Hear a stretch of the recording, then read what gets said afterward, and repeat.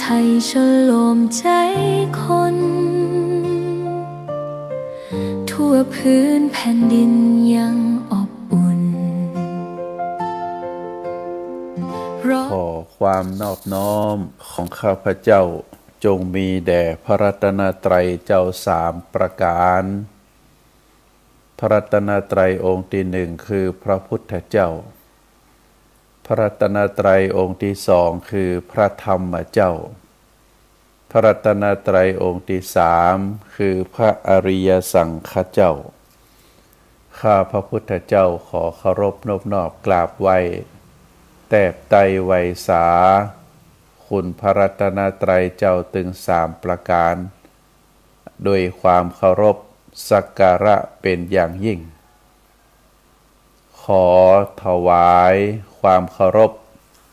พระมหาเถรานุเถระเจ้าคณะพระสังฆาธิการครูบาอาจารย์ตลอดถึงพระภิกษุหนุ่มสามเณรน้อยจุตนจุองค์ขอเจริญพรศรัทธาญาติโยมนักศีลนักบุญผู้ที่กำลังรับฟังรายการทุกท่าน ต่อจากนี้ไปอาตมาภาพพระครูปริยัติกิจจาภิวัตรสำนักวัดพระสิงห์อำเภอเมืองจังหวัดเชียงใหม่ก็จะได้น้อมนำเอาสาระธรรมคติธรรมชาดกธรรม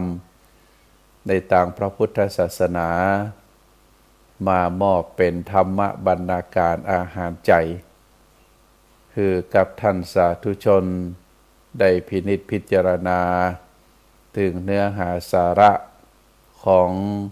ธรรมอันเป็นหลักฐานอันเป็นคำสอนในทางพระพุทธศาสนา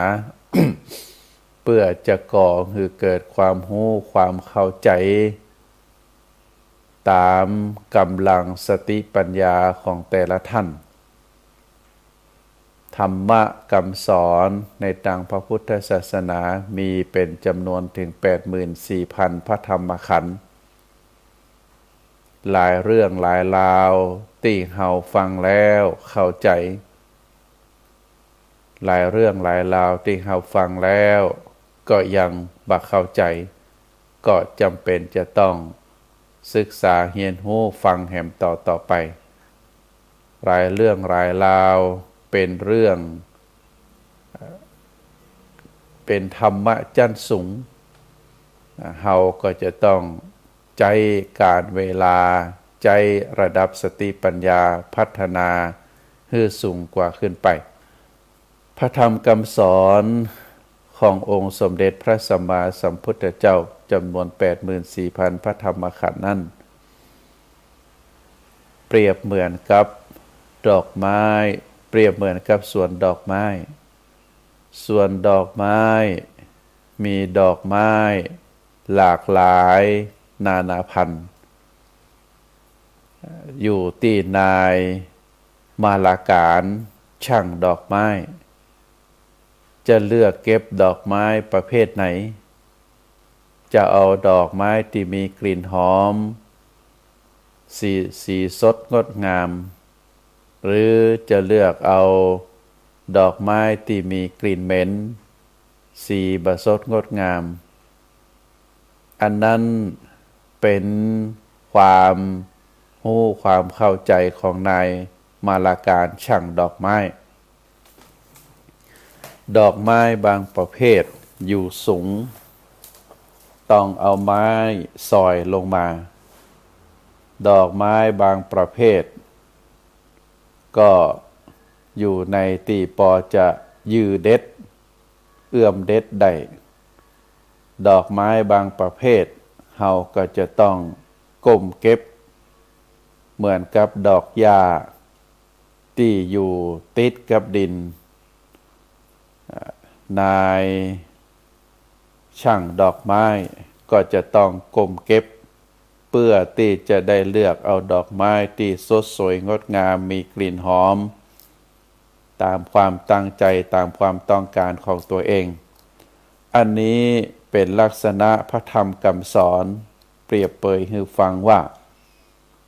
ในพระพุทธศาสนานั้นธรรมะบางประเภทถ้าผู้หนึ่งผู้ใดมีความมุ่งมั่นปรารถนาที่จะหลุดพ้นออกไปจากโลกนี้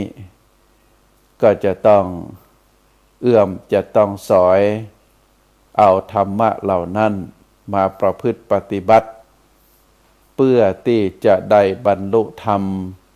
สำเร็จเป็นพระโสดาบันพระสกทาคามีพระอนาคามีหรือสำเร็จเป็นพระอรหันต์เป็นโลกุตระธรรมธรรมที่อันเป็นธรรมที่ยิ่งใหญ่เป็นธรรมที่อุดมมงคลในโลกเมื่อใดบรรลุแล้วก็จะได้หลุดพ้นจากกิเลสทั้งมวลอันนี้เราเรียกว่าเป็นโลกุตระธรรมถ้าหากผู้หนึ่งผู้ใดมีความมุ่งมั่นปรารถนา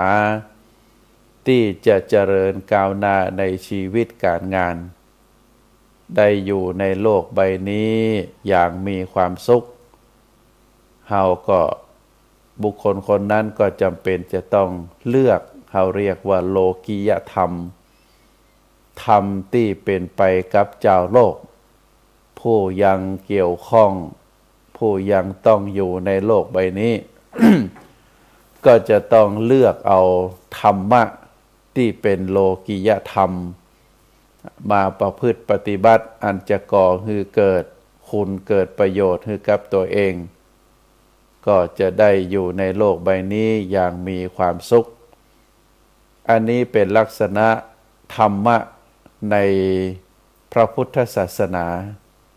เพราะฉะนั้นครูบาอาจารย์หลายรูปหลายผู้หลายคน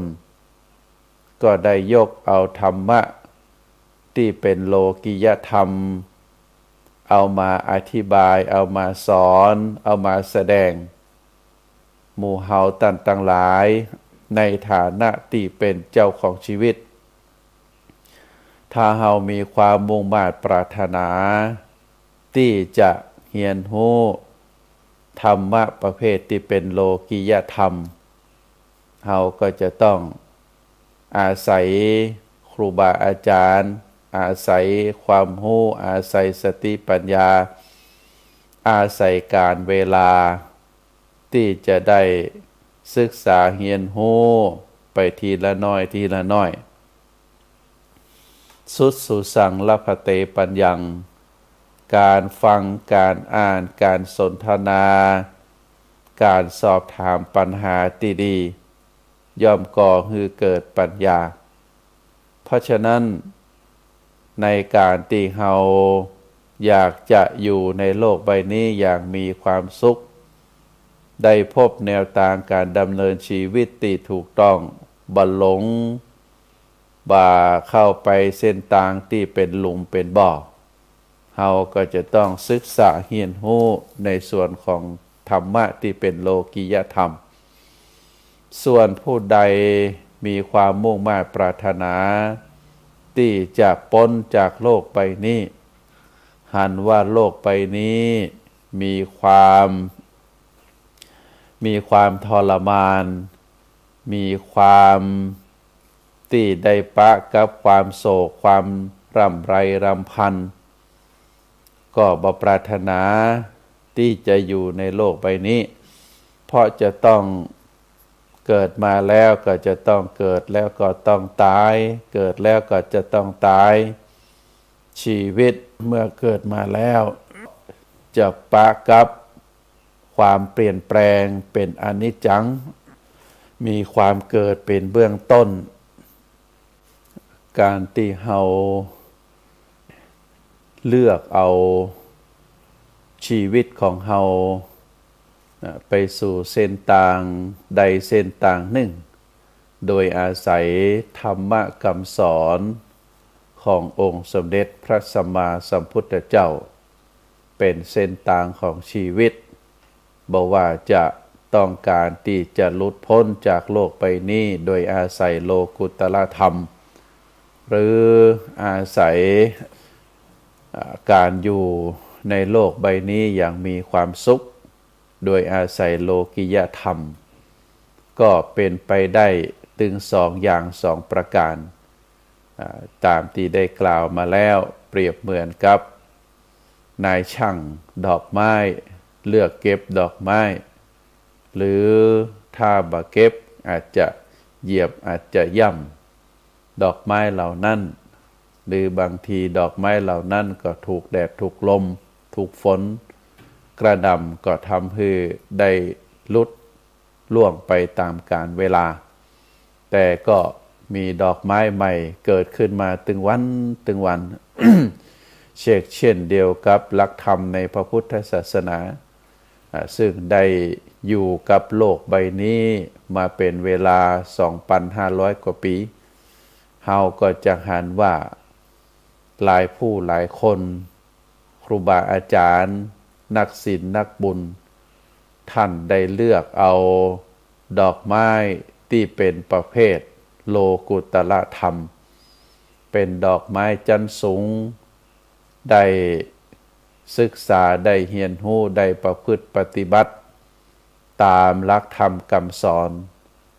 ท่านทั้งหลายเหล่านั้นก็หันแล้วก็มีความประทับใจแล้วก็ได้ฝากร่องรอยความประพฤติข้อวัดปฏิบัติต่างๆคือเฮาท่านทั้งหลายอนุชนรุ่นหลังได้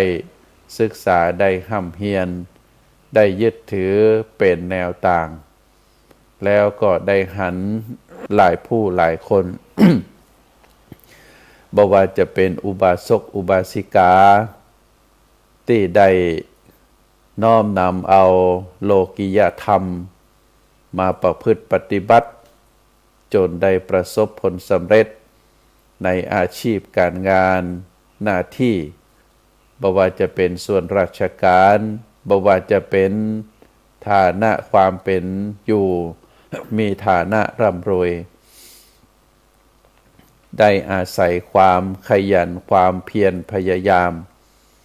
ที่ได้น้อมนำเอาข้อวัดปฏิบัติตามหลักธรรมในทางพระพุทธศาสนาก็ได้มีฐานะมั่นคงเป็นปึกแผ่นเป็นที่พึ่งของเจ้าบ้านเป็นที่พึ่งของคนทุกข์คนจนแล้วก็ได้อยู่ในโลกใบนี้อย่างมีความสุขเพราะได้อาศัยธรรมเป็นข้อวัดปฏิบัติแล้วก็ด้วยการที่นำชีวิตของตัวเองนั้นเป็นผู้ที่มีสร้างคุณสร้างประโยชน์คือกับตัวเองคือกับคนรอบข้างคือกับสังคมประเทศชาติอันนี้ที่เฮาได้หันมาซึ่งในโลกใบนี้โลกกว้างใหญ่ไพศาลนี้ก็มีทุกประเทศทุกประเทศทุกดินแดนที่มีความเป็นอยู่ของมวลมนุษยชาติก็ได้อาศัยข้อวัดปฏิบัติถึงแม้ท่านทั้งหลายเหล่านั้นบ่ได้นับถือพระพุทธศาสนาแต่ว่าข้อวัดปฏิบัติของท่านทั้งหลายเหล่านั้นที่สอดคล้องกับหลักธรรมพระพุทธศาสนาก็ถือว่าเป็นผู้ที่น่าชื่นชมยินดีน่าอนุโมทนาที่ในส่วนของทำตัวให้เป็นประโยชน์ต่อสังคมประเทศชาติในประเทศนั้นๆในชาตินั้นๆก็ถือว่าเป็นเรื่องอนุโมทนาท่านสาธุชนทั้งหลายหลักธรรมคำสอนขององค์สมเด็จพระสัมมาสัมพุทธเจ้าที่พระพุทธองค์ได้กล่าวได้ทุ่มเทพระวรกายทุ่มเทสติปัญญาที่ได้เทศนาสั่งสอนให้สัตวโลก ผู้ที่เร่าร้อนโดยเพลิงกิเลสและกองทุกข์ได้มีความรู้ความเข้าใจแล้วก็เมื่อได้ทรงสั่งสอนโดยทรงแสดงธรรมก็ทำให้สัตวโลกทั้งหลายเหล่านั้นเป็นผู้ระงับเป็นผู้ดับ ลิงแห่งกิเลสและกองทุกข์ได้คราบน้ำตาของผู้ที่มีความทุกข์ความเศร้าโศกก็หมดไปได้กลายเป็นรอยยิ้มก็ถือว่าท่านทั้งหลายเหล่านั้น ได้ประพฤติปฏิบัติตามพระธรรมคำสอนขององค์สมเด็จพระสัมมาสัมพุทธเจ้าพระพุทธองค์ได้กล่าวความที่เป็นรากเหง้ารากเหง้าของอกุศล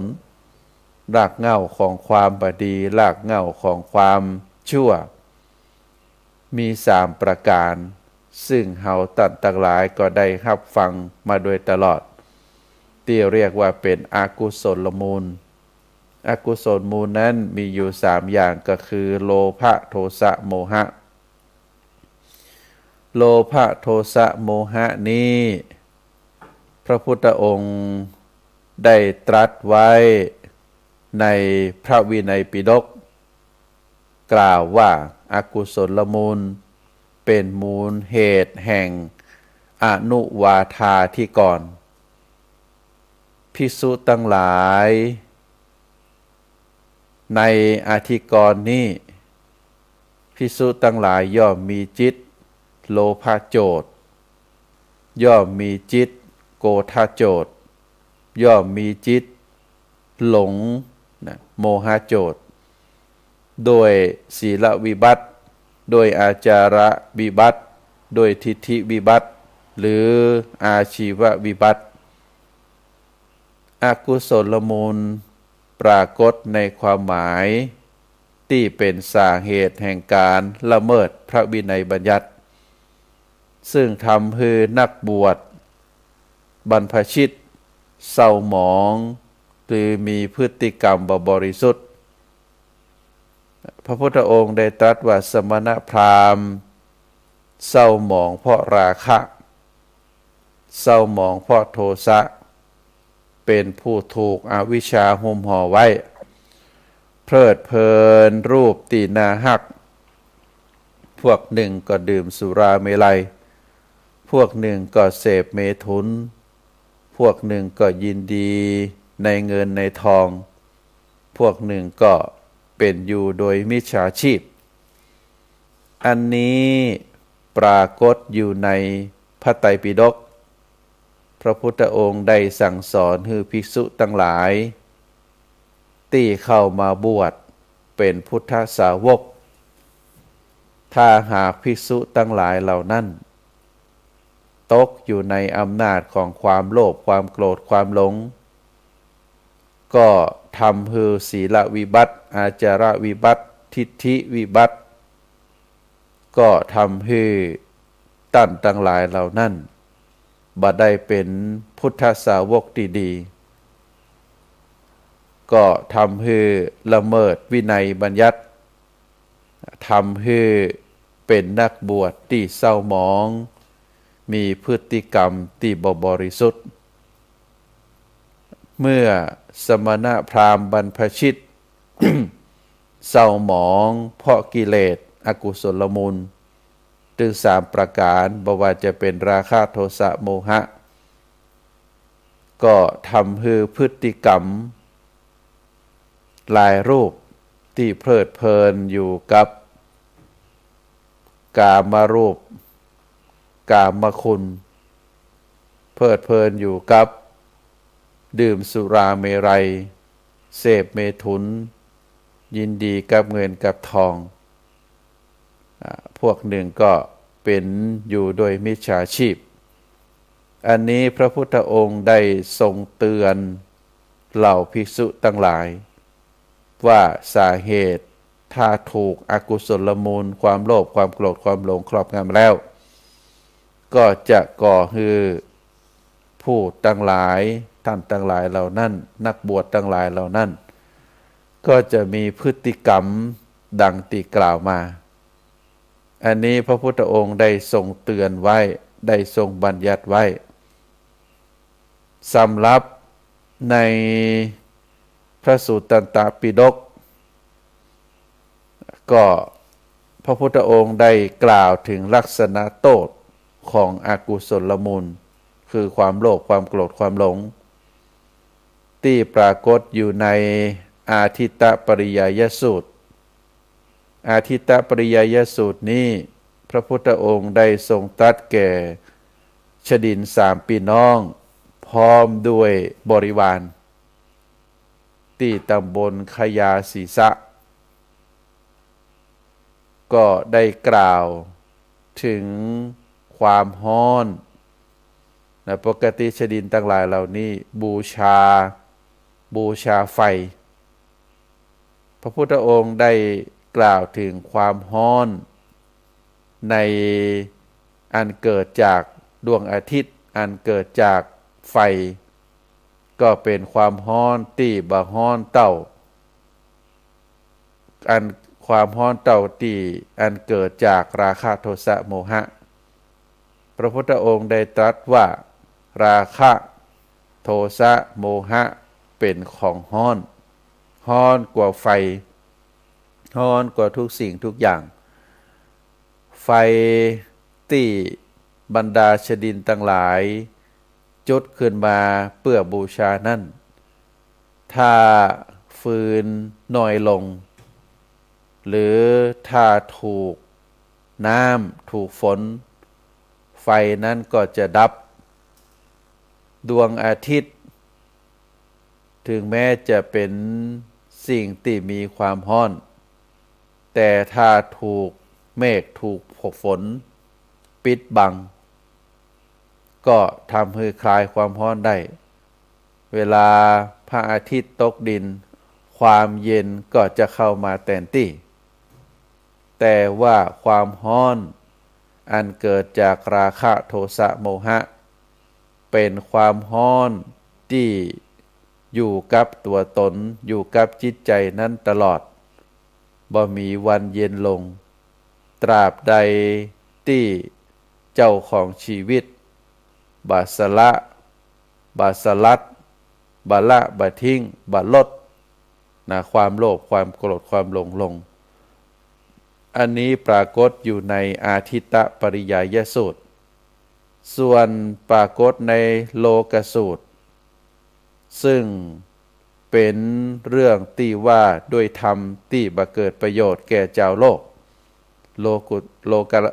เรียกว่าโลกสูตรธรรมที่มีประโยชน์แก่เจ้าโลกพระพุทธองค์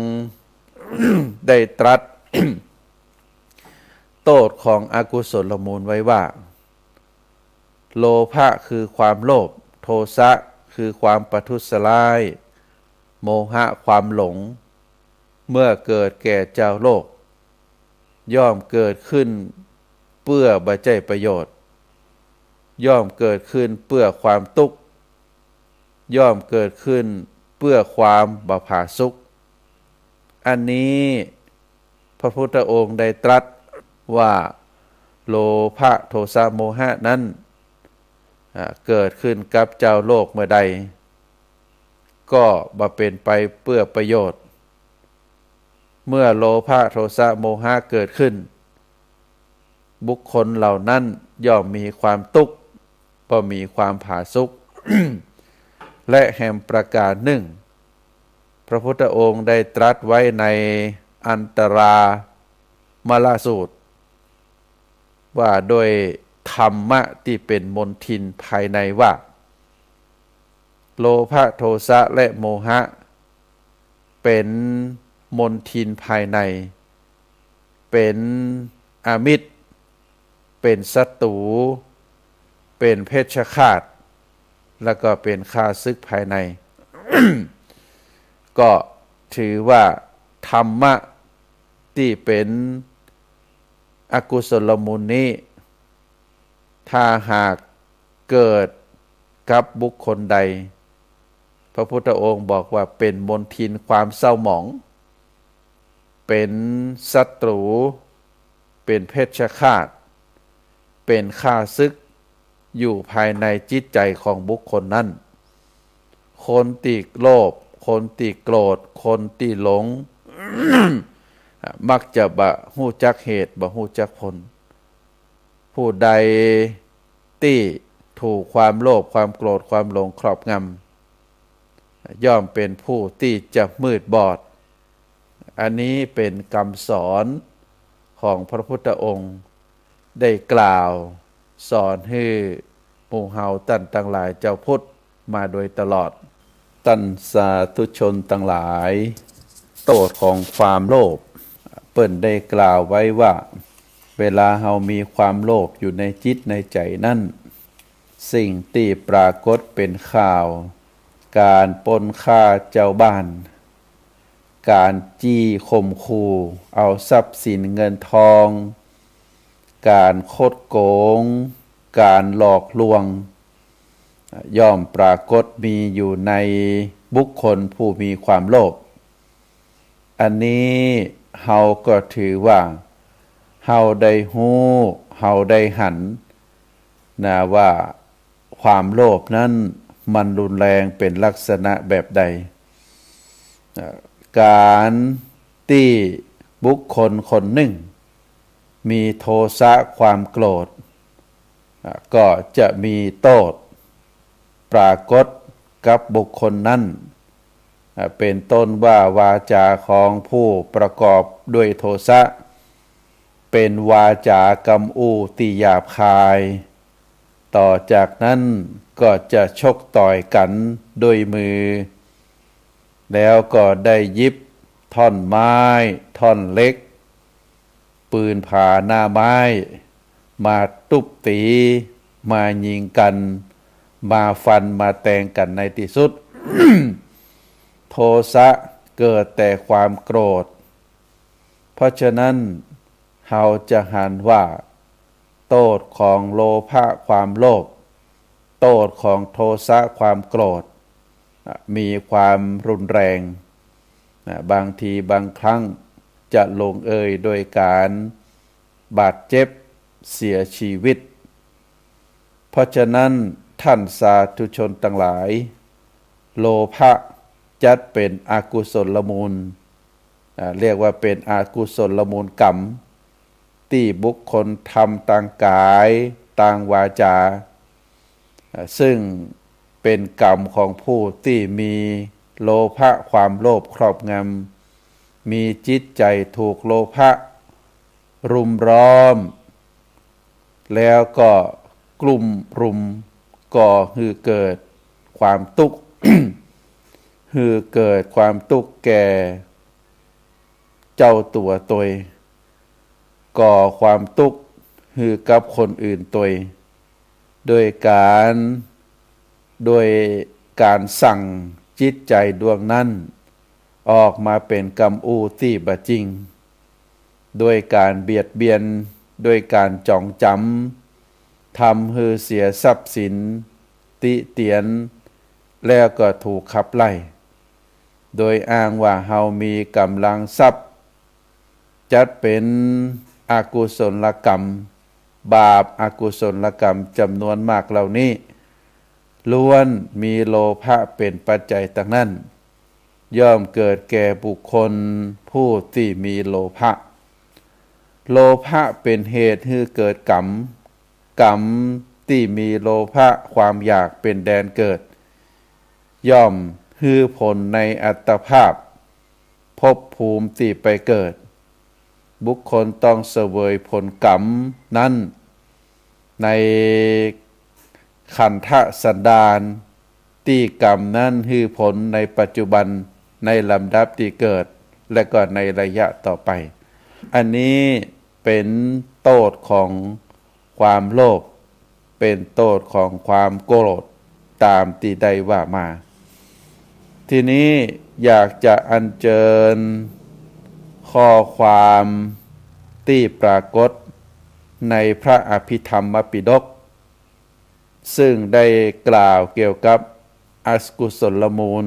ที่เป็นอาการของดวงจิตในอภิธรรมนั้นได้กล่าวอกุศลมูลถึง3ประการที่เป็นอาการของดวงจิตบรรดาอากุศลมูล3ประการนั้น โลภะนะโลภะเปิ้นบอกว่าโลภะนั้นเป็นความกำนัดนะเป็นความคล้อยตามอารมณ์ความยินดีความเพลิดเพลินความกำนัดโดยอำนาจของความเพลิดเพลินความกำนัดนักหน่วงแห่งจิตความอยากกิริยาที่อยากได้ภาวะที่อยากได้ความละโมบกิริยาที่ละโมบภาวะที่ละโมบธรรมชาติที่เป็นเหตุสมสารไปความใคร่ในอารมณ์ที่ดีความกำนัดในฐานะที่บ่ควรความโลภเกินขนาดความติดใจกิริยาติดใจความปรารถนาความกระยิมความปรารถนาจัดกามตัณหาภวตัณหาวิภวตัณหาตัณหาในรูปตัณหาในนิวรณ์ตัณหาที่ยังลึกลงในจิตในใจเปิ้นบอกว่าตัณหานั้นเหมือนกับเถาวัลย์ความปรารถนาในวัตถุมีอย่างต่างๆรากเหง้าแห่งความทุกข์เป็นเหตุแห่งความทุกข์ดินแดนเกิดแห่งความทุกข์บ่วงมารเบ็ดแห่งมารแดนแห่งมารตัณหานั้นเหมือนกับแม่น้ำตัณหาเหมือนข่ายตัณหาเหมือนเชือกผูกตัณหาเหมือนมหาสมุทรอันนี้ตึงมดตึงมวลนี้เกิดเพราะโลภะคือความโลภนั่นเองอันนี้เป็นข้อความบรรยายในอภิธรรมเกี่ยวกับโลภะโทสะก็เหมือนเดียวกันโทสะในอภิธรรมปิฎกได้มีการกล่าวไว้ว่าความอาฆาตเกิดขึ้นในจิตในใจว่าผู้นี้เคยทำความเสื่อมเสียให้แก่เฮาผู้นี้กำลังทำความเสื่อมเสียให้แก่เฮาผู้นี้จะทำความเสื่อมเสียให้แก่เฮาความอาฆาตเกิดขึ้นว่าผู้นี้เคยทำความเสื่อมเสียให้แก่คนที่เฮาฮักคนที่เป็นที่เพาะชอบพอของเฮาผู้นี้กำลังทำความเสื่อมเสียแก่คนผู้เป็นที่ฮักเป็นที่ชอบพอของเฮาผู้นี้จักทำความเสื่อมเสียแก่คนผู้ที่ฮักเป็นที่ชอบพอของเฮาอาฆาตเกิดขึ้นว่าผู้นี้เคยทำประโยชน์แก่คนผู้ที่เฮาบ่เป็นที่ฮักบ่เป็นที่ชอบพอของเฮาอันนี้เป็นความอาฆาตของจิตนะที่เกิดขึ้นจิตอาฆาตความคัดเคืองความกระทบความแค้นความเคืองความพลุกพล่านโทสะความคิดประทุษร้ายความมุ่งคิดประทุษร้ายความขุ่นจิตธรรมชาติที่ประทุษร้ายจิตความโกรธกิริยาที่โกรธภาวะที่โกรธความคิดประทุษร้ายกิริยาที่คิดประทุษร้ายภาวะที่คิดประทุษร้ายความคิดปองร้ายกิริยาที่คิดปองร้ายภาวะที่คิดปองร้ายความพิโรธความแค้นความดุร้ายความเกลียวกราดความบาแช่มชื่นแห่งจิตอันนี้เป็นลักษณะของโทสะ ซึ่งได้กล่าวไว้ในอภิธรรมปิฎกส่วนโมหะเล่าท่านสาธุชนทั้งหลาย โมหะที่ปรากฏอยู่ในอภิธรรมได้พรรณนาไว้ว่าความบ่ฮู้ในทุกข์ความบ่ฮู้ในทุกขสมุทัยความบ่ฮู้ในทุกขนิโรธความบ่ฮู้ในทุกขนิโรธคามินีปฏิปทาความบ่ฮู้ในส่วนอดีตความบ่ฮู้ในส่วนอนาคตความบ่ฮู้ทั้งในส่วนอดีตและส่วนอนาคตความบ่ฮู้ในสภาวะธรรมที่เป็นปัจจัยของกันและกันและอิงอาศัยกันเกิดขึ้นความบ่ฮู้ความบ่หันเป็น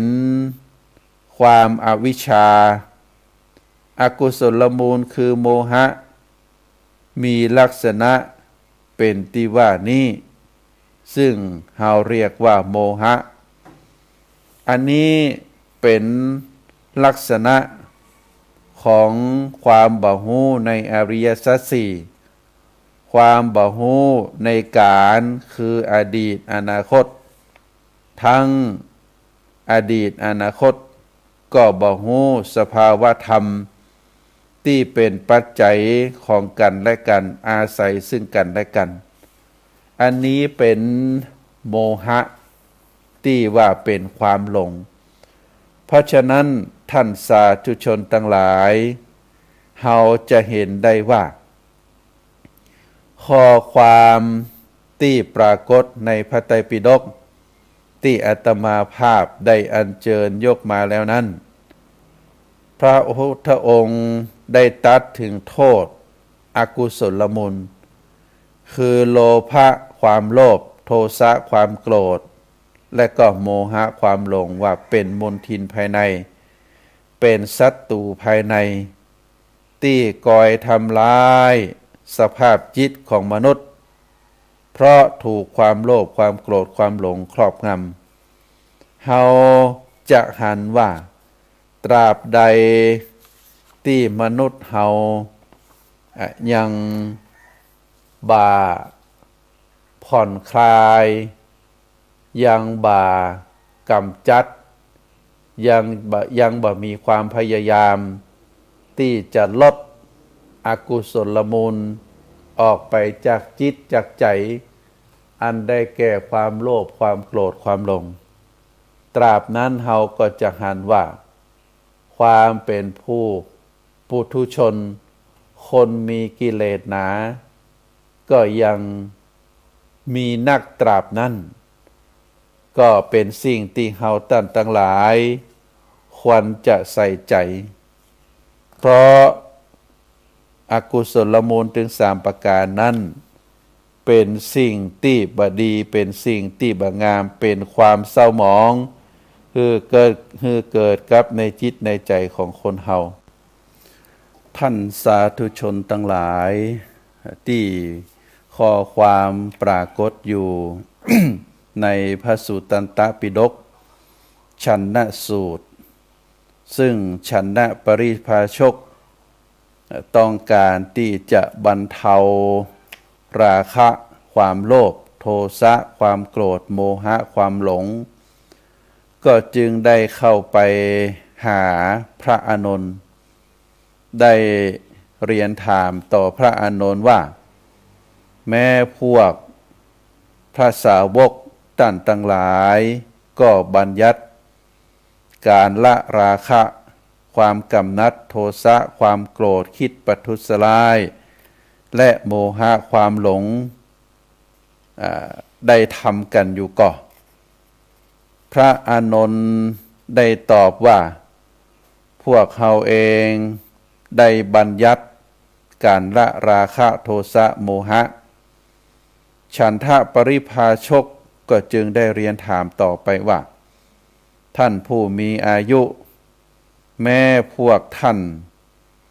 ก็หันโทษในราคะโทสะโมหะอย่างใดจึงได้บัญญัติการละราคะโทสะโมหะ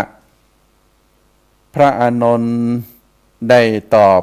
แก่ฉันทปริภาชกว่าบุคคลผู้มีราคะโทสะโมหะถูกราคะโทสะและก็โมหะครอบงำย่อมคิดเพื่อที่จะเบียดเบียนตัวเองและก็คนอื่นเสวยทุกขโทมนัสต่างใจย่อมประพฤติกายทุจริตประพฤติวาจาทุจริตแล้วก็มีใจเป็นมโนทุจริตย่อมบ่ฮู้ชัดตามความเป็นจริงอันนี้พระอานนท์ได้กล่าวถึงโทษของผู้ที่มีราคะโทสะโมหะครอบงำพระอานนท์ได้กล่าวต่อไปแห่งว่าเมื่อบุคคลนั้นได้ละราคะโทสะและก็โมหะได้แล้วย่อมบ่คิดเพื่อที่จะเบียดเบียนตัวเองและก็เบียดเบียนคนอื่นบ่เสวยทุกขโทมนัสตั้งใจย่อมบ่ประพฤติกายทุจริต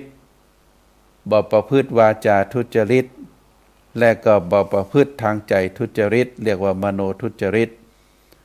ราคะโทสะโมหะนั่นเองที่ทำให้เป็นคนทำให้คนนั้นเป็นคนเหมือนกับคนตาบอดทำให้บ่ฮู้บ่เข้าใจในสิ่งต่างๆมีปัญญามืดบอดเป็นไปเพื่อความคับแค้นบ่เป็นไปเพื่อนิพพานแล้วก็พระอานนท์ได้บอกให้ฉันทปริภาชกว่าถ้าท่านอยากจะละราคะโทสะโมหะท่านจงปฏิบัติตามอริยมรรคมีองค์8ซึ่งภัยที่ปฏิบัติตามอริยมรรคมีองค์8บุคคลคนนั้นก็จะเป็นผู้ประพฤติปฏิบัติเพื่อละราคะโทสะโมหะอันนั้นได้อย่างแน่นอนอันนี้เป็นข้อความที่พระอานนท์ได้กล่าวถึงการบัญญัติในการละราภะอะไรในการละโลภะโทสะโมหะในทางพระพุทธศาสนานอกจากนั้นแล้ว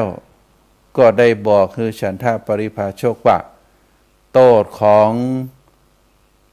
ราคะโทสะโมหะนั้นเป็นจะใดโทษของโลภะโทสะโมหะนั้นเป็นจะใดแล้วก็คุณของการละโลภะโทสะโมหะได้เป็นจะใดวิธีที่จะทำให้โลภะโทสะโมหะหมดออกไปจากจิตหมดออกไปจากใจก็ใจอริยมรรคมีองค์8หนทางดำเนินเพื่อที่จะละ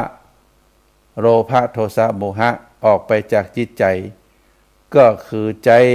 แนวทางอริยมรรคมีองค์8นั่นเองท่านสาธุชนทั้งหลาย การบรรเทาความโกรธซึ่งมีปรากฏอยู่ในพระไตรปิฎกได้กล่าวไว้ในจุรโพธิจริยามีข้อความว่ามีพระราชาองค์หนึ่งทรงกำจัดในมีความกำนัดนะพระราชาพระองค์หนึ่งมีความกำนัดในนางพรามณีซึ่งเป็นภรรยาเก่าของพระโพธิสัตว์ทรงต้องการนางมาเป็นสมบัติของตนจึงได้รับสั่งให้พวกราชบุรุษจับ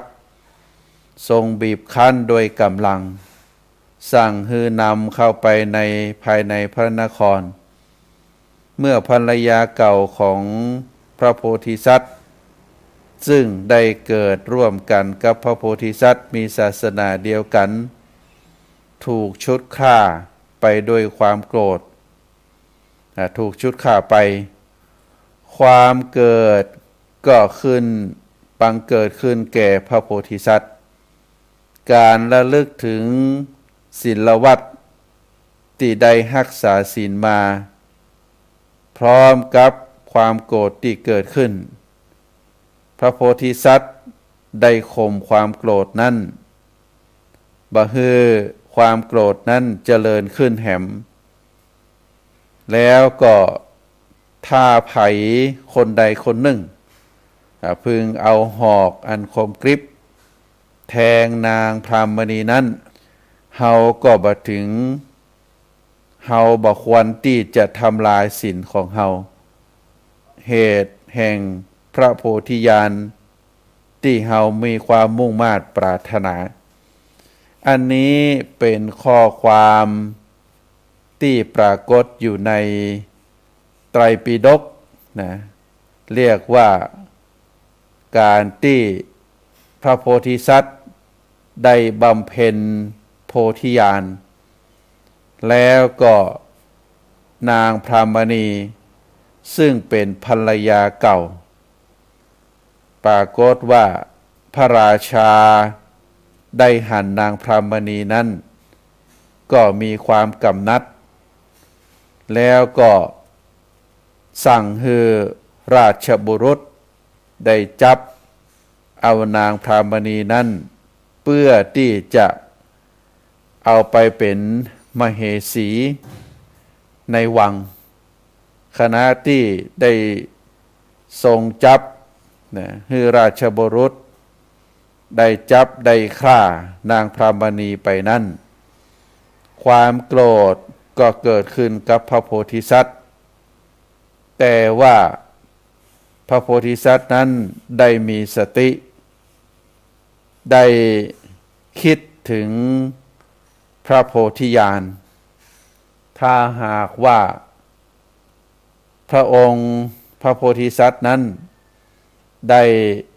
ถูกความโกรธครอบงำทำให้เกิดตบะแตกสติแตก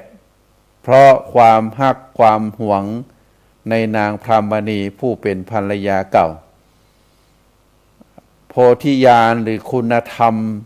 ที่ได้บำเพ็ญมาก็จะหมดไปอาศัยสติอาศัยการระลึกถึงศีลที่จะต้องรักษาให้อยู่รอดปลอดภัย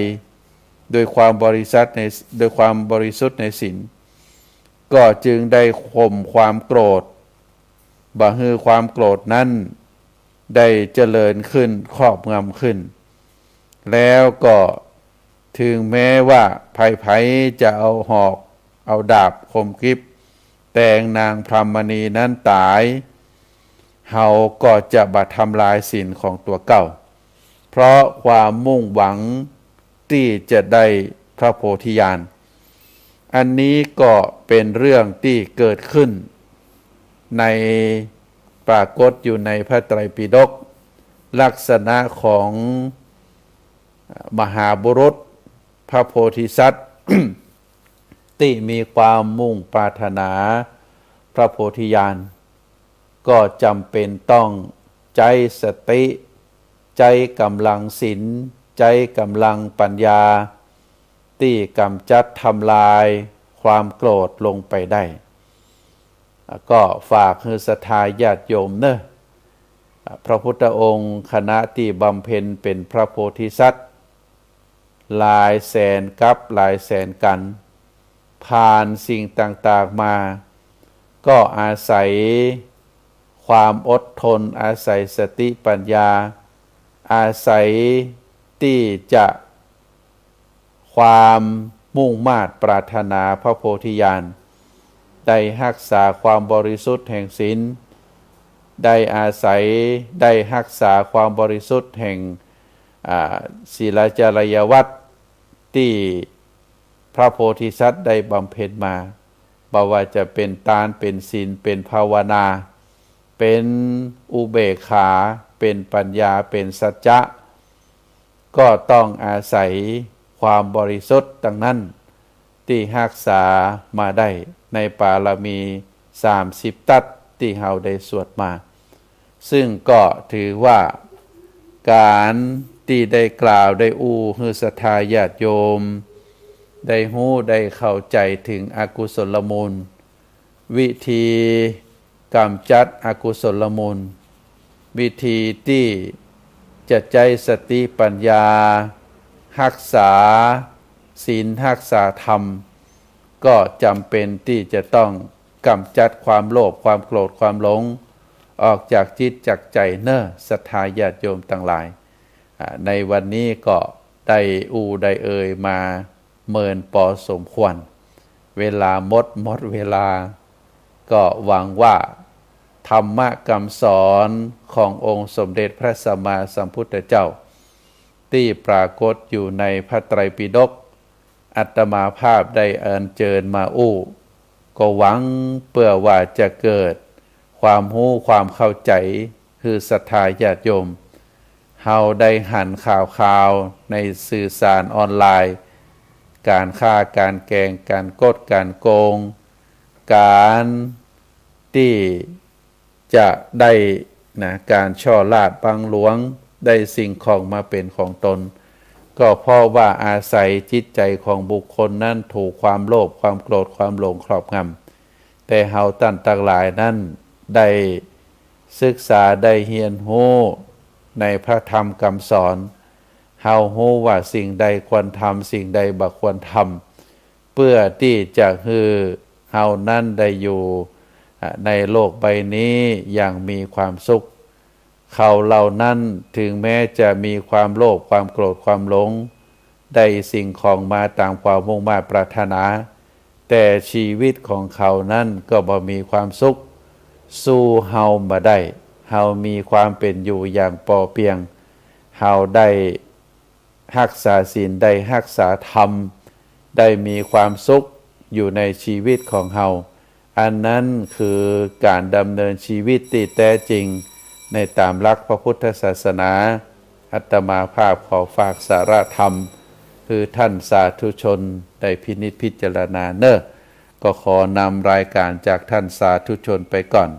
ไว้โอกาสหน้าเราจะได้มาพบกันแฮมขอเจริญพร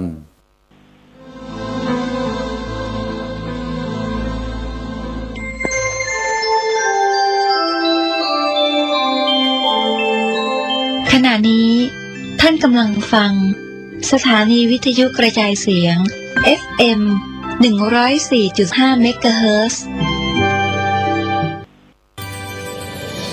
เครือข่ายสถานีวิทยุคลื่นสีขาวเพื่อชาวประชาร่วมกับมูลนิธิธีรปัญโยและโรงเรียนผู้สูงอายุตำบลซบปาดขอเชิญร่วมทำบุญลอเตียนเข้าพรรษาประจำปี 2569 ในวันเสาร์ที่20 มิถุนายน 2569 ตั้งแต่เวลา 9 โมงเป็นต้นไปณที่พักสงฆ์สถาบันธรรมาภิวัตรบ้านซบเตินตำบลซบปาดอำเภอแม่เมาะจังหวัดลำปางในโอกาสนี้ขอเรียนเชิญพุทธศาสนิกชนทุกท่านร่วมทำบุญหล่อเทียนเข้าพรรษาท่านผู้มีจิตศรัทธาร่วมทำบุญสามารถร่วมทำบุญได้ที่ธนาคารกรุงไทยชื่อบัญชีที่พักสงฆ์สถาบันธรรมาภิวัตรหมายเลขบัญชี536-075-5318คัมภีร์อุปาตสันติเป็นวรรณกรรมภาษาบาลีของล้านนาไทยแต่งโดยพระมหามังคละศีละวังสะพระเถระนักปราชญ์ของชาวเชียงใหม่รูปหนึ่งในสมัยของพระเจ้าสิริธรรมจักรวรรดิลกราชาธิราชหรือพระเจ้าติโลกราชรัชกาลที่11แห่งราชวงศ์มังรายเป็นพระคาถาล้วนจำนวน271คาถาคัมภีร์นี้เป็นที่รู้จักกันแพร่หลายในหมู่ชนชาวล้านนามาแต่โบราณกาลทั้งพระสงฆ์สามเณรและชาวบ้านพากันสวดและฟังอุปาตสันติ เพื่อกลับความร้ายให้กลายเป็นความดี มีคำเล่าว่าสมัยที่ท่านแต่งอุปาทสันตินั้นที่เชียงใหม่มีโจรผู้ร้ายและคนอันธพาลชุกชุมผิดปกติมีเหตุร้ายและสิ่งกระทบกระเทือนอยู่เสมอพระมหาเถระศีละวังสะจึงให้พระสงฆ์สามเณรและประชาชนพากันสวดและฟังอุปาทสันติเพื่อสงบเหตุร้ายทั้งมวลที่เกิดขึ้นในเมืองคณะสงฆ์วัดราชภาติการามกรุงเทพมหานครได้นำบทสวดอุปาทสันติคาถาสวดถวายแด่พระบาทสมเด็จพระเจ้าอยู่หัวภูมิพลอดุลยเดชมหาราชเนื่องในวโรกาสฉลองกาญจนาภิเษกเป็นครั้งแรกณเสนาสนะป่าสิริวัฒนวิสุทธิ์อำเภอท่าตะโกจังหวัดนครสวรรค์จึงขอเชิญชวนพุทธศาสนิกชนคนไทยทุกท่านได้ร่วมกันสวดพระคาถานี้ถวายเป็นราชสักการะบูชาแด่พระบาทสมเด็จพระเจ้าอยู่หัวในวโรกาสอันเป็นมหามงคลครั้งนี้และเพื่อยังความสุขสงบอันยิ่งใหญ่ให้แก่แผ่นดินเพื่อความสงบระงับจากภัยพิบัติทั้งปวงและเพื่อความเป็นสิริมงคลแก่ตนเองครอบครัวหมู่คณะชาวไทยและชาวโลกทั้งมวลสรัจฉังสะเสนังสะพันธุงนรินทางปริตตานุภาโวสทารักขตุติภริตวานเมตตังสเมตตาปทานตาอวิคิตจิตตาปริตตังพนันตุสักเขกาเมจรูเปคิริสิขารตเตจันตลิเควิมาเนทีเปรัตเทจะคาเมตรุวนาคาเนเคหวัตทุมให้เขตเตภูมิมาจายันตุเทวา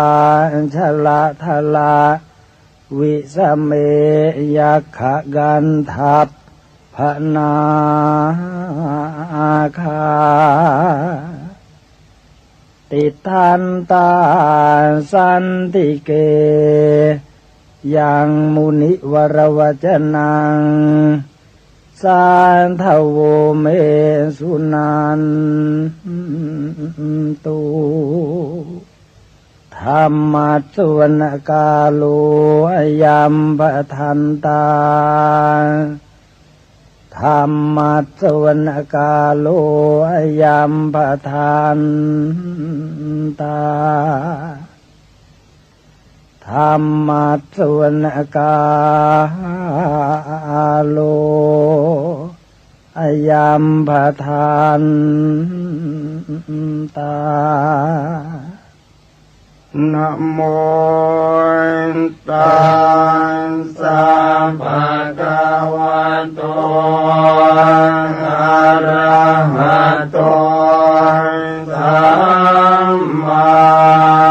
สัมพุทธัสสะนะโมตัส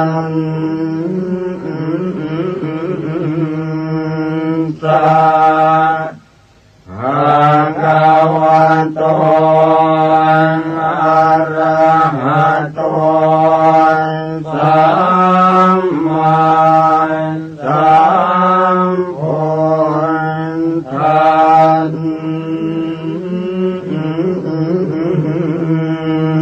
สะนะโม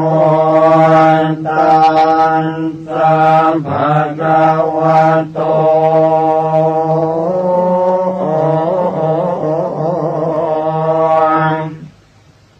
อะระหะโตสัมมา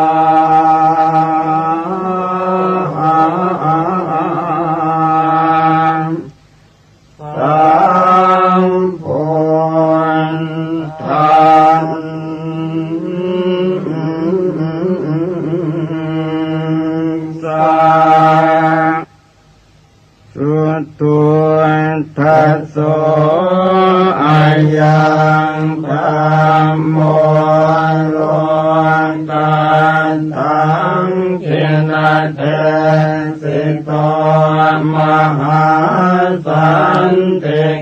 โร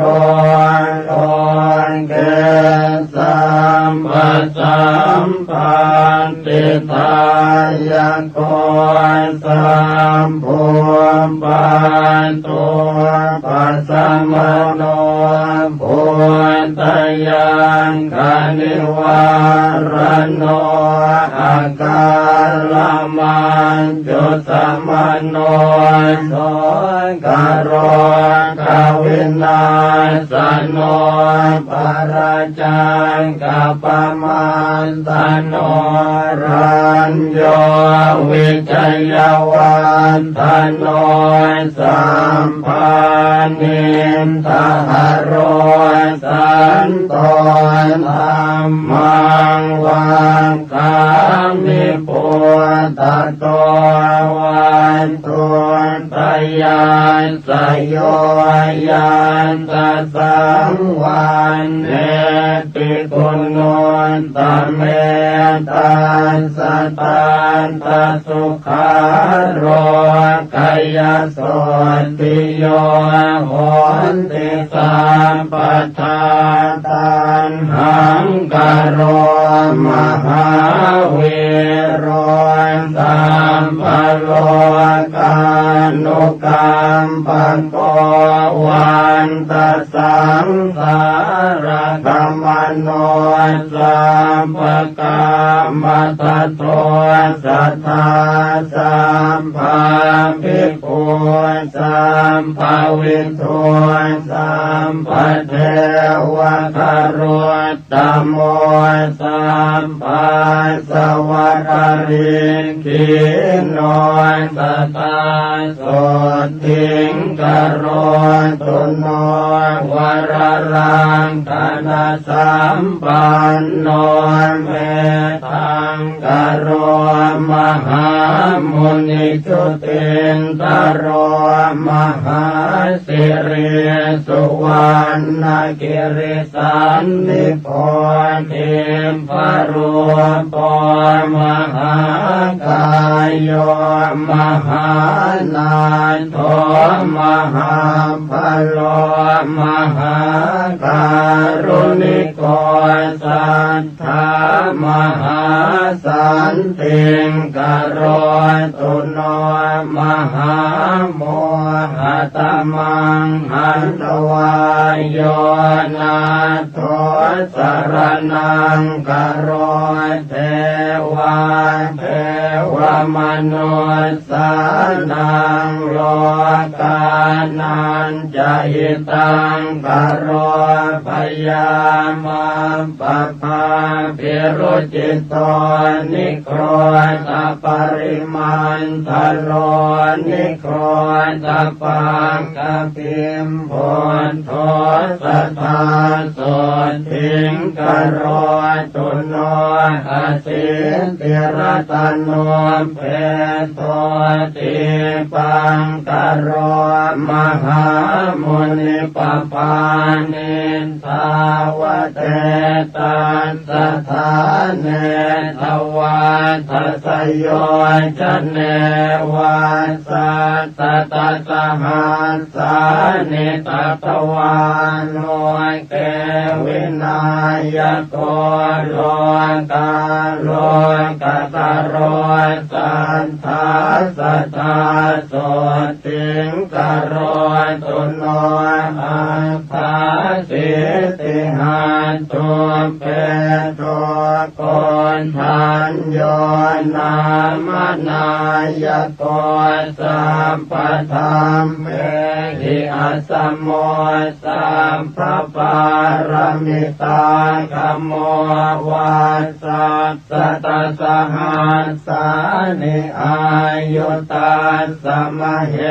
สิโนโมเจตุโตสัมภปยาสัทธาโสติงกโร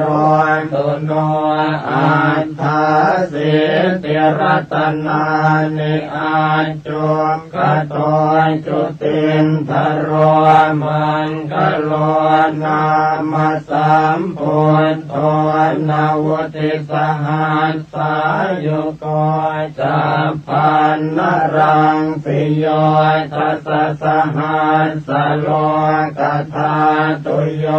ภรันตาตาสัจจาเทติเอสะโสทิงกโรตุโนนาวุติรัตโนเปโตสุมโนนามนายโกกัญจนาจรสังกาโสนาวุติสหัสสายุโกอุเปโตปุณฑกุณเนหิสัมปสันตหิเตสโกกโรตุโนมหาสันติงอารกยัญจะสุขังสัตตาอสิติรัตโนเพโท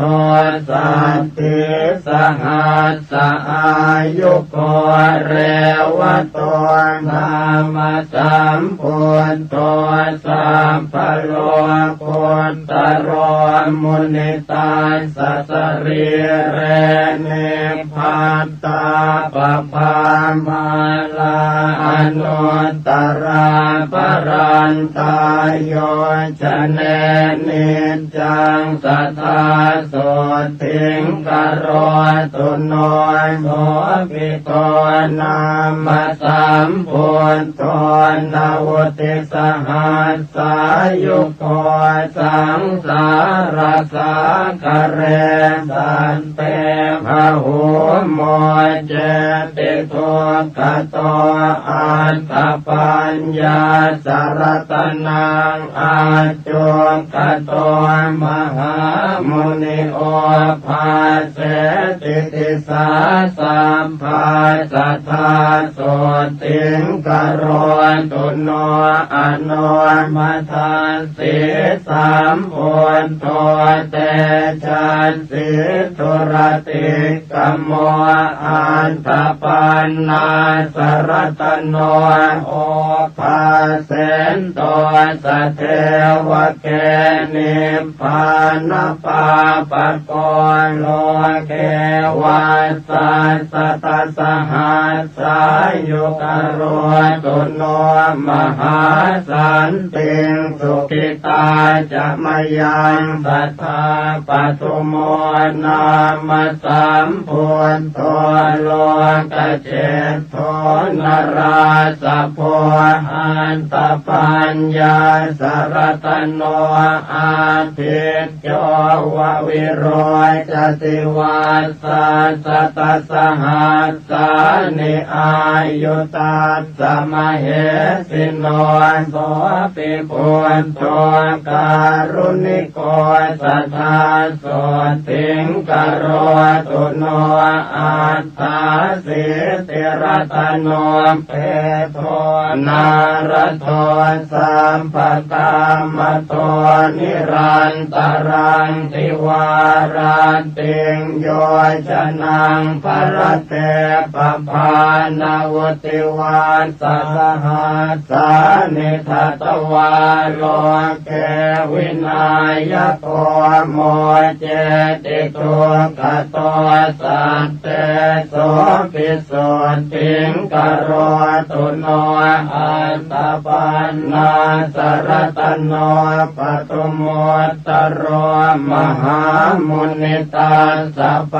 กติการังสิภรันติทวาทัสโยชเน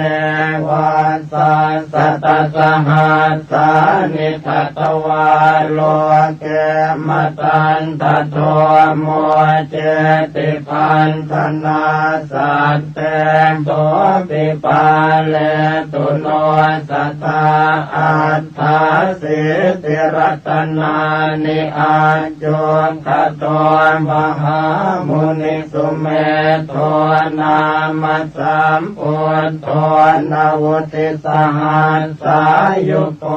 ตัสสะปะกติการังสีปรันติโยชนังสัทธาปะเลตุโนสัทธาพุทโธปะเยหิวิวิเทหิจปัญญาสรตโนเพโทสุชาโต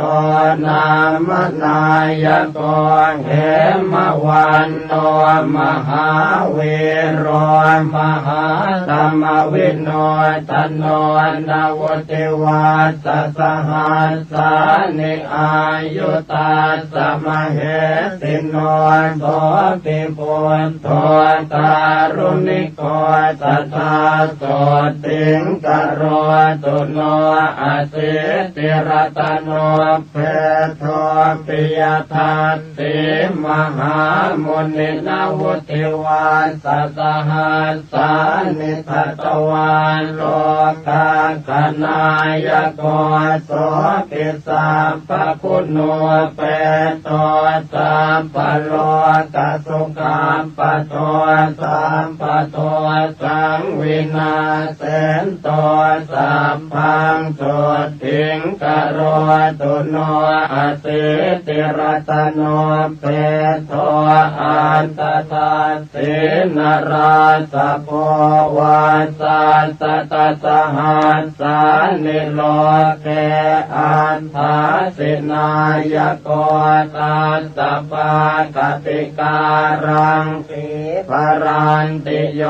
ชนังสัทธานิรันตรังทิวารันติงนาโทโสติงกโรตุโนธรรมทัสสิจะสัมพุทโธอสิติหัตถโมคขโตอติโรจติเตเจนะสะเทวะสุรมานุเสวะสัสตสหัสสานิทัตวาโลเกมหายโสสัมปสันเตปโมเจติพยาราคตุโนสัทธาสิทธาโทนามาสัมพุทโธสัตติรัตนโมคโตติภเวโสติชนะโกสัตตาสหัสสะอายุโกสังสารสาคาราโลเกสันตาเรตวาสเทวเกนิพพาเปติจโสสันตาสัทธาโสติงกโรตุโนสัตติรัตนโมเปโทติโสโรกาคณายโก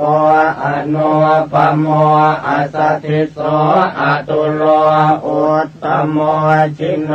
วาสัสตสหัสสานิอายุตาสมเหสิโนอาโรกยัญจะมหาสุขังโหตุโนตัสสะเตจะสาอัตตปันนาสรตโนพุทโธโลกาคณายโกจะนำผู้จังวิโรเทนตัวนิพพาเป็นตัวสัตเทวเกนาวุติวัสสหัสสานิทัตวาโลเกมหายโสอุตตรันโตภะโหสัตเตสัทธาโสติงกโรตุโนอสิติรตโนเปโทวิปัสสิโลกนายโกปภานิทาวเตตัสสะสมันตาสัตตโยชเนโสปิเทวมโนสนังพันธนาปริโมจลิอสิติสหัสสายุโกนาโทโส ตุสิงกโรตุโนสัตตติหัตถโมเพโทสิกินาเมสนายโกปภานิทาวเตตาสสมันตายโยชนะตะเยโสปิอตุลโยสัมพุทโธสัตตติสหัสสายุโกกโรตุโนมหาสันติงสุขิตาจะมยังสัทธาเวสะโพนามสัมพุทโธเหมรูปสมุปโมสันติรัตนโมเปโทสันติจะสหัสสายุโกพระมเทวมโนเส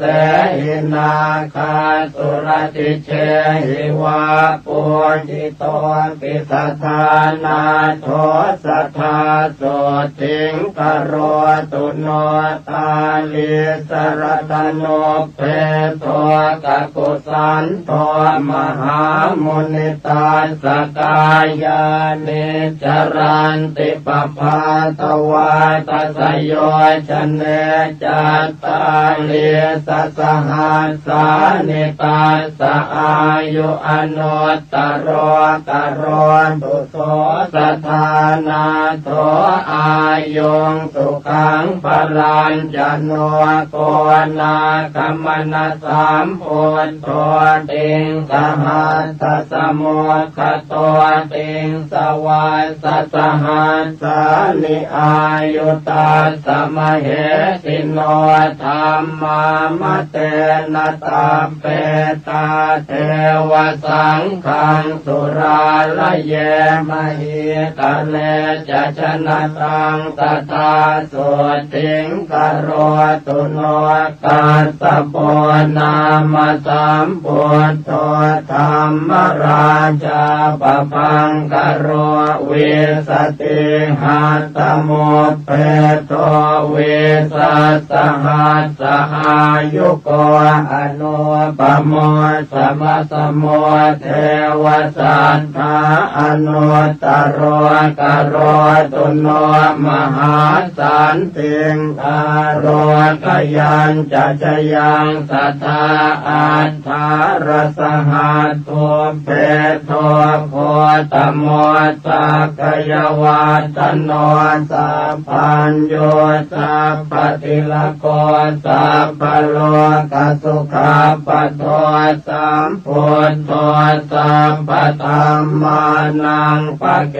หิภาคยวายุโตวิชชาจรณะสัมปันโนโสตยาโรกยังตถาตุโนอัมปาติตาจะสัมพุทธาอเนกสัตตโกติโยสัพพโล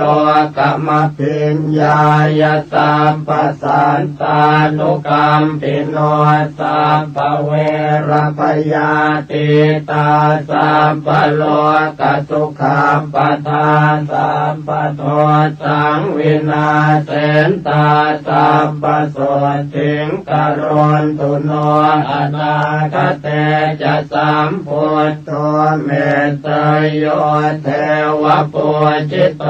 มหิติโกมหาเทว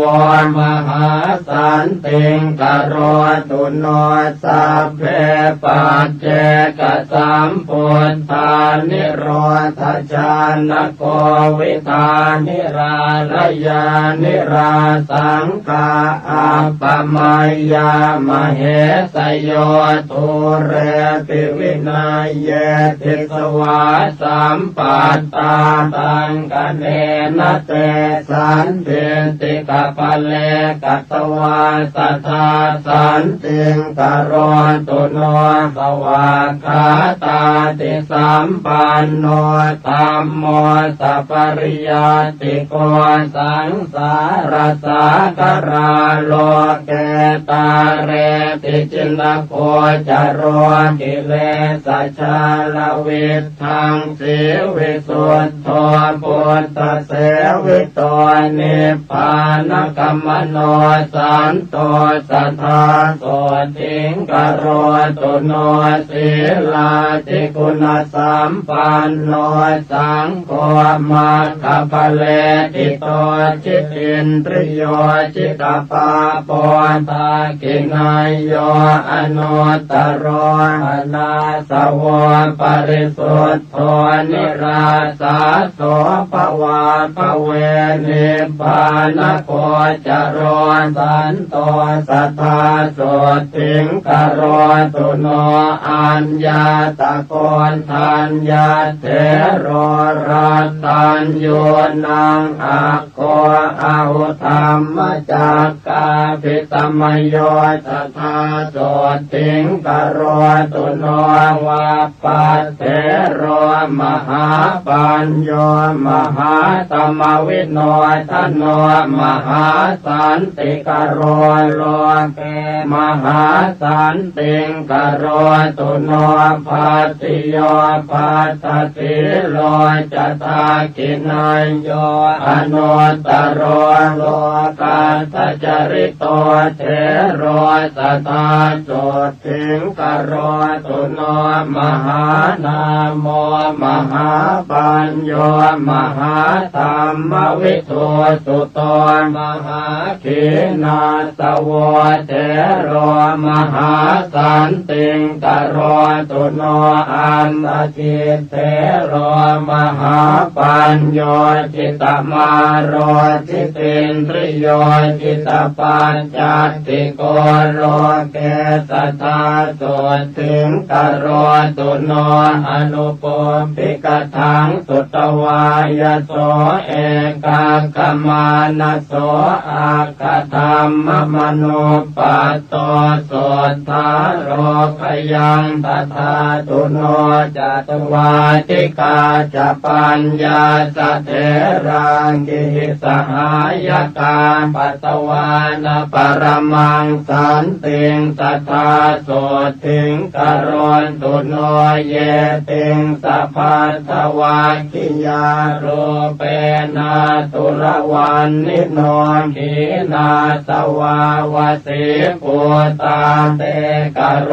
ตุอนามยังอุรุเวลกาสโปปิมหาปริสานโมตโมตปิโตอาคาธานามิกถาโส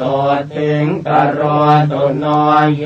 นะติกาสปัตเถโรปุญญาเกโต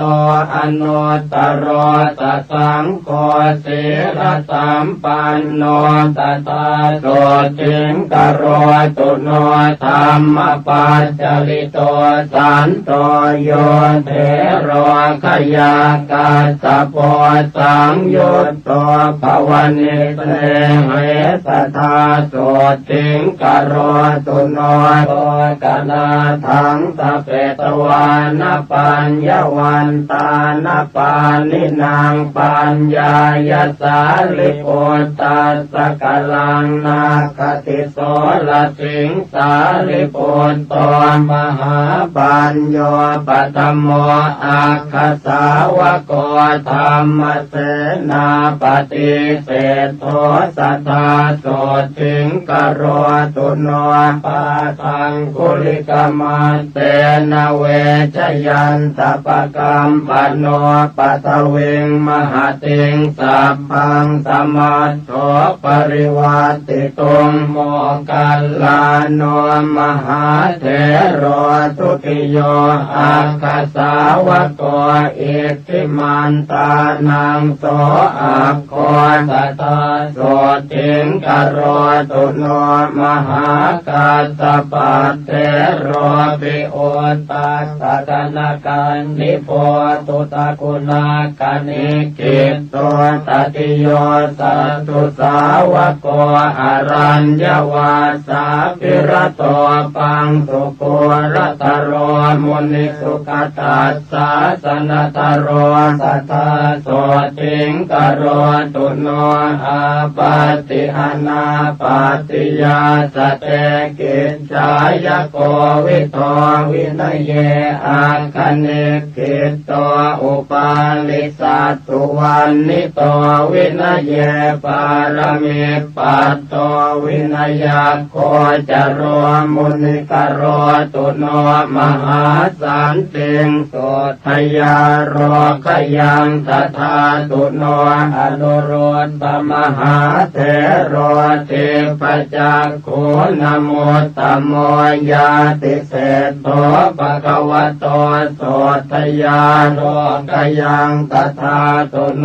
โอจากุริกานังอาโคป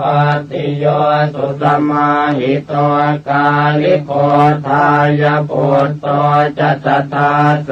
ติงกโรตุโนอานันโตปุตตุปัฏฐาโก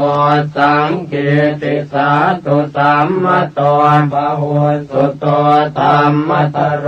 สัทธาโสติงกโรตุโนกิมิโลสิริสัมปันโนมหาสุขสมาปิโตมหาขีนาสโวจาโตมหาสันติงกโรตุโนครุวาสังวติตวานาปัสสันโนพุทธศาสเนภคุจารหัตังปัตโตสัทธาโสติงกโรตุโนกุลาปัสสาทชนะโกกาลุทาเยมหิติโกเอตตังคาติโตเทโรสัทธาโสติงกโรตุโนเตโตธรรมกติกานังเป็นนางเวทานปารโกปุณโนมันตานิยาปุตโตเทโรโสติงกโรตุโนปารตวาโจมหาเทโรสิหนาทานโมตโมทัปิโตอาคาธานามิตถาโสติงกโรตุโนสังเกตปาสิตมัจฉังเวทาเรนวิชานโกกัจจาโนภวนิสเนโหเทโรโสติงกโรตุโนละกุณตปัตติโยเทโรมันจุสรานโมตโมทัปิโตอาคาธานัมหิตถาโสติงกโรตุโนอรณวิหารินังอาโคทากินายโยอนุตตโรสุโพธิพุทธธรรมโนเตโรโสติงกโรตุโนอรัญญวาสินังอาโคเรวโตคติรวนิโยวิเวกาภิรโตเทโรสัทธาโสติงกโรตุโนยาเยนังอุตตโมเทโรกังขาเรวตนามโกสมาธิญาณกุสโลสัทธาโสติงกโรตุโนโสโนจักโกเลวิโสปิอารัตถวิริยานโมตโมปหิตัสโตสัทธาเทโรโสติงปาสุงกโรตุโนกัลยาณวากรณานังโสโนกุติกันโนปิจอาโคติวันมิโตเทโรโสติงปาสุงกโรตุโนลาภินโมตโมเทโรสิวลิอิสิวิสุตนโสรโตปัจจยาติมิตถาโส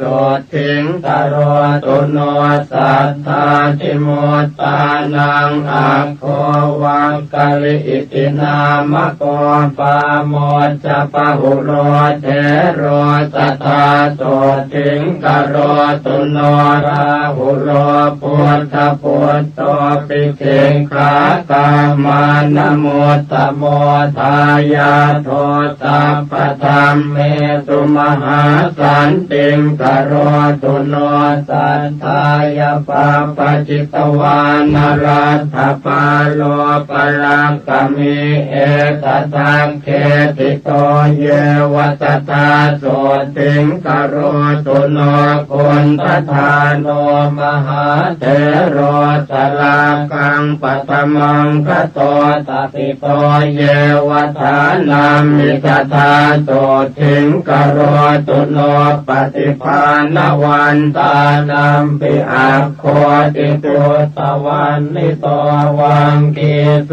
อะระหะเศธโธสัทธาโสติงกโรตุโนสมันตปาสาธิกานังอาคาธานัมหิตาปิโตอุปเสโนวังคันตปุตโตสัทธาโสติงกโรตุโนทัพโพมันลปุตโตเทโรเสนาสนปัญญาปโกทปิโตอาคาธานัมมิสัทธาโสติงกโรตุโนปิลินทวันจะสมโนเทวตานังปิโยอาหุทปิโตอาคาธานัมมิโสทยานโรกยังตถาตุโนภาหิโยตารุกิริโยขิปปาภิญญานโมตตโมตโรตุโนมหาสันติงอาโรคยันจะชยังสัทธากุมารกัสสปะเทโรจิตตกถินโมตตโมมิชาวิตากุปัจเจโทสัทธาโสติงกโรตุโนปฏิสัมปิตาปัฏฐานังอาการตานัมหิตาปิโตโกติโตอะระหะเศธโธสัทธาโสติงกโรตุโนอัปปาภาโทมหาเถโรอัปปาภาทานโมตตโมภากุโลอะระหะชาโตสัทธาโสติงกโรตุโนปุพเพนิวาสเวทีนังอัคโคติปุตตวันนิโตโสปิโตนามโสเทโรสัทธาโสติงกโรตุโนมหากัปปินาเทโรปิภิกขุโอวาทโกอาหุกุตโลโอวาทธาเนสัทธาโสติงกโรตุโนภิกขุโนวาทตานาโคนันทโกอิติวิสุโตปาเลตุโนสัทธาเทโรโสติงภาสุงกโรตุโนอินทริเยสุขุตตตวารโรอาคาธาเนติโตอาหุนันทัตเทโรวสิปัตโตสัทธาโสติงกโรตุโนเตโชธาตุกุสลานังอาคาธานัมมิทาปิโตสาคโตนามโสเทโรโสติงภาสุงกโรตุโนสัญญาวิวัตกุสโลปทานโนภาวนารโตปุตตสิโสมหาปันโทมหาสันติงกโรตุโนจุลปันตกันเทโรปิมโนมยาปินิมิโตทปิโตอาคาธานัมหิสัทธาโส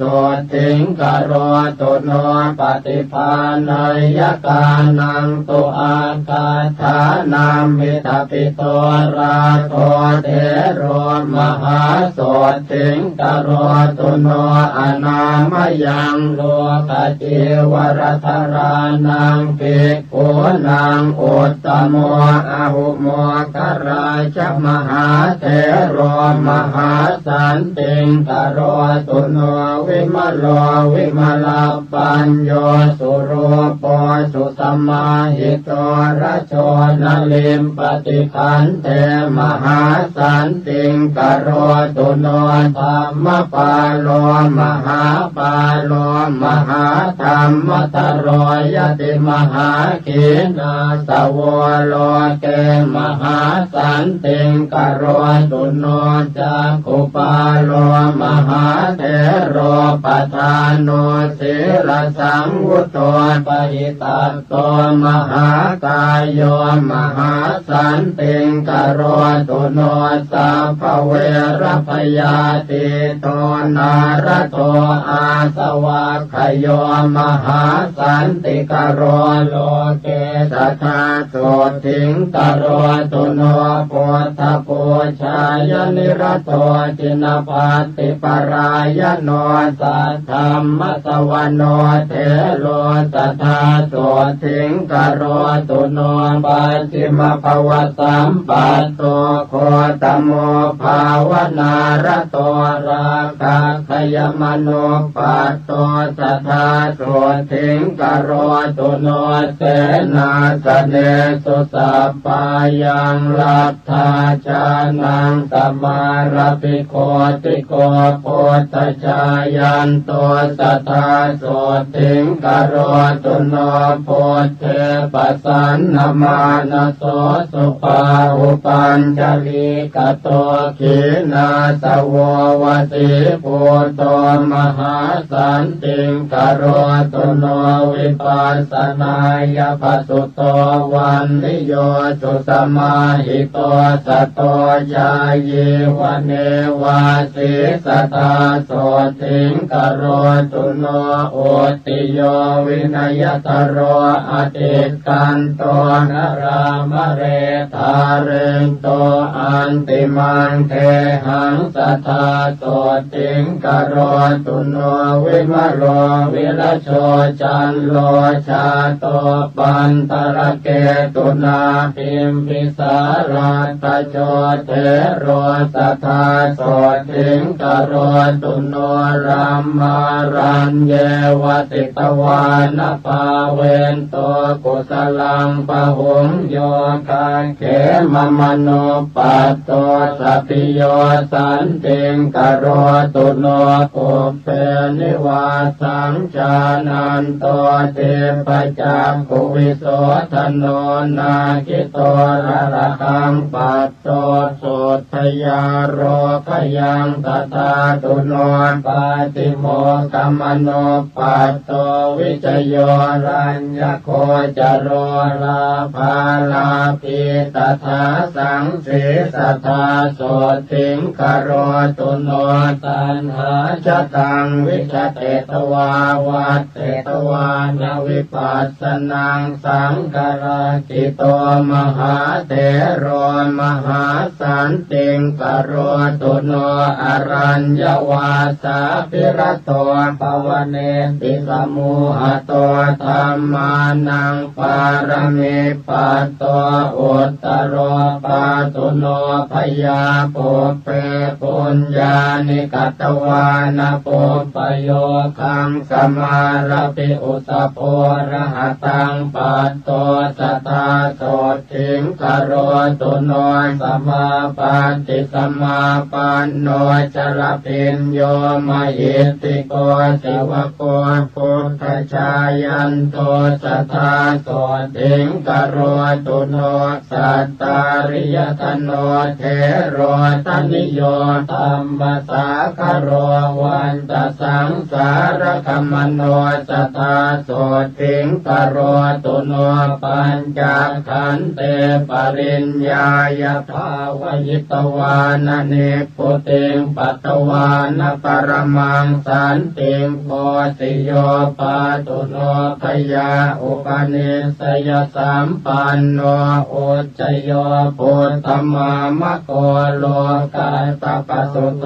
เทโรสัทธาโสถิงกโรตุโนปุตตาปัสสะทสัมปันโนปะปะเจกินัสสาสเนสัญจโยนามโสเทโรสัทธาโสถิงกโรตุโนมารัญจโยมหาเถโรรามเนโยมหิตติโก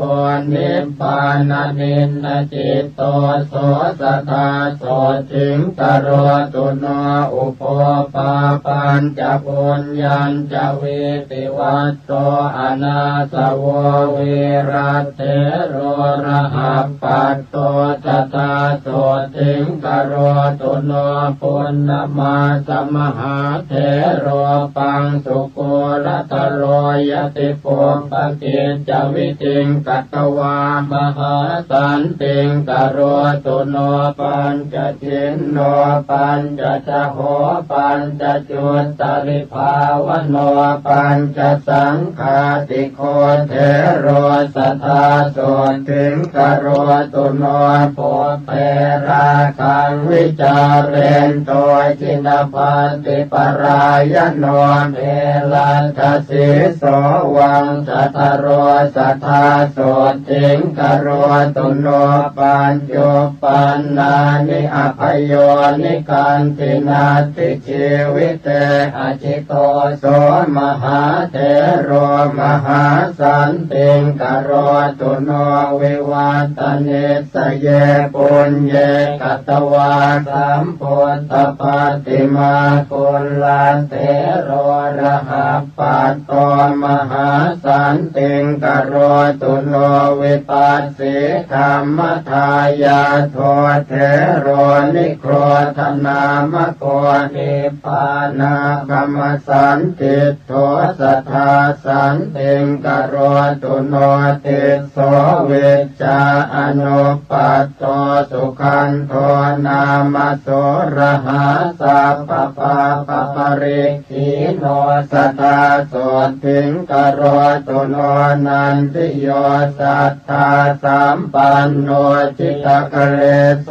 มหาเถโรอภิญญาปารมิปัตโตสัทธาโสติงกโรตุโนกิเลสาชาปิตาเยนะจิตธรรมรเตนะโสธัมมาระปุตตวิมโรสัทธาโสติงกโรตุโนเทวโรกัมมโนเสสุอนุพุทธวาวิภูติโยติสัทเทโรมหาภูตโตมหาสันติงกโรตุโนสุวิมุตโตมหานาโคติหิวังเกหิมุตตะโกสุมังกโรมหาเถโรมหาสันติงกโรตุโนนิราคโรนิราสาโสมลคีรวิโสทโนวิเวกาปิรโตโคตโตสัทธาโสติงกโรตุโนปวิเวกมโนปัตโตกิริมานันทนามโกภาเวนโตกุสเลธรรมเมสัทธาโสติงกโรตุโนพุทธศาสนามารัตโตสมิติภาวนารัตโตสมิติคุณสัมปันโนสัทธาโสติงกโรตุโนอาราจิตจิโนสันโตโชติเถโรมหาระหะวิมุตโตสัพพสังสาราสัทธาโสติงกโรตุโนเสนาสนานิปันตานิเสวันโตชานมารปิชรปิญโยมหาจุนโทสัทธาโสติงกโรตุโน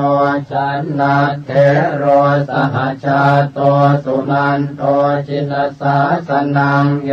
กะเขมมโนปัตโตสัทธาโสติงกโรตุโนเมขิโยปุตโตปัฏฐาโกจินปัตติปรายโนมิจฉาวิตากุปัจเจโตสัทธาโสติงกโรตุโนอุปวานโนมหาเถโรมหากายโยมหาระหามหิติโกมหาเตโชสัทธาโสติงกโรตุโนสังเกตโยโจรธรรมโนสัพพสังโยชนะขโยปาเลตุโนสัพพพยาโสทยาโรขยังตถาตุโนปัญหาพยากรเนเจโกเมตตาชานรโตยติโสปาโคปายสัมปันโนสัทธาโสติงกโรตุโนเขตสัมปัตติสัมปัตโตวัฏมาโนวโสตินาสุมโนอรหาชาโตสัทธาโสติงกโรตุโนปิโยเทวมนุสสานังสานุเทโรปะโหตุโตเมตตาญายิตโมคาติสัทธาโสติงกโรตุโนโยจะปุเพกตังปาปังกุสเลนะปิติยติอังคุลิมาโลโสเทโรสัทธาโสติงกโรตุโนวิปัสสนาตุราเยปิเทราส มัทยานิกาขีนาสวามหาเตชะมหาตมวิโนทนาชานิกาชานิกาเยปิธรรมาภิสมยาทโยสัพเพโสติงสัทธาเทนตุชยมาโรคยมายุโนราตัญโยนังภิกขุนีนังโคตมิจินมาตุชาทปิตาอากาธานามิสัทธาโสติงกโรตุโนมหาปัญญานมัคคาถาเขมาเทรีติปาตตาสาวิกาปุตตเศรษฐาสัทธาโสติงกโรตุโนเทรีอุปรวันนาจะอิทธิมันเตนะโมตตมาสาวิกาปุตตเศรษฐาสัทธาโสติงกโรตุโนวินัยทารีนังอัคคาปตาจาราติเวสุตาทปิตาอากาธานามิสัทธาโสติงกโรตุโนธรรมกติกปวราธรรมทินนาตินามิกาทปิตาอากาธานามิสัทธาโสติงกโรตุโนชายิกานังภิกขุนีนังนันทาเถรีตินาเมสาอากาธาเนติตาอาหุจธาโสติงกโรตุโนอาราทเวริยานังอัคคาโสนาเถรีตินามิกาทปิตาตาตถานามิสัทธาโสติงกโรตุโนเทปจักขุปานังอัคคาภคุลาอิติวิสุตาวิสุตตนยนาสาปิสัทธาโสติงกโรตุโนกุณฑลเกสีภิกขุนีจิปปาปิญญาณมุตตมาทปิตาเยวทานามิสัทธาโสติงกโรตุโนเทรีภัตตกาปิลานิปุปปชาติมนุสสริตาสังเยวภิกขุนีนังอัคคาโสติงกโรตุโนเทรีตุปัตตกัจจานามหาปิญญาณมุตตมาจิเนนะสุขทุกขังสาสตาโสติงกโรตุโนโลกจิวรธารีนังอัคคากิสาภิกโคตเมตปิตาอาคาธานามิสัทธาโสติงกโรตุโนสิงคาลมาตาภิกขุนีสัตตาติมุตตานมุตตมากโรตุโนมหาสันติงอโรกยัญจะสุขังสัตตาอัญญาภิกขุนิโยสัพพานานาคุณตราภะโหปาเลนตุโนสัพพปยาโสกโรคาติสัมภวาโส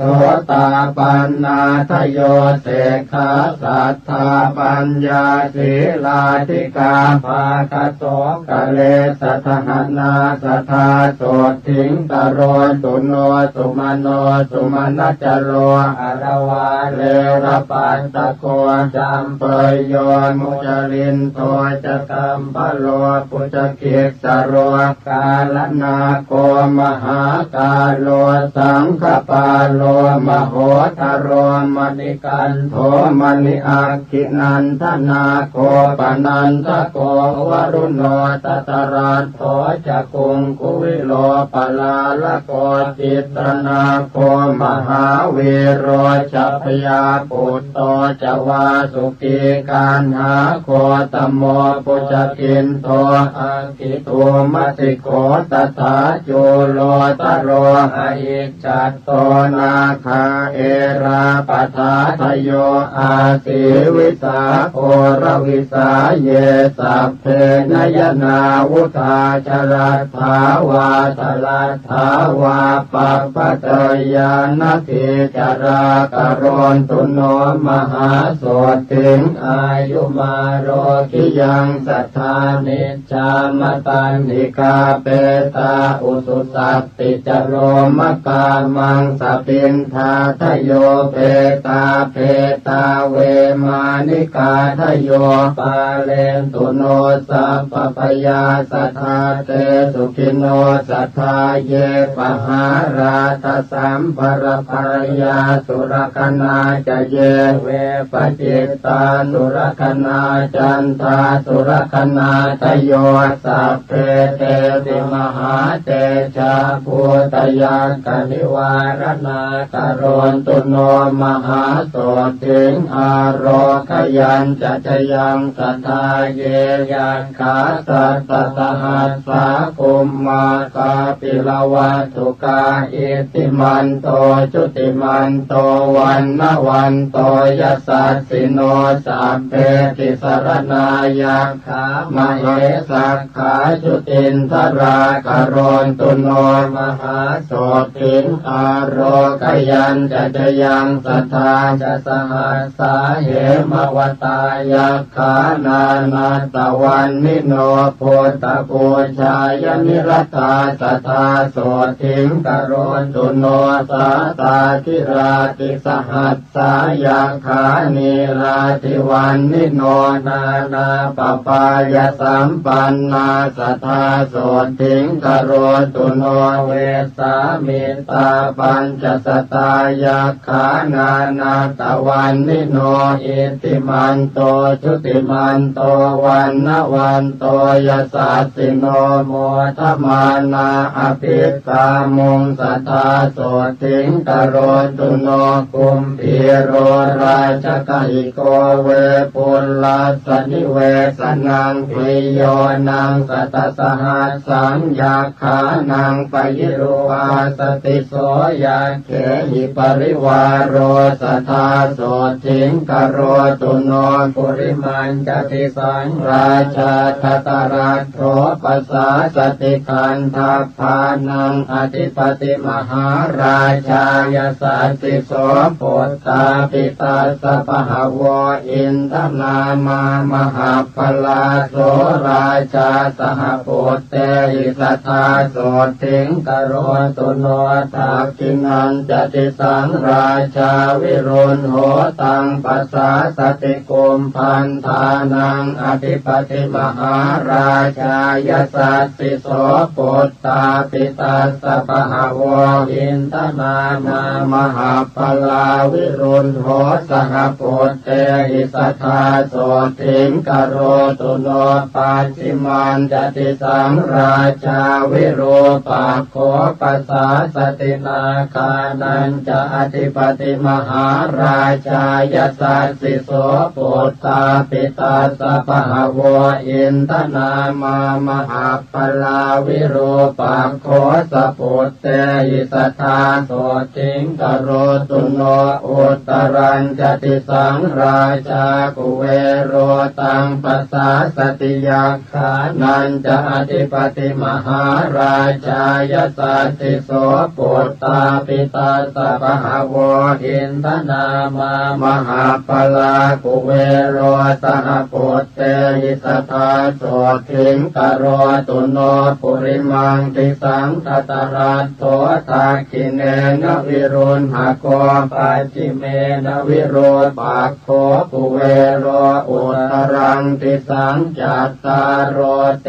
มหาราชาตมันตาจตุโรติสาทัตถนามานาอัตถังสุตตาโสติงกโรตุโนเตสังมายาวิโนทาสาอาคงวันจันิกาสัทธามายากุเทนตุวิเทนตุวิโตจวิตุโตสาจันทโนกามเศษโทจะกินนุคันตุนิคันตุจะปนาโทโอปมันโยจะเทวสุโตจะมาตลิกินตเสโนจะคันทาโพนโรราชาจะเนตโพวโรปัญจสิกโขเจวติมปรุสุริยวัชสาเอเตจันเยจราชาโนคันทัพพาจะมหาพลาโมทมานาสัทธาโสติงโนกโรนตุอนามยังมหันตานาคสานาคาเวสาลาสหตาชกากัมพลาสตลาจาปิเมรุปาตสิต ตาปลายามุนาทัตราธาจะสัพเพนาคายสัสสิโนเอราวโนมหานาโคโนกโรนตุอนามยังมหิติกาสุปันนาเยนาคราเจมหาภเลกเหตวาจินาเกเตวะปะขันติงตุนะเพบาลาเตพุทธสรณาสัพเพโสติงกโรนตุโนสัทธาปัทพยาโพจะเตโชจะวาโยเทวามหิติกาอุปจาเรนนิพพัตตาสัทธาโสติงกโรนตุโนวรุณาวารณาเทวาโสโมจยสัสสะสหเมตตาการุณิกาสัพเพสัทธาโสติงกโรนตุโนปันนาสโยชนายาเมวิมาเนรัตนามะเยติโตตะเมวิหันตวานาสุริโยโสติงกโรตุโนจันโทสีตะกโรโลเกปปายุจริโตทโยมหันตการวิทังสีสัทธาโสติงกโรตุโนเวนตุจัสหัสสีเทวาอัตมาจตุเวยมาจันทาสุปนิสาเทวาเทวาสุริยนิสิตาพุทธสมามกาสัพเพสัทธาโสติงกโรนตุโนนาคาตานิปุระคัตวาเทวามันทวลาหากาสักโกปุรินทโทเศธโทสัทธาโสติงกโรนตุโนมหันตาสหภูเทวาชลมากิสิขาริวะอริทกาจโรชาจะอุมมาปุมปนิภาสิโนวรุณาสหธรรมาจะอาจุตาจะอเนชกาสุเรยรุจิราเทวาเทวาวาสวเนสิโนตเสเททัสสะ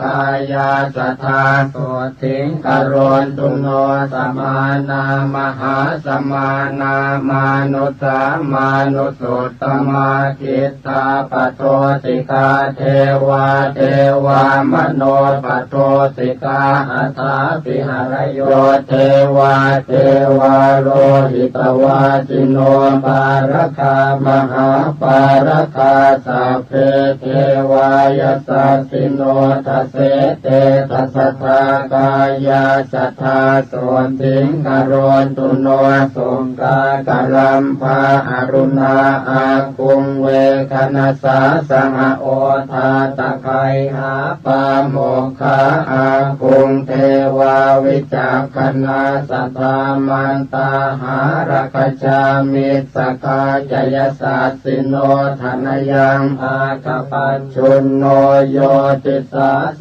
ววิวัสสติกเสเตตัสสะกายาสัพเพนานาตวันนิโนอิติมันโตจุติมันโตวันละวันโตยสัสสิโนโมทมานาจินทานาสัทธาโสติงกโรตุโนโลกตาตุสหัสเสสุตสัสเววะสมันตโตเทวาทโยปานคณาสัทธาโสติงกโรตุโนเขมิยากันตกายาจะโชตินามามหิติกาลัมพีตกาลามเศรษฐาสัทธาโสติงกโรตุโนชลัทธาจักรัตถันเยเทวากาสัตตกาทโยยากคันตาปกุมพันธาปิสาจาเยมโหรคาเมตจิตตาจะสัพเพเตโสติงปาสุงกโรนตุโนตาวติงสาจเยเทวายามาเทวามหิติกาตุสิตาจะมหาเทวานิมมานรติโนมราวสวัตติสุรติโน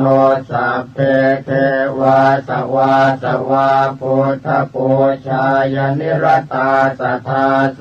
ติงกโรตุโนพระมาโนปาริสัชชาจะเยจะพระมปุ โรหิตามหาพรหมาจะสัพเพเกปตมัชฌานสันติโนเมตตาวิหาริโนสันตาสัมพุทธัสสะปรายนาการโรนตุโน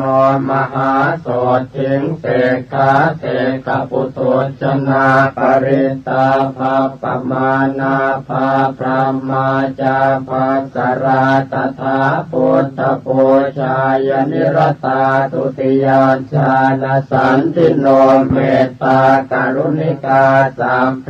ตาปัสสันตอิเตสิโนกโรนตุโนมหาสันติงโสติมาโรคยมายุวังปริตตสุภาพระมาโนอัปปมาณสุภาจะเยสุปกินหาจะพระมาโนตติยาชาณสันติโนปปายปรณาโลเกพุตตชานรตาสัทธาอหิงสาสัพพสัตเตตุสัทธาสันติงกโรนตุโนเวหะพลาปิพระมาโนจตุทัชชานสันติโนเสกปุถุชนาเสกขาตถาสันติงกโรนตุโนสัมปติญาณหายันติพระมาโนจินสาวกาอวิหานามกาสัพเพสัทธาสันติงกโรนตุโนอัตตปานามพระมาโนจตุทัชชานสันติโนพระมวิหาริกาสัพเพโสติงภาสุงกโรนตุโนสุทัสสานามพระมาโนปิรูปาชานโพธิโน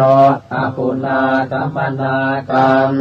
สันติงภาสุงกโรนตุโนพระมวิหารสัมปันนาจินพันติปรายนาพระมาโนสุทัสสีนามัสสาโสติงกโรนตุโนอากานิฐาจะพระมาโนเจตาสัพพกุเนหิจปะหินภวนิสเลหาสัทธาโสติงกโรนตุโนปัตมารูปพระมาโนสัพพรูปวิราคิโนจินพันติรตาสัพเพสัทธาโสติงกโรนตุโนตุติยารูปพระมาโนเหตาจานวิราคิโนจินพันติรตาสัพเพสัทธาโสติงกโรนตุโนตติยารูปพระมาโนเหตาจานวิราคิโนจิน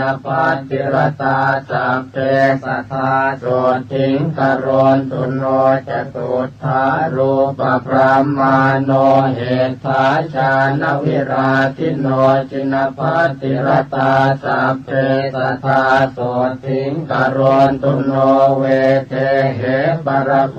ยานเนจัมปุยิเปปุรุมพิจเทวยัคขปิสาเจหิสัตติงวิชชาคราทโยอากาสัทธาจะพระมาโนชรัตถาจันตริกขจาทวิปัฏฐาทโยเยสัตตาสัทธาโสทิงกโรนตุโนมารเตนวิกาตัสสตินาสตุปัจจายโนเตโชปะเลนะมหตาสัทธามังคลมัสสุโนนานาคุณวิจิตัสสะรูปกายาสัสสะตุโนสัพพเทวมนุสสานังมารพันธวิโมจิโนเมตตาภะเลนะมหตาสัทธามังคลมัสสุโนสัพพัญญุตาธิกายาสัทธรรมกายาสัสสะตุโน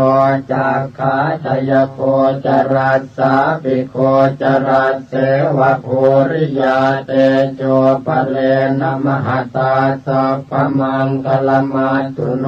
รูปกายสัทธิสาสนิมิตาสมเหสิโนธรรมัสสวะตุโน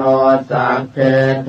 วานังสุขตาปฏิเตโชปะเลนะมหตาสัทธามังคลมัสสุโนสิกิตวามานุเสเทเวโมจยิตวาสเทวะเก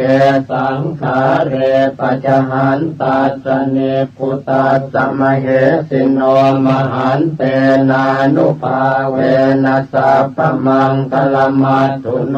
จตุราสีสิสหัสธรรมขันธัสสะเตชัสสานวังคสาสนัสสะปินวโรปุตตรัสสะจะสัพพปาปะภวาเหนะสัพพมังคลมัตถุโนมหาโตริยสังฆาสปุญญาเขตัสสตาทิโนปะหินะสัพพปาปัสสสีราติขันธสาริโนมหาเตชานุภาเวนัสสะปะมังคลมัตถุโน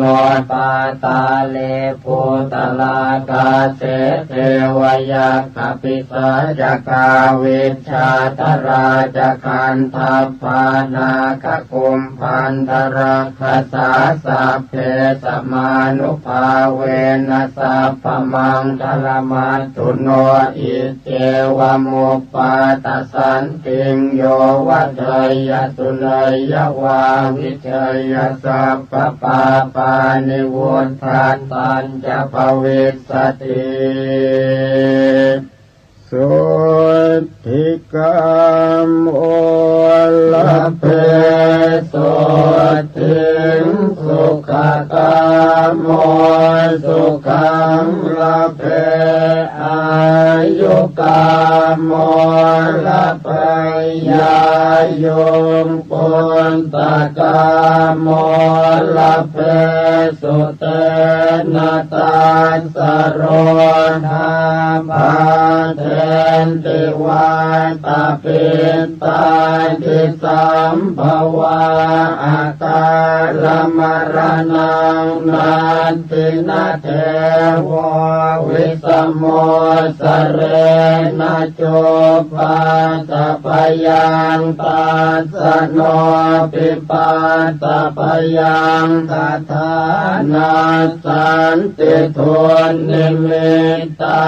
นิปาปะกรรมาติตานิจติขมายุมหา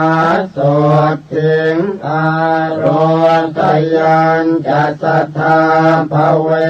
โยสุตวาปิมหาสันติงสังฆามังปวิเทนโรวิทะเยเวริโนสัพเพนัสสัจเจ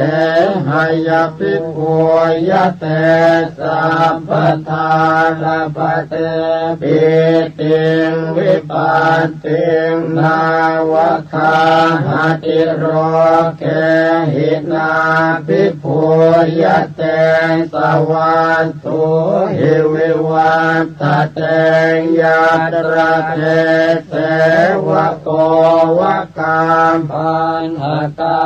รังกัสสะทโยอุปปาตสันติโกเสนะสัพเพ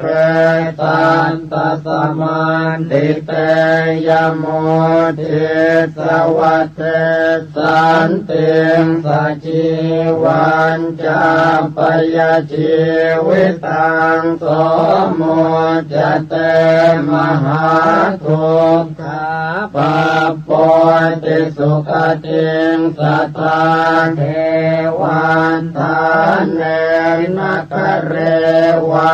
นิจโมปาตสันติยาปาลกาเทวราชโนเตจสิริวิวันตนาปัตตปยาปาติสัญจาตาอุปปาตาจันตะเลกาจาอินทาติจานิตุมปาตาปา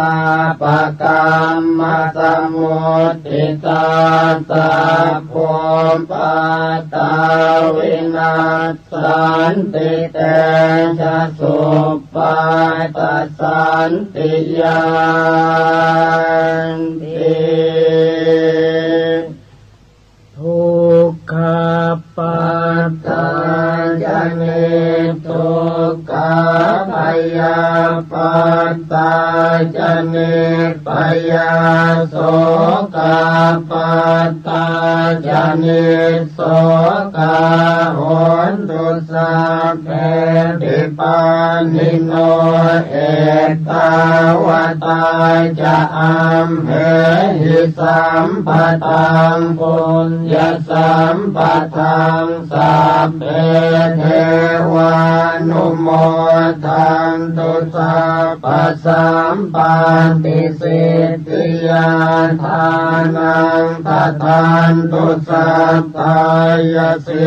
รังรักขันตุสัมปทาภาวนาภิรตาโหนตุกัจจันตุเทวตาคตาสัพเพพุทธาภลัมปัตตาปัจเจกานันจะยังพลังอรหันตานันจะเตเชนรักขังพันธามิสัพพโสภวตุสัพพมังคลังรักขันตุสัพพเทวตาสัพพพุทธานุภาเวนัสสทาโสทิภวันตุเตภวตุสัพพมังคลังรักขันตุสัพพเทวตาสัพพธรรมานุภาเวนัสสทาโสทิภวันตุเตภวตุสัพพมังคลังรักขันตุสัพพเทวตาสัพพสังฆานุภาเวนัสสทาโสทิภวันตุเตอานุภาพของอุปปาตสันติผู้ใดสวดหรือฟังอุปปาตสันติอันกล่าวแล้วด้วยประการฉนี้บุคคลนั้นจะพึงชนะจากสิ่งชั่วร้ายทั้งปวงจักเจริญด้วยคุณ5ประการคืออายุวันนะสุขะพละและปฏิภาณความวิบัติย่อมไม่มาแผ่วพานย่อมได้รับความอิ่มใจในการทุกเมื่อยาพิษและศาสตราวุธย่อมไม่กล้ำกลายย่อมชนะข้าศึกทั้งมวลโรคาพยาธิย่อมไม่เบียดเบียนย่อมเจริญด้วยทรัพย์สินคารภัยจากมนุษย์อมนุษย์และสัตว์ร้ายน้อยใหญ่ย่อมสงบไปด้วยเสียงแห่งการสวดอุปาทสันติผู้ที่สวดอุปาทสันติแล้วอุทิศให้ผู้ที่ล่วงลับไปก็ดีที่ยังมีชีวิตอยู่ก็ดีจะช่วยให้เขาเหล่านั้นพ้นจากมหันตทุกข์ย่อมเข้าถึงสุขในการทุกเมื่อทวยเทพเทวดาทั้งหลายท้าวพระยามหากษัตริย์ทั้งหลายจักเป็นผู้เจริญด้วยเดชและสิริมงคลด้วยกฤตยานุภาพแห่งพระคาถาอุปปาตสันติเหตุร้ายอันเกิดจากภัยธรรมชาติมีแผ่นดินไหวและน้ำท่วมเป็นต้นเหตุร้ายอันเกิดจากฟากฟ้า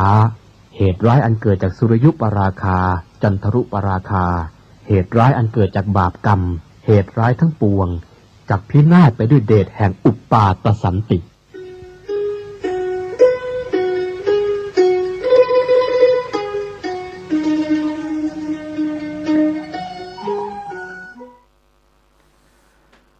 ขอกราบถวายความนอบน้อมแด่พระรัตนตรัย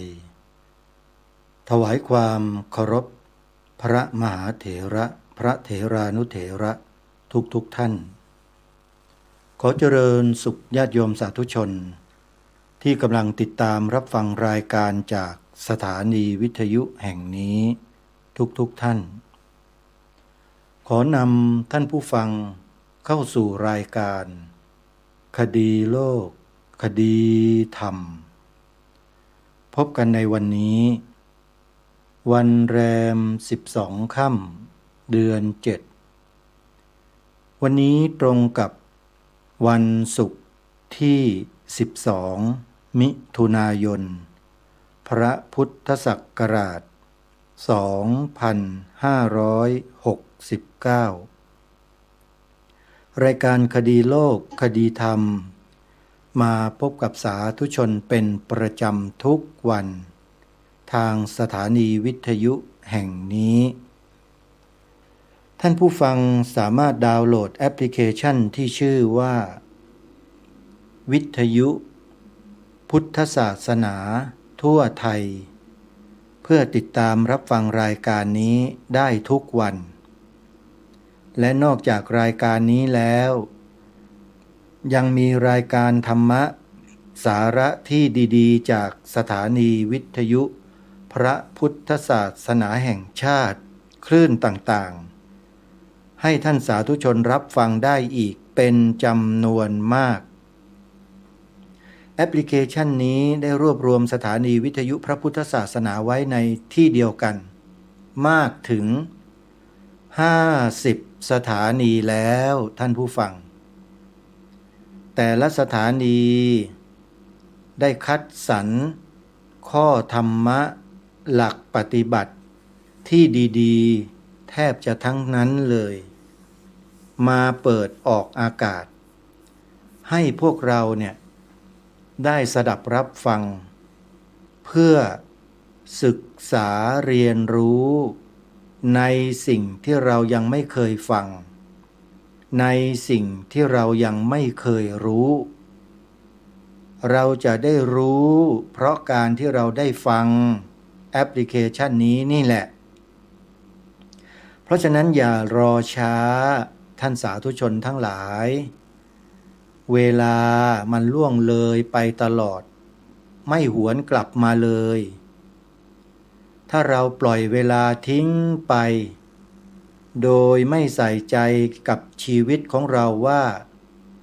จะได้อะไรดีๆจากการเกิดมาในโลกครั้งนี้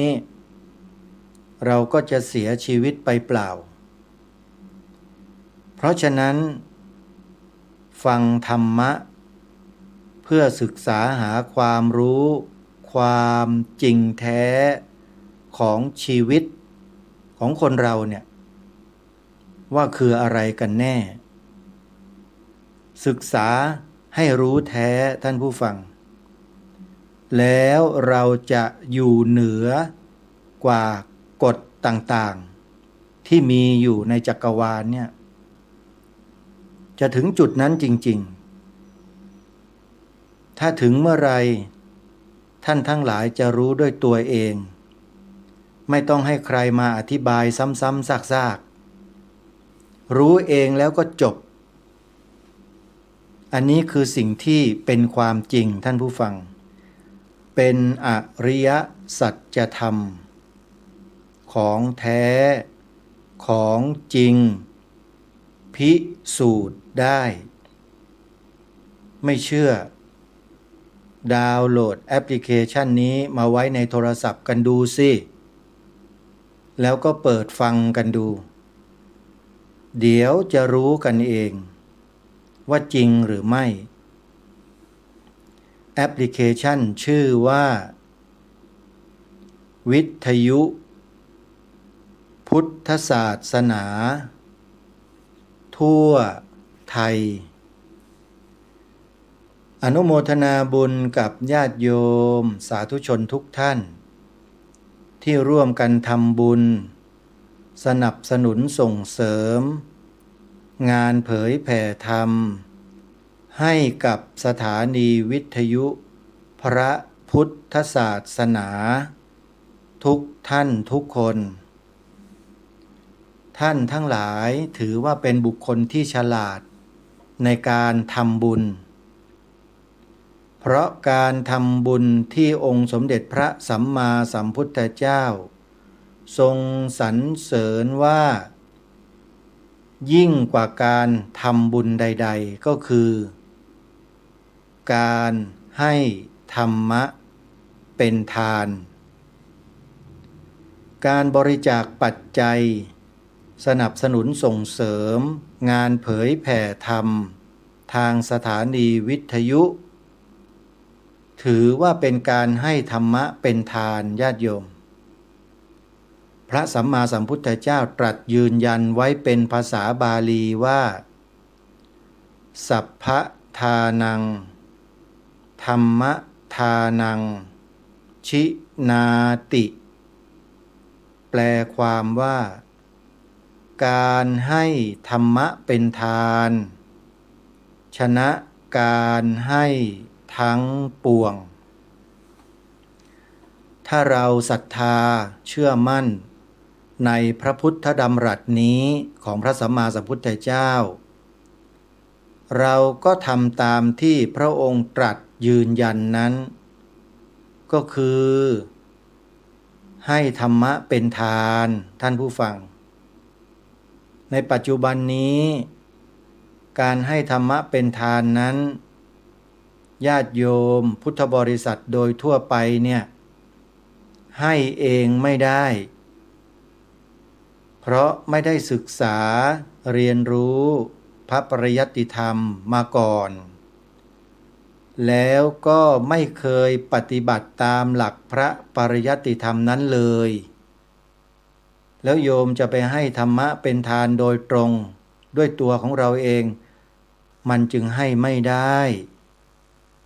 เพราะไม่ได้ศึกษาและไม่ได้ปฏิบัติมา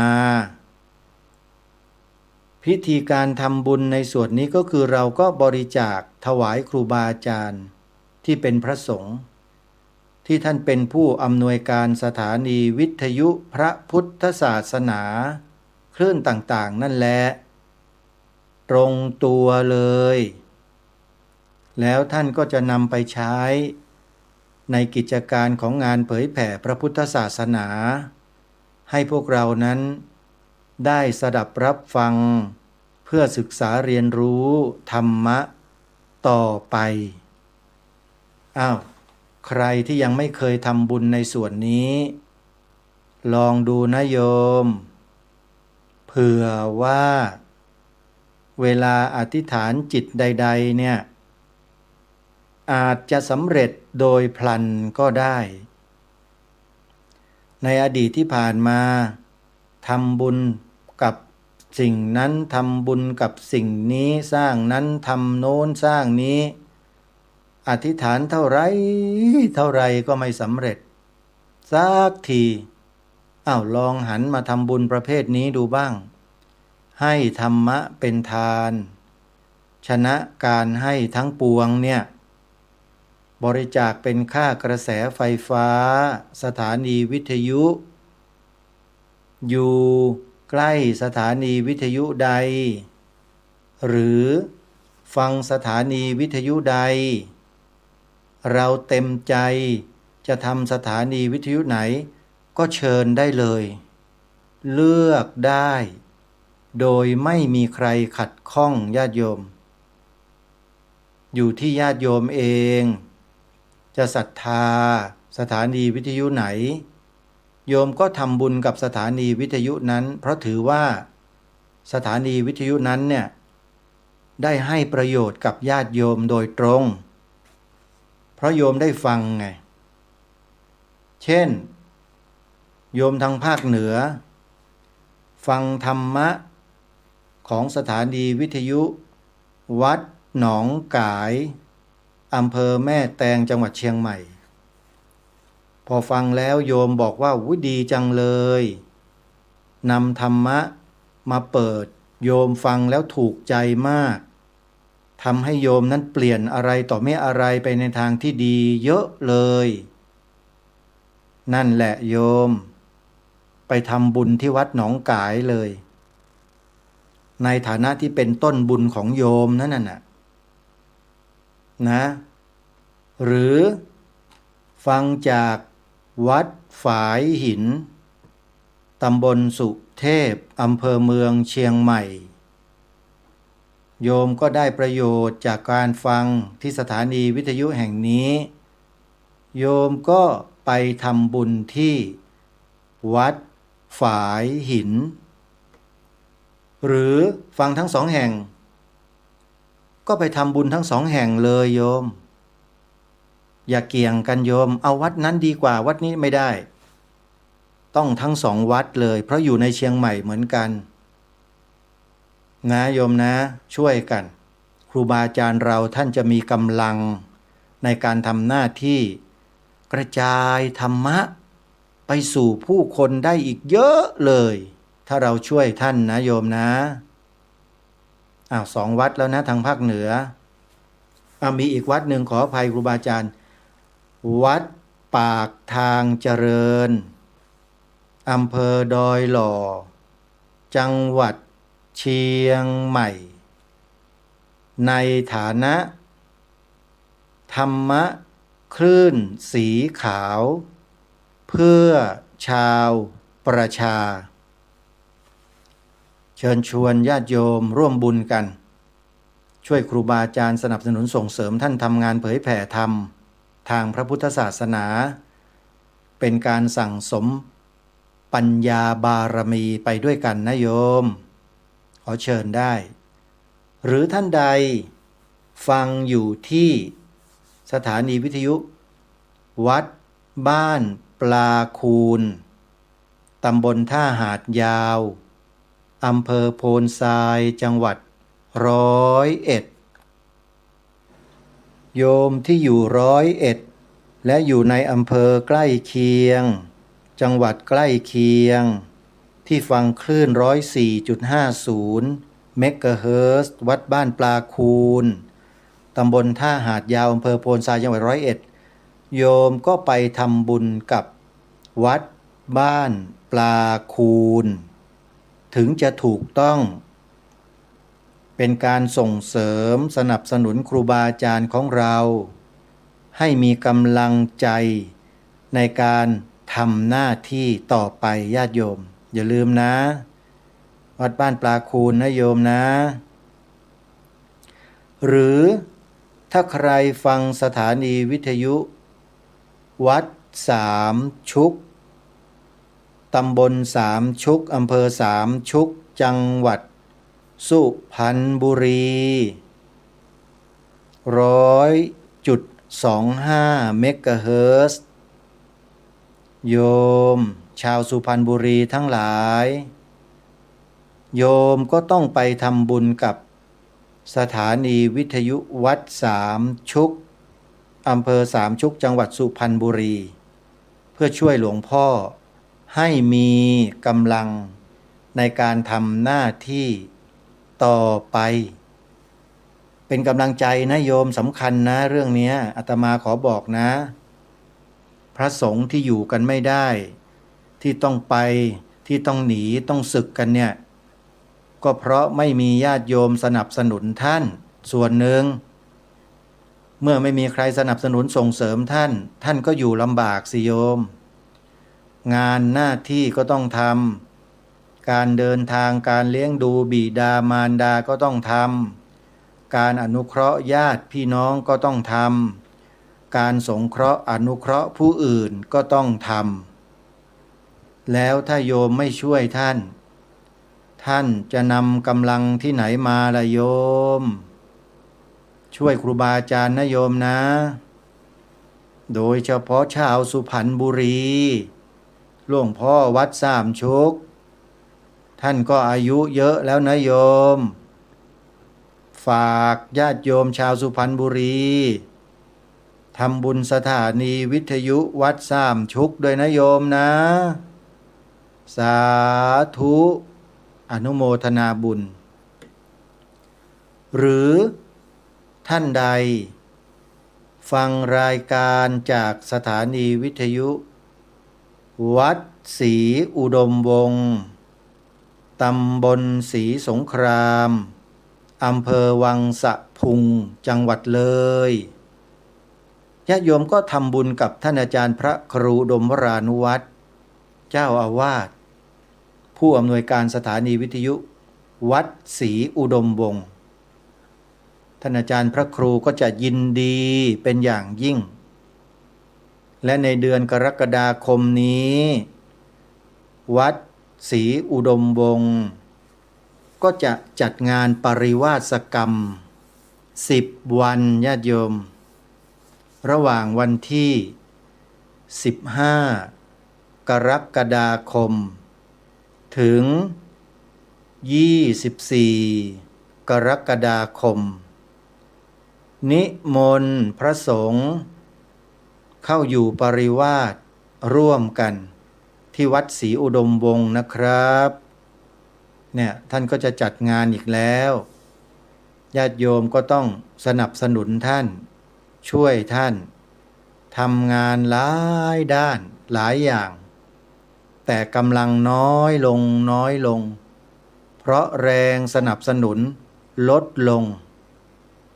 ที่ลดลงก็เพราะเกิดอุบัติเหตุหลายอย่างซึ่งยังรักษาตัวกันไม่หายโยมกำลังดีวันดีคืนแล้วเดี๋ยวจะมา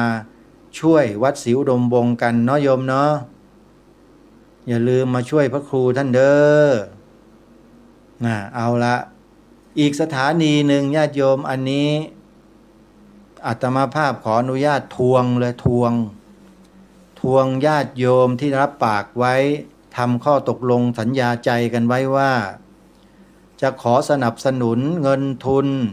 ให้แก่สถานีวิทยุวัดป่าจริยธรรมทุกเดือนหนึ่งอย่างน้อย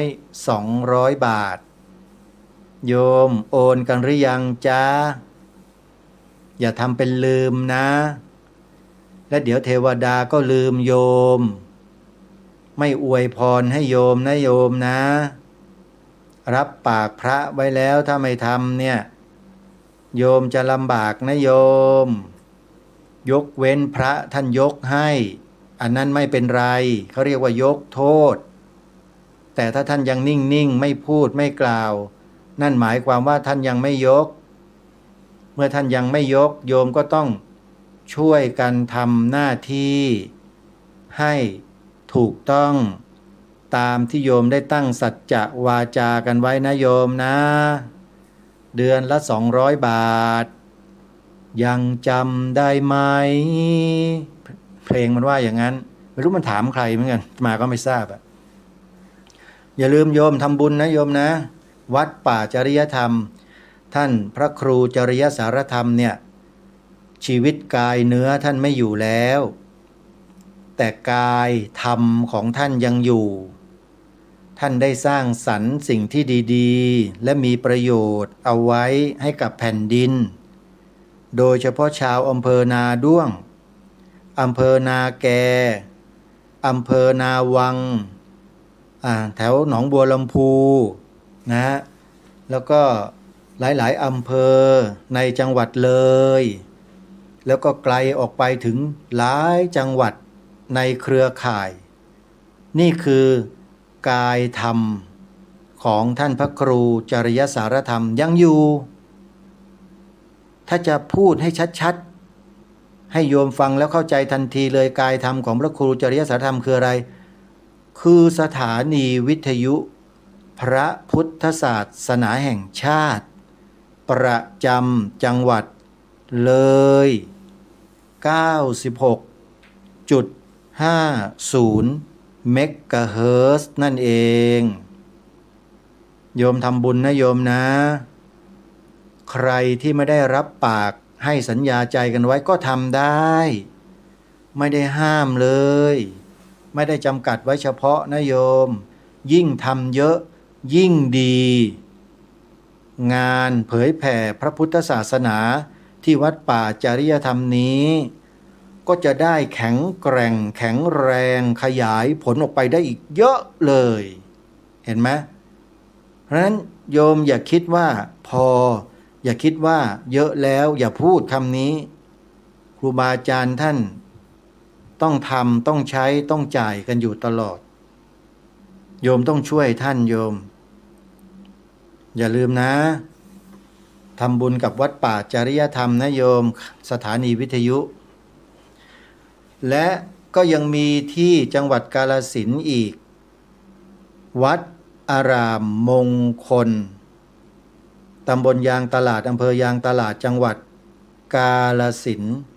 ของพระครูปริยัติโพธิธรรมท่านได้จัดตั้งสำนักเรียน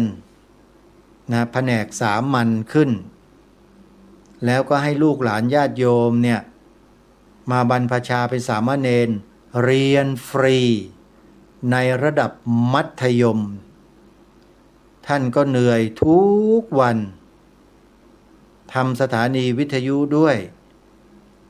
ดูแลบริหารงานการศึกษาด้วย ออกกิจนิมนต์ด้วย ไปช่วยเหลืองานในที่ต่างๆด้วยโอ้ยสารพัดเลยพระครูปริยัติโพธิธรรมเนี่ยแล้วโยมจะนิ่งเฉยกันอยู่ได้ยังไงใช่ไหมก็ต้องช่วยกันส่งเสริมสนับสนุนท่านอย่าปล่อยให้ท่านเคว้งคว้างนะโยมนะเดี๋ยวท่านจะตัดสินใจอะไรลงไปแล้วโยมจะไปโทษท่านไม่ได้นะโยมพระสงฆ์เราเนี่ยไวนะโยมนะถ้าอย่างนั้นมันก็ต้องอย่างนี้เลยนะพระเราเนี่ยโยมไม่เฉื่อยชาไม่เฉื่อยแฉะนะตัดสินใจเร็วแล้วก็ทำจริงๆเหมือนอย่างท่านพระอาจารย์จรัญญนังคโนเห็นไหมตัดสินใจเลยเดินตั้งแต่เหนือจรดใต้จากไทยไปเดินอินเดียไปศรีลังกาไปพม่าไปหลายประเทศไปมาเยอะแยะนี่นะดีไม่ใช่ดีครับนะเก่งกว่า Walk for Peace ด้วยเดินมาหลายปีแล้ว Walk for Peace เดินปีเดียวดังเลยแปลว่าเขามีกุญซือดีกุญซือเขาเก่งโยมที่อาตมาพูดเนี่ยไม่ใช่เพราะไม่รู้นะในช่วงที่ผ่านมาก็ไปคลุกคลีกับกลุ่มพระ Walk for Peace อยู่ระยะหนึ่งแล้วก็ได้ไปสอบถามข้อมูลก็ได้ข้อมูลมานั่นแหละก็เลยมาบอกกับญาติโยมว่าครูบาอาจารย์เหล่านี้ไม่ว่าจะเป็นพระอาจารย์จรัญญนังคโนพร้อมด้วยคณะก็ดีท่านพระอาจารย์สุพิษวัดถ้ำผาใหญ่ก็ดีท่านพระครูดมวรานุวัตรก็ดีอาจารย์เตี้ยวัดนิเพทพลารามก็ดีหรือแม้แต่คณะพระสงฆ์ Walk for Peace ที่โด่งดังไปทั่วทั้งโลกนี้ก็ดีทุกท่านทุกรูปทุกองค์ต่างมุ่งมั่นทำหน้าที่เพื่อพระบวรพุทธศาสนาด้วยกันทั้งนั้นเพราะฉะนั้นอย่าว่ากันนะอย่าตำหนิกันนะอย่าเสียดสีกันนะไม่เช่นนั้นจะถูกตราหน้าว่าทะเลาะกันถ้าคนที่อยู่ข้างนอกไม่ใช่นับถือศาสนาพุทธเขาจะไม่พูดอย่างนี้นะเขาจะพูดแรงกว่านี้อีกแต่ในที่นี้จะไม่ขอพูดเขาบอกพวกเราเนี่ยกันนะอะไรไม่รู้แหละไม่ใช่ทะเลาะแต่มันกันนั่นแหละเขาจะพูดอย่างนั้นเขาเล่นแรงพวกเนี้ยเพราะว่าเขาไม่มีศีลไม่มีธรรมเวลาเขาพูดออกสื่อเวลาวิเคราะห์สถานการณ์ผ่านสื่อเขาก็จะวิเคราะห์ในลักษณะอย่างนั้นแหละไม่ให้พระสงฆ์ดูดีเลยนะใส่ตีไข่ใส่สีเละไม่มีดีเลยโยมหาความดีไม่ได้เลยนะผู้สื่อข่าวบางคนในประเทศไทยเนี่ยนำเสนอผ่านสื่อแล้วก็ตีไข่ใส่สีนะกวนกะละแมใส่จาระบีโอ้ยเละเทะไปหมดไม่ได้เป็นข่าวที่ดีเลยจริงไม่จริงนะโยมและข่าวพวกเนี้ยที่พวกสื่อแมลงวันนำเสนอเราเนี่ยเราไปดูเราไปฟังไปดูไปฟังแล้วจิตใจเป็นบุญเป็นกุศลไหม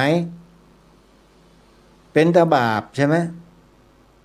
แถมยังเกลียดพระแล้วก็ด่าพระสมทบเข้าไปอีกตายเลยทีนี้โยมก็เลยเป็นเวรเป็นกรรมเป็นบาปขออภัยท่านผู้ฟังไปตลอดชาติทุกภพทุกชาติเลยเนี่ยเพราะว่าไปร่วมการกระทำกรรมกับพวกสื่อแมลงวันก็เพราะไปดูไปเสพไปฟังมันอยู่ได้บอกให้เลิกก็ไม่ยอมเลิกไอ้พวกเนี้ยมันทำให้จิตใจพวกเราตกต่ำทั้งนั้นแหละอาตมาเนี่ยเลิกดูเด็ดขาดไม่เคยดูเลยสื่อพวกเนี้ยที่นำเสนอข่าวพระไม่ดีเนี่ยอาตมาปิดหมดไม่ดูช่องไหนก็ตามถ้าเสนอข่าวไม่ดีพระเมื่อไหร่เลิกไม่ดูไม่สนับสนุนมัน เนี่ยอาตมาเป็นคนอย่างนี้เพราะถือว่าเป็นการทำลายไม่ใช่เป็นการสร้างสรรค์นะอาตมาเคยถามว่าถ้าเป็นพ่อเป็นแม่คุณกระทำความผิดแล้วมีคนเอาไปทำอย่างนี้บ้างตีไข่ใส่สีเละเป็นโจ๊กจนไม่รู้จะเอาหัวมุดรูแผ่นดินที่ไหนอยู่อายถ้าเป็นแบบนี้บ้างล่ะแล้วจะรู้สึกยังไงมาถามนะไม่ได้ว่านะเนี่ยก็ไปคิดดูท่านผู้ฟังพูดไปพูดมาก็เครื่องเริ่มจะร้อนอีกแล้วเนี่ยโยมอ้าวพอลดอุณหภูมิลงก่อนเดี๋ยวโยมฟังกันไม่ได้เมื่อวานนี้ก็หนักไปแล้วขออภัยด้วยนะเมื่อวานนี้เห็นทราบว่ารายการอาตมาขาดไปครึ่งตอนอาจจะเป็นการผิดพลาดของอาตมาเองที่ส่งรายการไปแล้วไม่ครบในวันนี้ก็จะพยายามไม่ให้มันขาดนะโยมนะก็จะทำให้มันเต็มเพราะว่าเมื่อวานนี้พอดีเกิดข้อผิดพลาดทางเทคนิคก็เลยต้องหยุดไปครึ่งตอนแล้วก็มาต่อใหม่พอต่อใหม่ส่งรายการไปก็มันหล่นหายโยมอีกท่อนหนึ่งก็เลยได้ออกอากาศเพียงแค่ท่อนเดียวต้องขอขมาครูบาอาจารย์ด้วยนะครับวันนี้ก็ไม่พลาดแล้วครับวันนี้ผมมาออกรายการอยู่ที่หลวงพระบางประเทศลาวนะครับตอนเนี้ยที่ฟังอยู่เนี่ยฮะรู้สึกมีความภาคภูมิใจในประเทศไทยของเราอย่างมากเมื่อมาเห็นศิลปะวัฒนธรรมล้านช้างของประเทศลาวด้วยตาตัวเองสัมผัสด้วยมือตัวเองได้ฟังด้วยหูตัวเองใกล้ๆเลยนะนี่แหละคือของจริงญาติโยมศิลปะล้านช้างอายุ460กว่าปีเมืองนี้ถูกสร้างขึ้นมาเมื่อ460กว่าปีก่อนกรุงรัตนโกสินทร์ของเราน่าจะอยู่ในยุคกรุงศรีอยุธยาตอนกลางซึ่งอาตมาภาพก็จะขอนำประวัติของล้านช้างเนี่ยซึ่งมีปรากฏอยู่เป็นศิลปกรรมแบบล้านช้างแท้ๆเลยแล้วก็ไม่มีที่ไหนนะสมบูรณ์เท่ากับที่นี่อยู่ใกล้กับที่อาตมาพักเลยโยมนั่นก็คือวัดเชียงทองวัดเชียงทองเป็นวัดหลวงประจำราชวงศ์ล้านช้างราชวงศ์หลวงพระบางและราชวงศ์ลาวคือเป็นที่ตั้งของ3ราชวงศ์ตั้งอยู่ในนครหลวงพระบางประเทศลาวเมืองนี้ถูกสร้างขึ้นเมื่อราวปีพระพุทธศักราช2103ผู้ที่ทรงสร้างเมืองนี้ก็คือสมเด็จพระชัยเชษฐาธิราชกษัตริย์ผู้ปกครองราชอาณาจักรล้านช้างตั้งอยู่ใกล้แม่น้ำโขงเป็นวัดที่มีสถาปัตยกรรมแบบล้านช้างตอนเหนือที่งดงามมากจนได้รับการขนานนามว่าเป็นอัญมณีของศิลปะล้านช้างญาติโยมท่านผู้ฟังลองคิดดูก็แล้วกันว่าเกริ่นมาในตอนต้นแค่เนี้ยก็ทำให้ผู้ที่สนใจประวัติศาสตร์สนใจโบราณคดี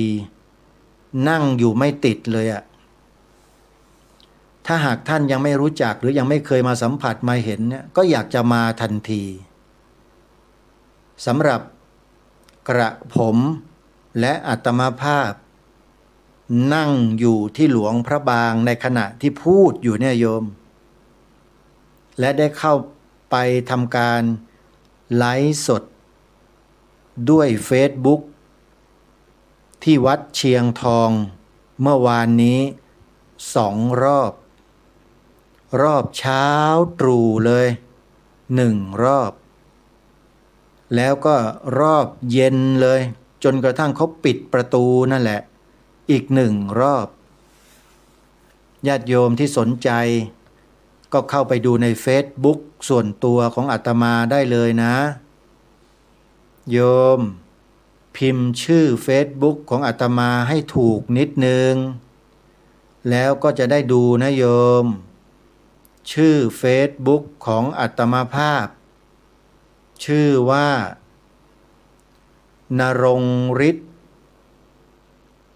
ทองแม้นเป็นชื่อแล้วก็นามสกุลโยมนรงค์สะกดยังไงนรงค์นอเนนรอเรืององูคอควายการันฤทธิ์สะกดยังไงฤทธิ์รอรึทอทหารทอธงสาระอิการันอ่านว่านรงค์ฤทธิ์เว้นวรรค1 เคาะแล้วก็พิมพ์นามสกุลทองแม้นทอทหารออ่างงองูทองสระแอมอม้าไม้โทนอหนูทองแม้นแล้วเข้าไปดูนะโยมดูแล้วก็อย่าลืมติดตามกันบ้างนะโยมกดติดตามไว้มีอะไรที่ด่วนสำคัญก็จะได้เปิดดูกันได้ทันทีต้องกดติดตามกันไว้ด้วยนะโยมนะส่วนกดขอเป็นเพื่อนเนี่ยมันเต็มมาตั้งนานแล้วโยมอาตมาภาพจริงๆแล้วมีเพจนะเดี๋ยวจะแจ้งให้กับญาติโยมได้ทราบว่าจะใช้เพจไหนอย่างไรน่าจะเป็นเพจคดีโลกคดีธรรมนี่แหละซึ่งจะได้นำมาเผยแพร่ให้กับญาติโยมได้ช่วยกันแชร์ช่วยกันกดติดตามนะเพจนี้ก็จะได้พุ่งขึ้นไปเป็นที่ยอมรับเป็นที่สนใจของผู้ติดตามโลกโซเชียลนะในปัจจุบันนี้ก็เปิดเอาไว้แล้วล่ะแต่ยังขาดผู้ดูแลอาตมาภาพก็จะหาแอดมินจิตอาสาสักคน2 คนนั่งอยู่ที่บ้านนั่นแหละไม่ต้องมาทำงานที่วัดหรอกโยมเดี๋ยวนี้นั่งทำอยู่ที่นั่นคอยโพสต์คอยตอบคำถามอะไรต่างๆให้กับญาติธรรมอาตมาภาพก็จะได้ไม่ต้องมาลำบากมาคอยเปิดคอยตอบคอยอะไรมันเสียเวลาเยอะมากโยมใจนะอยากจะทำนะแต่เวลามันน้อยโยมก็เลยอยากจะหาแอดมินจิตอาสาสักคน2 คนช่วยกันดูเพจนะช่วยกันดูเพจแล้วก็ทำเพจให้ดีๆมีอะไรๆที่เป็นประโยชน์ก็โพสต์ลงไปให้ญาติธรรมของเราได้อ่านได้ดูได้รู้ได้เห็นกันนะรายการคดีโลกคดีธรรมเนี่ยเป็นรายการทางสถานีวิทยุยังไม่ได้ถ่ายทอดสดทางเพจทาง Facebook หรือทาง YouTube แม้แต่ทาง TikTok ก็ยังไม่ได้ไลฟ์สดโยมครูบาอาจารย์รูปอื่นๆเขาทำนำหน้ากันไปหมดแล้วทำไมพระครูประหลัดนรงค์ฤทธิ์ทำไมถึงไม่ทำล่ะอาตมาภาพยังไม่ถึงเวลานี่แหละคือคำตอบของอาตมาโยมแล้วเมื่อถึงเวลาเมื่อไรโยมก็จะได้เห็นหน้าอาตมาภาพออกโซเชียลเน็ตเวิร์กเหมือนอย่างผู้อื่นเขาอาตมายังไม่กล้าโยมยังไม่ค่อยกล้าเท่าไหร่อันนี้หมายถึงว่าไลฟ์สดนะที่ไม่กล้าเพราะอะไรเพราะกลัวไม่ต่อเนื่องบางทีอาตมาภาพต้องเดินทางไปทำภารกิจบางอย่างแล้วก็ต้องทิ้งการถ่ายทอดในการถ่ายทอดสดไม่สามารถดำเนินงานได้นี่แหละ คือปัญหาของอาตมานะเอาไว้เมื่อว่างภารกิจเบาบางแล้วเดี๋ยวจะไลฟ์สดรายการคดีโลกคดีธรรมให้ญาติโยมเห็นหน้าอาตมาตอนที่ตวาดพวกมารนะโยมตวาดพวกมารนะโยมจะได้เห็นหน้าอาตมาว่าหน้าตามันเป็นยังไงวะขออภัยนะโยมเวลามันดุเนี่ยหน้าตามันเป็นยังไงบางทีโยมบางท่านก็อยากจะเห็นนะจริงๆไม่ได้มีอะไรหรอกโยมเสียงอาตมาก็ออกไปอย่างนั้นแหละแต่ไม่ได้ทำสีหน้าอาการเหมือนกับจะกินเลือดกินเนื้อใครไม่ใช่ไม่มีไม่ใช่คนอย่างนั้นนี่โยมไม่จำเป็นหรอกที่เราเมื่อพูดเสียงดังๆแล้วจะต้องหน้าตาขมึงขมังครึ่งบึ้งตึงเลยไม่ใช่เดี๋ยวสักวันโยมก็เห็นอาตมาไลฟ์สดเองนั่นแหละแล้วก็พูดจาแบบนี้แหละอย่างที่โยมได้ยินได้ฟังกันเนี่ยโยมเห็นด้วยไหมล่ะที่จะให้รายการคดีโลกคดีธรรมไลฟ์สดทุกวันนะโยมเหมือนอย่างที่พระครูจริยสารธรรมเหมือนอย่างที่พระครูเกษมพิษโสพลเหมือนอย่างท่านพระอาจารย์ต้นสาธุเรดิโอเสี่ยงเนอร์ที่ทำกันอยู่นะจะเอาแบบนั้นไหมโยมแต่อาตมาไม่ได้อยู่กับที่นะมันต้องเดินทางไปนู่นไปนั่นไปนี่ไปโน่นมันก็เลยคลุกคลักนะมันจะไม่สนุกนะโยมเวลามีภารกิจอื่นแล้วอาตมาต้องมานั่งไลฟ์สดด้วยเนี่ยมันจะขาดบรรยากาศไปบางช่วงบางตอนมันไม่ได้ทุกวันหรอกโยมจะรับได้ไหมลองซาวเสียงกันดูหน่อยนะโยมนะส่งข้อความมาทางไลน์ก็ได้ทาง Facebook ก็ได้แมสเสจนะทาง Messenger หรือจะทางข้อความคอมเมนต์ในไทม์ไลน์ของ Facebook ก็ได้เห็นด้วยไหมกับที่พระครูประหลัดนรงฤทธิ์ถึงเวลาแล้วที่จะต้องนำเอากล้องมาจ่อที่หน้าตัวเองแล้วก็เอาไฟส่องหน้าแล้วก็ท้าทายสาธารณชนด้วยการออกหน้าสื่อพร้อมหรือยังโยมพร้อมไหมโยมถ้าโยมคิดว่าอาตมาพร้อมแล้วซาวเสียงนะโยมนะถ้าโยมซาวเสียงกลับมาไม่ถึง100 คนอาตมาไม่ทำนะโยมนะถ้าไม่ถึง100นี่ไม่รู้จะทำไปทำไมนะไม่มีประโยชน์นะก็ออกแต่เสียงอย่างเดียวนี้ต่อไปน่าจะดีกว่าจริงไหมโยมแม่จันทิพย์ดีไหมโยมแม่จันทพิมพ์อยู่ที่เวียงจันทร์สปป.ลาวนี่ไปสปป.ลาวมาสปป.ลาวครั้งนี้เนี่ยก็ได้รับการต้อนรับจากคุณโยมแม่จันทพิมพ์นะขันสุรีวงศ์นามสกุลเพราะมากเลยโยมแล้วก็โยมแม่กิ่งอีกท่านหนึ่งนะไปต้อนรับถึงชายแดนเลยโยมแล้วก็นิมนต์อาตมาภาพ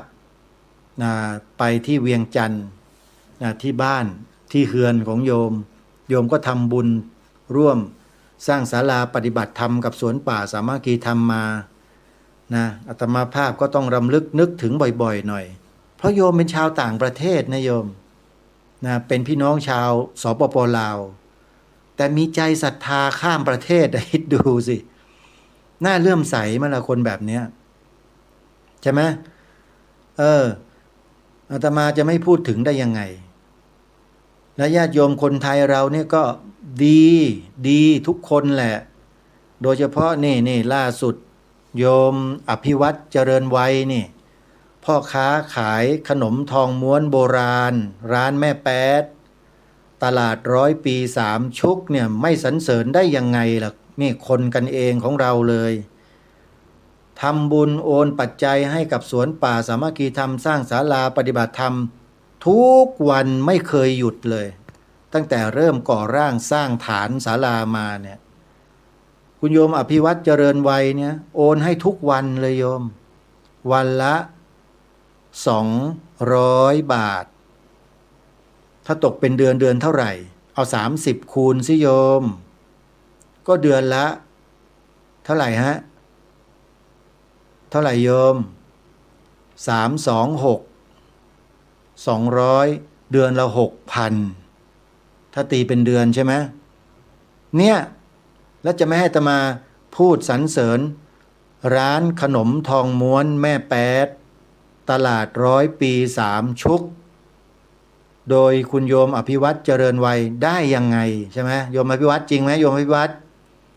อาตมาไม่เคยยกยอโยมแต่เมื่อโยมทำคุณความดีอย่างกล้าหาญเด็ดเดี่ยวต้องยกโยมไม่ยกไม่ได้แล้วเป็นอุบาสกที่มีหัวใจเนี่ยนะรักพระพุทธศาสนาด้วยชีวิตเหมือนกันไม่เช่นนั้นโยมอภิวัตไม่ทำบุญกับอาตมาหรอกเพราะเราเนี่ยมันเนื้อเดียวกันธาตุเดียวกันญาติโยมคนใดก็ตามที่มีธาตุเดียวกันรักชาติพระพุทธศาสนาพระมหากษัตริย์เหมือนกันเดี๋ยวสักวันเราจะมารวมกันญาติโยมแล้วเราจะมาทำสิ่งที่เป็นประโยชน์สูงสุดแก่ชาติบ้านเมืองด้วยกันนี่แหละอาตมาภาพอธิษฐานจิตไว้ว่าคนที่ดีๆจริงๆเนี่ยที่ไม่คิดแสวงหาผลประโยชน์ใดๆให้แก่ตัวเองคำนึงถึงผลประโยชน์ของชาติพระพุทธศาสนาพระมหากษัตริย์3 สถาบันหลักนี้เป็นหลักมารวมกันเดี๋ยวจะได้ทำอะไรกันยิ่งใหญ่แน่นอนนะใครที่รีบลาโลกเพื่อไปอยู่บนสวรรค์ก่อนก็ไปไม่เป็นไรแต่ถ้าอยากจะลงมาก็รีบลงมานะเกิดให้มันทันกันอาตมาภาพก็อธิษฐานจิตไว้เหมือนกันโยมถ้าตายจากชาตินี้เมื่อไรแล้วขอให้มาเกิดเป็นมนุษย์ไวๆหน่อยแล้วก็ให้ระลึกชาติได้ด้วยว่าเป็นใครทำอะไรอยู่ที่ไหนแล้วให้มาสารต่อทำมันต่อไปอีกไม่หยุดเนี่ยเป็นคนอย่างนี้อาตมาเนี่ยโยมนะวันนี้เลยพูดถึงเรื่องวัดเชียงทองไม่จบอีกแล้วนี่เวลาก็ใกล้จะจบอีกแล้วเอาสักหน่อยนะโยมนะเผื่อจะจบนะข้อความรู้สึกจะมีไม่มากมาดูประวัตินิดนึงวัดเชียงทองปีคริสตศักราช 1499 ราชวงศ์มังรายแห่งอาณาจักรล้านนาเกิดว่างกษัตริย์พระนางจิระประภามหาเทวีผู้เป็นพระอัครมเหสีในพระเมืองเกตเกล้าได้ขึ้นครองราชย์เป็นกษัตริย์หญิงเพียง1 ปีบ้านเมืองก็เกิดระส่ำระสายถูกอาณาจักรรอบข้างรุกรานและในยุคที่บุเรงนองเป็นผู้ชนะ10 ทิศพระนางจิระประภาจึงเชื่อมสัมพันธ์กับอาณาจักรอยุธยาและอาณาจักรล้านช้างให้แน่นแฟ้นแต่พระองค์ครองราชย์ได้เพียง1 ปีจึงสละราชบัลลังก์และทูลเชิญพระชัยเชษฐาจากเมืองหลวงพระบางแห่งอาณาจักรล้านช้างลงมาปกครองแทนเนื่องจากพระนางยอดคำทิพย์พระอัครมเหสีในพระเจ้าโพธิสาราชแห่งอาณาจักรล้านช้างหรือผู้เป็นแม่ของพระชัยเชษฐาพระราชธิดาของพระนางจิระประภาขออภัยจึงเห็นว่าหลานชายของตนมีสายเลือดล้านนาจึงให้มาปกครองเชียงใหม่แต่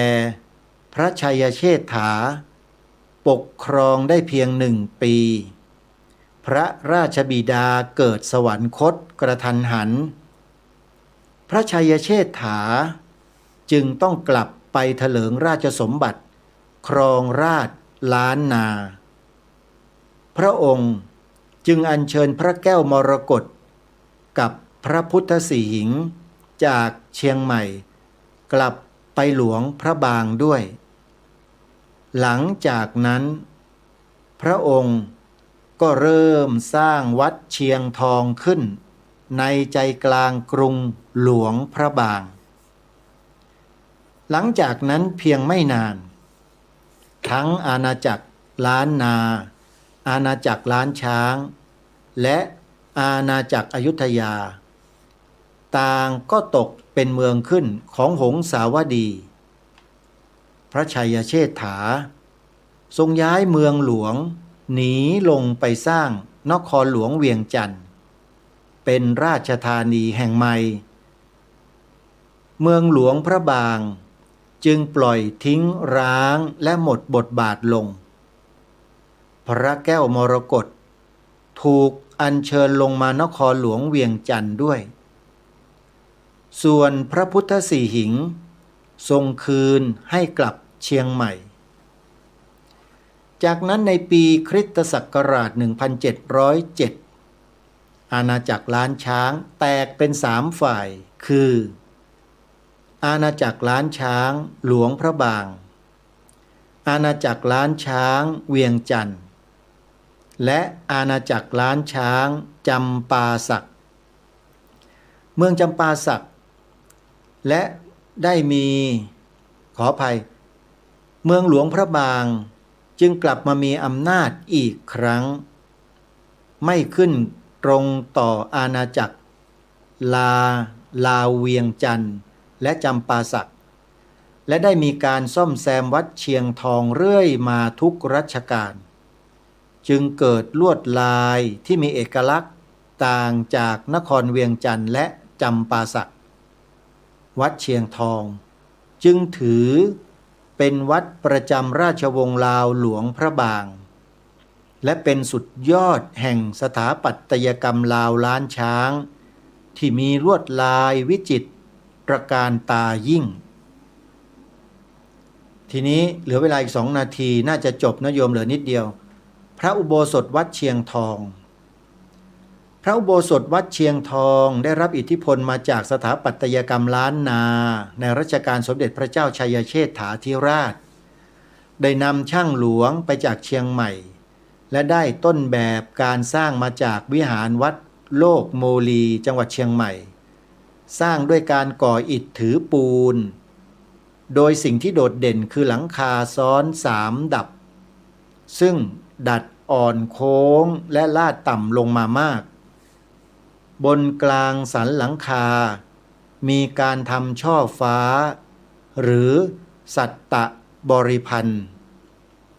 อันเป็นการจำลองจักรวาลตามคติพระพุทธศาสนาหน้าบันแกะสลักเป็นรูปลายดอกดาวเวนตาเวนขออภัยนะตาเวนตะวันนั่นเองหรือลายดวงอาทิตย์พระอุโบสถหลังนี้ได้รับการบูรณะเมื่อปีพระพุทธศักราช 2471 บนผนังทั้งด้านนอกและด้านในประดับด้วยลายรดน้ำปิดทองบนพื้นสีดำเรียกว่าลายฟอกคำส่วนด้านหลังของพระอุโบสถประดับด้วยภาพประดับกระจกสีเป็นภาพต้นทองจบพอดีกับเวลาเลยโยมเอาละพรุ่งนี้ว่ากันใหม่ขอความสุขสวัสดีในธรรมแห่งองค์สมเด็จพระบรมศาสดาสัมมาสัมพุทธเจ้าจงปรากฏเกิดมีขึ้นในจิตใจของท่านผู้ฟังทุกท่านทุกคนเทินขอเจริญพร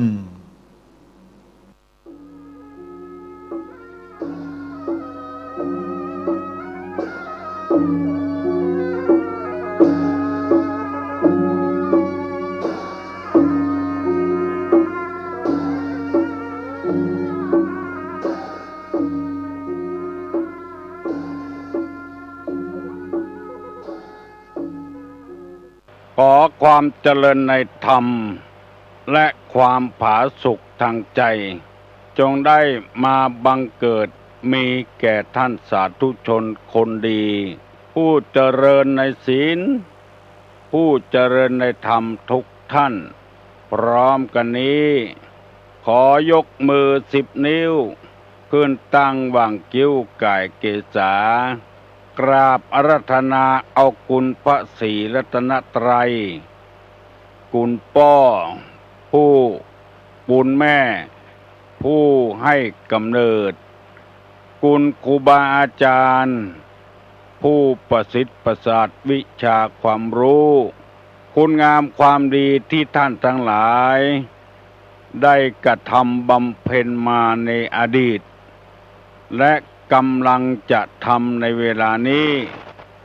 เสื้อวัดเสื้อวาเสื้อบ้านเสื้อเมือง พระสยามเทวาธิราช สิ่งศักดิ์สิทธิ์ทั้งหลาย อันปกปักรักษาบริเวณเขตล้านนา มีพระบรมธาตุเจ้าดอยสุเทพ พระบรมธาตุเจ้าหฤพูนชัยจังหวัดลำพูน พระธาตุเจ้าลำปางหลวงจังหวัดลำปาง พระธาตุเจ้าดอยกองมู พระนอนขอนม่วง พระนอนปูคา พระนอนหนองเพิ่งกับพระนอนกุฏิและครูบาเจ้าศรีวิจัย นักบุญแห่งล้านนาไทยเป็นต้น พระนอนปะเกตที ขออาราธนาและเชิญชวนมาปกปักรักษา ท่านพระสงฆ์พระเจ้าผู้เปิดวิทยุรับฟังในวันนี้ และท่านผู้เปิดวิทยุรับฟังทั้งหลาย ตลอดถึงพระสงฆ์พระเจ้าครูบาอาจารย์ที่เปิดเสียงตามสาย คนค้าขาย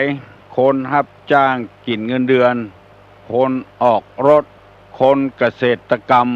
คนทุกคนที่เปิดวิทยุฟังเวลานี้ ขอให้สิ่งศักดิ์สิทธิ์เหล่านี้มาปกปักรักษาให้มีความสุขกายให้มีความสุขใจเหมือนกันทุกท่านทุกคนตลอดกาลนาน กาเลนะธรรมัสสวนัง เอตัมมังคละมุตตะมัง มาแล้วเนอเสียงก้องเสียงกอง เสียงมองต่ำเข้า เสียงตุเจ้าเทศนาธรรม มาถึงบ้านถึงในบ้านถึงในสุดในมุ้งถึงในที่นอนถึงในที่รถที่รางกำลังขับอยู่ถึงในกาดในลีอยู่ในสุดในมุ้งอยู่ในห้องครัวอยู่ในห้องน้ำมากุฏิที่พ่อแม่พี่น้องทั้งหลาย เปิดวิทยุรับฟังวันนี้ มาเพื่อให้ท่านทั้งหลายได้ตื่นกันฟังน้ำธรรมคำสอน เพราะว่าเฮาฟังกันเจออีมันฟังกันแบบง่ายๆมีหลายคนโทรมาว่าฟังตุลุงตึงวันเนอฟังม่วนเท่าบักใครเฮือม่วนอย่างเดียวนะใครเฮือมันเข้าใจตัวแล้วนำปฏิบัติตัวเมื่อเฮาปฏิบัติได้เจออีก็ชื่อว่าเกิดคนดีขึ้นมา1 คนในโลกนี้บอกว่าเมื่อใดเวลาใดนำมาทำเสนอนำมาเสนองายของคว่ำที่มันควบอยู่เมินมาแล้วงายขึ้นมาได้หูได้หานว่าอันอย่างพ่องมีในถ้วยอันอย่างพ่องมีในดินหรือว่าอย่างอันก็ตุเจ้าพระนายที่ออกรายการบอกว่าเมื่อคืนบอกว่าเมื่อวันพยายามค้นคว้าหาของที่ป้อออกแม่ออกจะปฏิบัติได้บ่ฮือมันได้นักตังใดค่อนตังใดอย่างใดอย่างหนึ่งนำมาเสนอเพื่อให้สังคมมันมีความสุขคำว่าสังคมนั้นก็คือคนตั้งแต่2-3 คนขึ้นไปรวมตัวอยู่เป็นสังคมได้แล้วใน2-3-4-5 คนนี้เคยพิษเคยเถียงมาก่อนๆระหว่างผัวเมียลูกเต้าหมู่นี้ละหองละแหงกันมันดีขึ้นมาบ่มีการละหองละแหงกันก็ชื่อว่าปรับปรุงสังคมให้มันดีขึ้น อย่างน้อยเจ้าวันหนึ่ง3-4-5 คนก็พอใจแล้วยินดีกว่าที่มันบ่สังคมกับกันบ่สามัคคีกับกัน ทุกอย่างมันเกิดมาในโลกนี้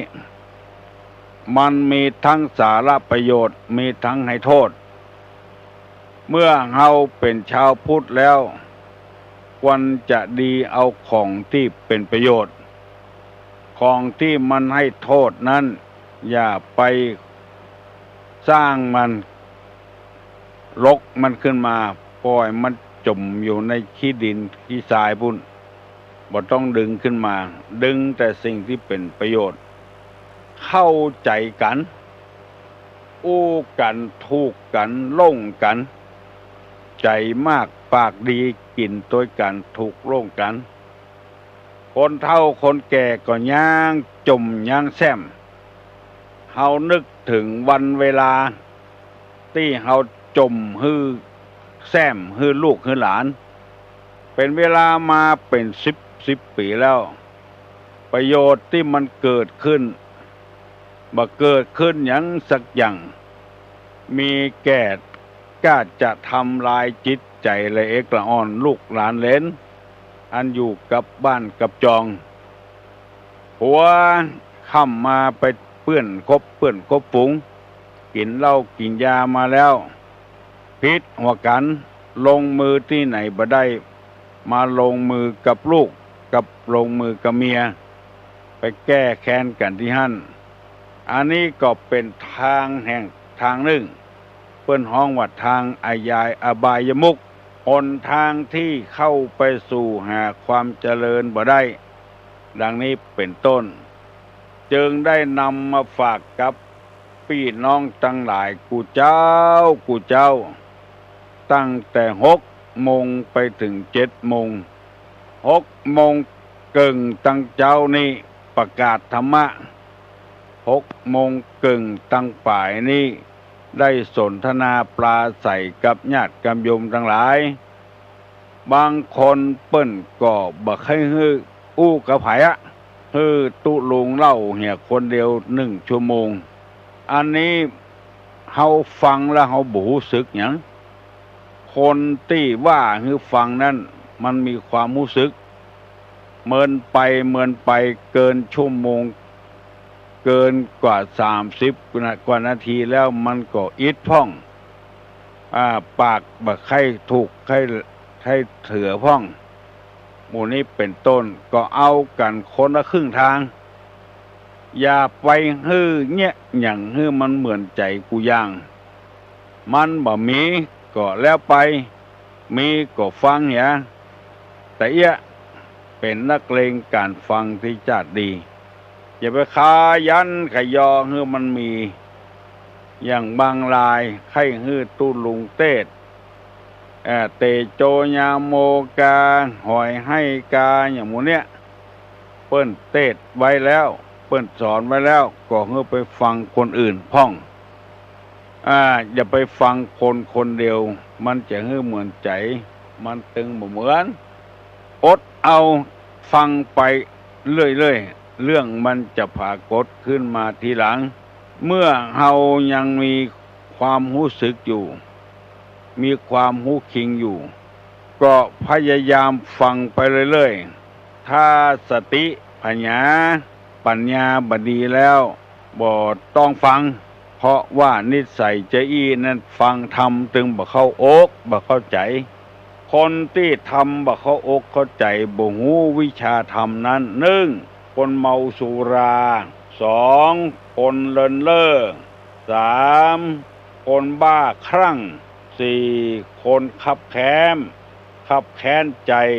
5คนโกรธ6คนอดคนอยากคนโลภคนอดอยากแล้วก็คนโลภแล้วก็คนขี้ขลาดคนด่วนได้คนไฟในกามตึงหมดกันมี10 อย่างด้วยกันอันเนี้ยคือคนที่บ่ฮู้ธรรมคนที่ปราศจากตึงหมดนี้จะเป็นคนฮู้ธรรมในฐานะที่ท่านทั้งหลายได้ยินได้ฟังมาแล้ว เป็นคนมาอยู่ในลักษณะนี้โคตรก็บ่โคตรอดอยากก็บ่อดอยากได้กินตึงวันคนอดอยากนี้เพื่อปากเพื่อท้องสำคัญกว่าจึงละศีลละธรรมอาจจะไปลักของเปิ้นกาไปจกเอาของเปิ้นกาไปโลภเอาซึ่งหน้าไปสารพัดอย่างไปลักไปจกหมู่นี้ไปโกงหมู่นี้เป็นต้นอันนี้มันอดอยากมันจะต้องทำต่อไปข้อต่อไปนั้นตุลุงจะนำมาเสนอคนขี้โลภคนโลภอยากได้ของเปิ้นเอามาเป็นของตัวคนเหล่านี้นี่ฟังธรรมะบ่ได้บ่ฮู้จักธรรมเพราะว่าหันว่าวัตถุเนี่ยสำคัญกว่าวันนี้คนหลายบ่ไปฟังเทศน์ละไปตังน้ำไปเสาะปูเสาะป่าในตังน้ำบางทีก็ไปตังแพะตังป่าไปเอาจิ้นเปิ้นมาใส่จิ้นตัวบางทีก็แบ่งสันปันส่วนบ่เท่ากันบ่กลัวตกมโนหกบ่กลัวตายแล้วบ่ได้เกิดหมู่นี้ย่อมบ่หันธรรมขอฮื้อปากฮื้อต้องมีเงินมีทองไว้กับตัวก็พอใจละที่เขาว่าไหว้พระไหว้พระดีกว่าไหว้เจ้าดีกว่าไหว้เจ้าดีกว่าไหว้บุงลีถ้าไหว้พระมังเสียเปล่าพระเอาไปหมกไหว้พระมันเสียเปล่าไหว้เจ้านี่ไล่จริงอันนี้คือข่มคนโลภจะเอาได้อย่างเดียวไหว้ตัวเจ้านี่เสียเปล่ามาได้อย่างขึ้นมาแต่ไหว้เจ้านี่ไล่จริงคือได้กินนั่นเองเอาไป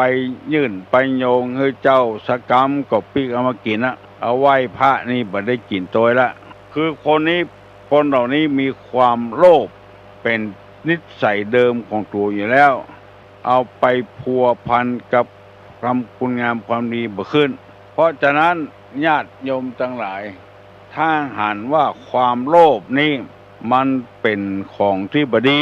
ทำให้สังคมเฮามันเดือดร้อนมันแตกมันแยกก็พยายามให้ตีเสมอกันได้เข้าได้ของพ่อของแม่แบ่งเต้ากันอย่าไป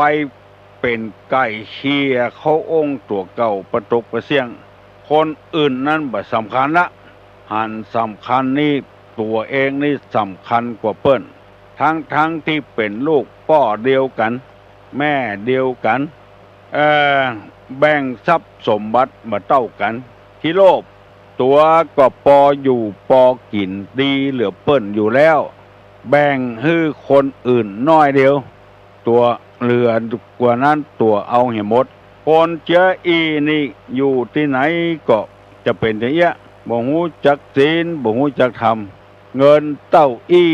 เงินเต้าอันมันจะกินจาดนี้จาดเดียวต่ออันละจาดต่อไปจะเป็นจะได้บ่ฮู้บ่ได้คำหนึ่งบ่ได้คิดถึงขอนำเอานี้ไปฝากให้พี่น้องทั้งหลายเมื่อเฮายังบ่เป็นคนที่เล่าบ่เป็นคนเลินเล่อบ่เป็นคนบ้าคลั่งบ่เป็นคนคับแค้นบ่เป็นคนขี้โกรธบ่เป็นคนยากคนจนแล้วบ่เป็นคนขี้โลภก็พยายามแบ่งสรรปันส่วนให้มันเท่ากันที่โลภนี่มันเป็นเหตุให้คนเราผิดกันเถียงกันจะอยู่เหี่ยคนเดียวจะได้เหี่ยคนเดียวพี่น้อง10สาวชาวบ้านเปิ้นหูเรื่องเปิ้นก็จะติสินนินตาเปิ้นก็จะเล่าหน้าจากขวัญเปิ้นก็จะบ่นับถือเปิ้นถือว่าเป็นคนบ่ดีไปเหี่ยเมาทรัพย์สมบัติในชาตินี้ตายแล้วบ่ได้ไปโตยสักอย่างลูกหลานนึกว่ามันจะสืบพอตายไปแล้วก็แบ่งเอาไปขายหมดเลยเอาไปเท่อันนี้เกิดจากมีความโลภเป็นสันดานได้อย่างมาจะเอานักเด้อเปิ้นความจริงนั้นไผก็ใครได้เหมือนกันหมดแต่ว่าเปิ้นเอาธรรมะเข้ามาสั่งมาสอนเข้ามาตักเตือนเพื่อให้เป็นคนดีบางคนนี่บ่ฟังละตามใจเถอะบางคนนี่กำลังฟังมันของจะมันบัดเต้าใดกับกันมันบัดถอนอมน้ำจิตน้ำใจกันเพื่อวันลุนปุ่นป่ายมาคนหูเข้า มันจะเสียใจเมื่อรุนความลับบ่มีในโลกอันนี้เป็นพุทธภาษิตกล่าวไว้ว่านัตถิโลเกละโหนามะชื่อว่าที่ลับไม่มีในโลกได้อันอย่างมาที่ไหนมาบอกฮือกันหูเหียได้เต่าอันเอาฮือหมอนั้นเต่าอันบอกฮือหูเหียมันก็หมดเรื่องถามไปแล้วบ่โปร่งใสบ่แจ่มแจ้งอันนี้อยู่นิสัยของคนโลภข้อต่อไปนั้นคนขี้ขลาดอันนี้เป็นกรรมของไทยขี้ขลาดคำว่าขลาดไทยนี่ตั้งเหนือเขาว่าขี้กัวเป็นคนขี้ขลาดนี่คนขี้กัวสปะสปืนกัวเป็นอย่างก่อนเนี่ยยังก็บ่ได้จะปฏิบัติยังก็บ่ได้กัวไปฟังเมื่อหนุ่มเมื่อกำฟังธรรมะเขาวัดเขาวาเมื่อหนุ่มเมื่อกำกัวเขาว่าฮึยังหนุ่มยังกำลังหิกำลังหาอยู่กัวไปเมื่อเท่าบนก่อนเสียหัวเข้าบดีมามีเขาเอาลูกเอาหลานมาฮือเลี้ยงเหียบ่ได้ทำอย่างสักอย่างแล้วกัวสปะสปืนกัวไปตังวัดบ่มีภัยพ่อภัยก้อยทรัพย์สมบัติตังบ้านจะใส่ชุดขาวไปโดยปื้นกลัวเขาว่าฮึเป็นซาลาเปาบอกว่าปดจายบอกว่าไม่ยิงเมาแต่ขี้ขลาดเมาแต่กลัวเป็นคนมีปุ่มด้อยเนี่ยยังก็กลัวเหียบประตกประเสียงการทำความดีนี่บ่ต้องกลัวไผเฮาบ่เดือดร้อนไผเฮาใส่ชุดขาวไปวัดเฮาก็บ่ใจไปขอของเขาของเฮานั่นเองของเฮาเนี่ยซื้อเอาคนเดียวเอามานุ่งคนเดียวกลัวเปิ้นว่าขี้ขลาดคนขี้ขลาดนี้ได้ไหนบ่เพียวไหนถ้าบ่มีบุญบารมีแต่ว่านี่บ่มีโอกาสได้หันน้ำทำคำสอนกลัวประตกประเสียงจะไปทำบุญตานขันเข้าก็กลัวเปิ้นว่าฮึพ่อแม่ตายเมื่อใดเมื่อเบาละไปตานอย่างแถมเปิ้นจะไปเกิดจุเปิ้นมือไปอันนี้ห้องว่าคนขี้ขลาดตาขาว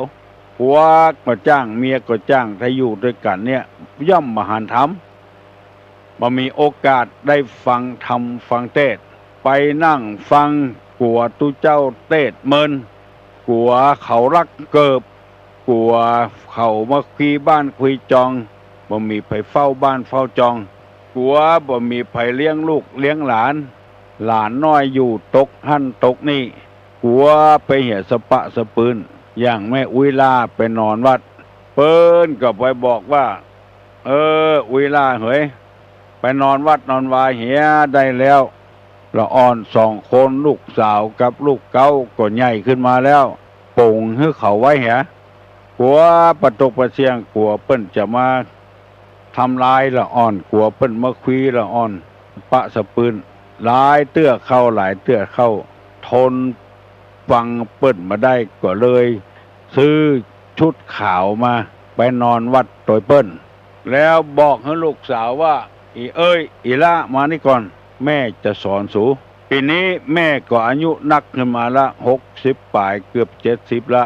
จะไปนอนวัดโดยเปิ้นการงานไอ้อย่างในบ้านในจองสู่กึดเอาคนเดียวแม่บ่คล้องบ่เกี่ยวในวันศีลนั้นวันเดียวบ่ได้วันกับคืนเรียกว่าเอกติวสังอิมันจะละติงอิมันจะทิวสังวัน1กับคืน1ปีนั้นอุยลาก็ไปแตะไปนอนวัดโดยเปิ้นได้สัก2-3 ศีลปรากฏว่าเปิ้นถามซื้อหมูใครขายก็ใครขายถ้าขายไปก็กลัวอีแม่มาด่าหัวกลัวมันปุดตื่น2 คนพี่น้องเนี่ยจะได้อีก็เลยใจอีน้องตัวล่าไปบอกกับแม่ตูเจ้ากำลังเทศธรรมอยู่ในวิหารแม่อุ้ยล่านั่งหิมประตูอีน้องอีล่าก็แฮมเขาใส่แม่อุ้ยล่าได้ยินก็จำเสียงลูกตัวเก่าก็เร็วมาพ่ออีล่าแล้วก็ควักมืออุ้ยล่าออกไปอู้ตังนอกวิหารอีล่ามึงมาเนี่ยอย่างอีน้องแม่ เปิ้นมาถามซื้อหมูนะเองเขาบ่กล้าตัดสินใจว่าจะขายเท่าใดเวลาก็บอกเวลาเฮ้ยวันนี้วันศีลวันธรรมแม่จะมาเอาบุญเหตุกรรมเนี่ยจะได้นี่เอาสู่เขาว่าเถอะขายเท่าใดก็ขายเถอะแม่กำลังจะอาบน้ำฟังธรรมจะนอนวัดนอนวาเป็นม่านมากวนใจรู้นี่ว่างืออีน้องไปเถอะไปแล้วอีล่าก็อีน้อยอีน้องก็ออกวัดไปไม่อุ้ยล่ามากึดใจว่าซื้อหมูตะอันซื้อแกบเลี้ยงตะอันถ้าเขาถูกขายถูกกว่านั้นมันก็ปุดตื่นเสียเวลาเนี่ยจะได้ก็เลยล่นโดยก้นอีล่าอีน้องมานี่ก่อนเนาะเข้ามาหานี่ก่อนเนาะเข้ามาหาอันนั้นนะถ้าบ่ได้6จะไปปล่อยเนอะกลัวปุดตื่นถ้าบ่ได้600จะไปขายเนอะก็ว่า60 บาทบ่ฮู้หมูตะก้อนมันถูกอันเนี้ยก็เป็นมนทินมาเต้าประเดียวคือความขาดกลัวมันปุดตื่นหมูนี้เป็นต้นเนี่ยยังก็กลัวคนขี้ขลาดนี้จะบ่ใครฮู้ธรรมะธรรมโมอย่างเนอะเปิ้นฟังไอ้หยังก็บ่ใครฟังโดยเปิ้นเพราะมันเมาขัวและแถมข้อหนึ่งเกือบข้อสุดท้ายแล้วแต่ยังบ่ใจเตื้อลักษณะของคนที่บ่ฮู้จักธรรมคือคนด่วนได้ฟังฮีบอันนี้ก็รวดเร็วเกินไปให้มันเหมือนใจบ่โน้นยังบ่แก่เตื้อตัดเอามาอุกมันกลิ่นบ่ลำนะมันบ่หวานแท้ให้เอามาหนูนมาอุกนี่พอใบเลี้ยงมันเหี่ยก่อนที่ควันบ่หนูนแก่นั้นนะมันจึงมีใบเลี้ยงมันอยู่หั่นใบถ้ามันใบเลี้ยงนั้นเหลืองแล้วอันนั้นตัดมาอุกเถอะเอาไม้ขดจดหัวมันเหี่ยเมื่อกี่วันก็ได้กินละต่อยดังบุบอันนี้ใบเลี้ยงมันยังบ่เหลืองเตื้อบ่เหี่ยวเตื้อฟังตัดมาอุกเตื้อมันยังบ่แก่เต็มที่เตื้อคนด่วนได้นี่คือฟังเฮีบนี่ว่าล่ำหันธรรมะธรรมโมหยังสักอย่างใจบ่เย็นกระวนกระวายด่วนได้คนด่วนคนใจฮ้อนใจเฮามันจึงห้อยอยู่ที่เก่านั่นแล้วเปิ้นว่าทำใจเย็นไว้ก่อนสอนตัวเก่าปลุกระดมตัวเก่าวันพุกตะวันตึงจะออกอยู่มันตึงบ่พลาดไปไหนเพราะแต่เจ้านี่มันก็ออกวันพุกมันถึงออกอยู่วันเวลาบ่ใจของเฮาคนเดียวมันเป็นของคนถึงโลกซื้อรถใครได้ลำไปด่วนได้ลำไปรถตีได้รถตีบ่ดีเพราะเฮาด่วนลำไปถ้าเอาไปคืนเพิ่นมันบ่ใจว่าคืนต่อต่ำซื้อมาแสนคืนไปเพื่อเอาเงิน100,000บ่ได้เพราะกามันตึงเอากำไรอยู่หั่นแล้วคนการถกาลานี่ถ้าบ่จี้ปี้ใจน้องก็แต่ว่านี่ยังบ่เอาที่สุดก็หมื่นพุ่นละกันหนึ่งเขาขายรถต่ำในบ้านในจองในหิมหนต่างนั่นมันบ่จะได้ขายถึงวันโน่บางเดือนก็บ่ได้ขายสักกันก็มีบางทีก็ฟุกขึ้นมาวัน2กัน3กันก็มีเนี่ยการด่วนได้นี่มันบ่ค่อยดีเท่าใดเพราะฉะนั้นจะไปฟังไปหีบมันเตื้อผู้กล้าหาจะไปฟังด่วนฟังได้ของจะได้มันอยู่ปลายไม้มันถึงตกเขาใส่ฟังได้บ่ดีเอาเผาไม่บ่ดีกินโบราณเปิ้นว่าจะ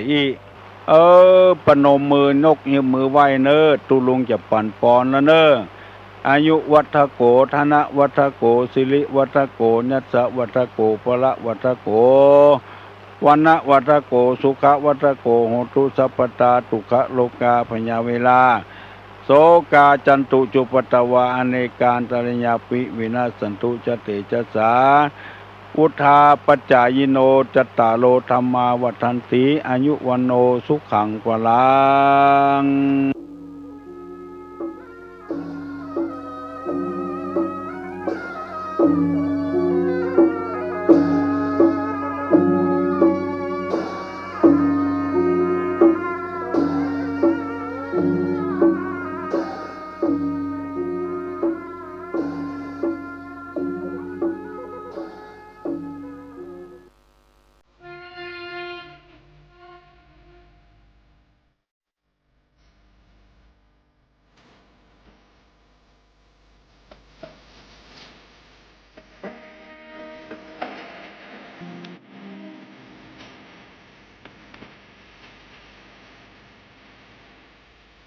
เจริญสุขสวัสดีท่านนักปฏิบัติธรรมทั้งหลายต่อจากนี้ไปเรามาสดับรับฟังคำสั่งสอนขององค์สมเด็จพระสัมมาสัมพุทธเจ้าซึ่งได้สอนแก่พระภิกษุไว้ว่าเธอทั้งหลายจงลุกขึ้นเถิดจงนั่งเถิดเธอทั้งหลายจะได้ประโยชน์อะไรด้วยความหลับเพราะความหลับจะเป็นประโยชน์อะไรแก่เธอทั้งหลายผู้เล่าร้อนด้วยโรคคือกิเลสมีประการต่างๆถูกลูกศรคือราคะเป็นต้น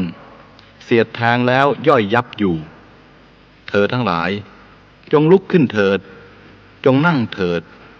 จนหมั่นศึกษาเพื่อสันติเถิดมัจจุราชอย่ารู้ว่าเธอทั้งหลายประมาทแล้วยังเธอทั้งหลายผู้ตกอยู่ในอำนาจให้ลุ่มหลงเลย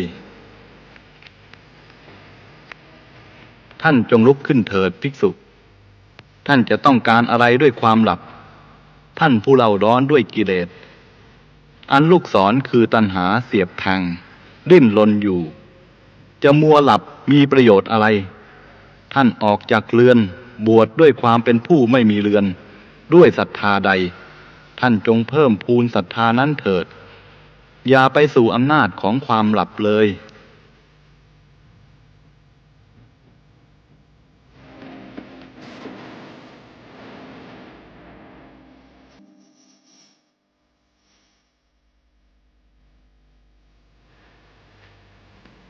ดูก่อนภิกษุทั้งหลาย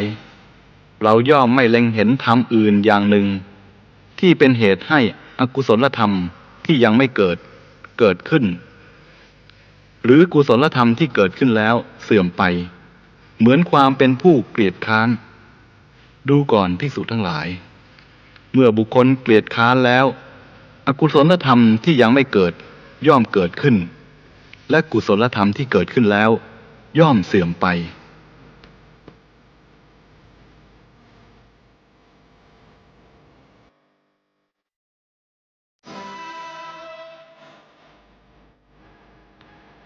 ท่านจงยกตนของท่านขึ้นจากความเกลียดค้านเหมือนช่างสอนยกลูกศรขึ้นดัดฉันนั้นท่านจงทำจิตให้ตรงแล้วทำลายอวิชชาเสีย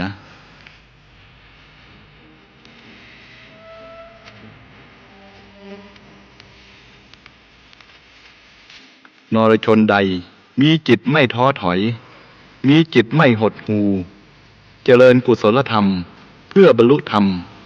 อันเป็นแดนเกษมจากโยคะนรชนนั้นพึงบรรลุธรรมเป็นที่สิ้นสังโยชน์ทั้งปวงได้โดยลำดับบุคคล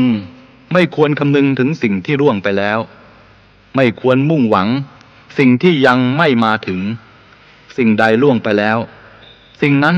ก็เป็นอันละไปแล้วและสิ่งใดยังไม่มาถึงก็เป็นอันยังไม่มาถึงก็บุคคลใดเห็นแจ้งธรรมะปัจจุบันไม่งอนแง่นไม่คลอนแคลนในธรรมะนั้นๆได้บุคคลนั้นพึงเจริญธรรมะนั้นๆเนืองๆให้ปลุกโปร่งเถิดพึงทำความเพียรในวันนี้แหละใครเล่าจะรู้วันตายในวันพรุ่งเพราะว่าความผัดเพี้ยนกับมัจจุราชผู้มีเสนาใหญ่นั้นย่อมไม่มีแก่เราทั้งหลายพระมุนีผู้สงบย่อมเรียกบุคคลผู้มีปกติอยู่อย่างนี้มีความเพียรไม่เกลียดค้านทั้งกลางวันและกลางคืนนั่นแลว่าผู้มีราตรีหนึ่งเจริญ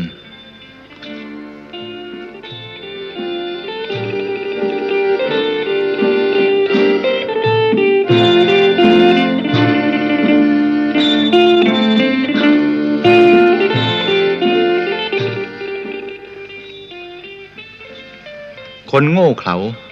มัวแต่นอนหลับตลอดทั้งคืนและคลุกคลีอยู่กับหมู่ชนตลอดทั้งวันเมื่อไรจักทำที่สุดทุกข์ได้เล่าการเกิดบ่อยๆเป็นทุกข์ร่ำไปท่านทั้งหลายจงปรารภความเพียรจงก้าวออกไปจงประกอบความเพียรในพระพุทธศาสนาจงกำจัดเสนาแห่งมัจจุราชเสียเหมือนกุญชรหักไม้อ้อฉะนั้นผู้ใด จักเป็นผู้ไม่ประมาทอยู่ในธรรมวินัยนี้ผู้นั้นจักละชาติสงสารทำที่สุดแห่งทุกข์ได้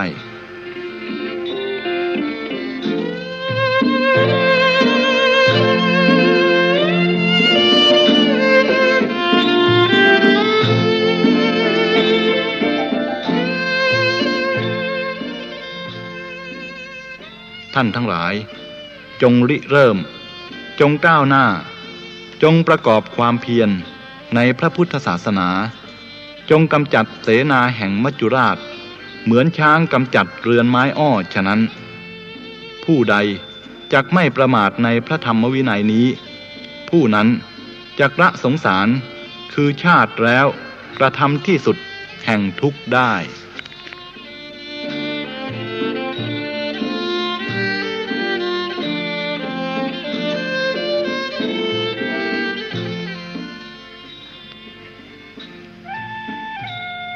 ชีวิตของมนุษย์ทั้งหลายน้อย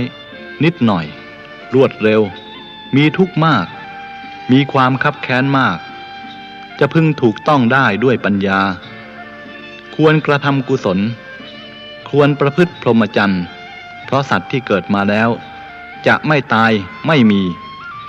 หยาดน้ำค้างบนยอดหญ้าเมื่ออาทิตย์ขึ้นมาย่อมแห้งหายไปได้เร็วไม่ตั้งอยู่นานแม้ฉันใดชีวิตของมนุษย์ทั้งหลายเปรียบเหมือนหยาดน้ำค้างฉันนั้นเหมือนกันนิดหน่อยรวดเร็วมีทุกข์มากมีความคับแค้นมากจะพึงถูกต้องได้ด้วยปัญญาควรกระทำกุศลควรประพฤติพรหมจรรย์เพราะสัตว์ที่เกิดมาแล้วจะไม่ตายไม่มีเมื่อฝนตกหนักหนาเม็ดฟองน้ำย่อมแตกเร็วตั้งอยู่ไม่นานแม้ฉันใดชีวิตของมนุษย์ทั้งหลายเปรียบเหมือนฟองน้ำฉันนั้นเหมือนกันรอยไม้ที่ขีดลงไปในน้ำย่อมกลับเข้าหากันเร็วไม่ตั้งอยู่นานแม้ฉันใดชีวิตของมนุษย์ทั้งหลายเปรียบเหมือนรอยไม้ที่ขีดลงไปในน้ำฉันนั้นเหมือนกันแม่น้ำไหลลงจากภูเขาไหลไปไกลกระแสเชี่ยวพัดไปซึ่งสิ่งที่พอจะพัดไปได้ไม่มีระยะเวลาหรือชั่วครู่ที่มันจะหยุดแต่ที่แท้แม่น้ำนั้นมีแต่ไหลเลื่อยไปถ่ายเดียวแม้ฉันใดชีวิตของมนุษย์ทั้งหลายเปรียบเหมือนแม่น้ำที่ไหลลงจากภูเขาฉันนั้นเหมือนกันบุรุษที่กำลังอมก้อนเขละไว้ที่ปลายลิ้นแล้วพึงถมไปโดยง่ายดายแม้ฉันใดชีวิตของมนุษย์ทั้งหลายเปรียบเหมือนก้อนเขละฉันนั้นเหมือนกันชิ้นเนื้อที่ใส่ไว้ในกระทะเหล็กไฟเผาตลอดทั้งวันย่อมจะย่อยยับไปรวดเร็วไม่ตั้งอยู่นานแม้ฉันใดชีวิตของมนุษย์ทั้งหลายเปรียบเหมือนชิ้นเนื้อฉันนั้นเหมือนกันแม่โคที่จะถูกเชือดที่เขานำไปสู่ที่ฆ่าย่อมก้าวเท้าเดินไปใกล้ที่ฆ่าใกล้ความตายแม้ฉันใดชีวิตของมนุษย์ทั้งหลายเปรียบเหมือนแม่โคที่จะถูกเชือดฉันนั้นเหมือนกันนิดหน่อยรวดเร็วมีทุกข์มากมีความคับแค้นมากจะพึงถูกต้องได้ด้วยปัญญาฉันนั้นเหมือนกันบุคคลควรประพฤติพรหมจรรย์เพราะสัตว์ที่เกิดมาแล้วจะไม่ตายไม่มี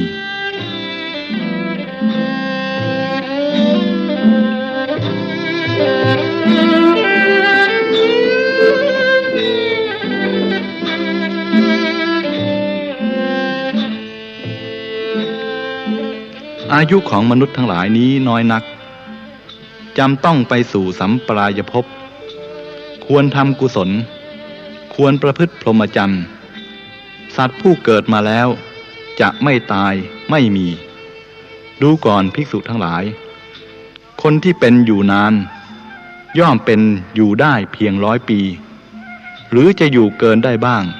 ก็มีน้อยอายุของมนุษย์ทั้งหลายน้อยคนดีควรดูหมิ่นอายุนั้นเสียควรประพฤติดุจคนที่ถูกไฟไหม้บนศีรษะฉะนั้น การที่จะไม่มาแห่งมัจจุราชไม่มีเลย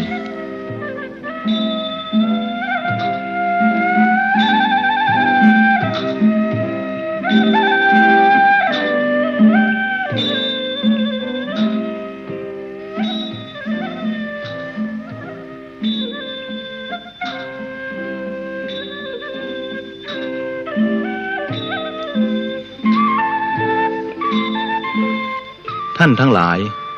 จงดูร่างกายอันกระสับกระส่ายไม่สะอาดเปื่อยเน่านี้จงอบรมจิต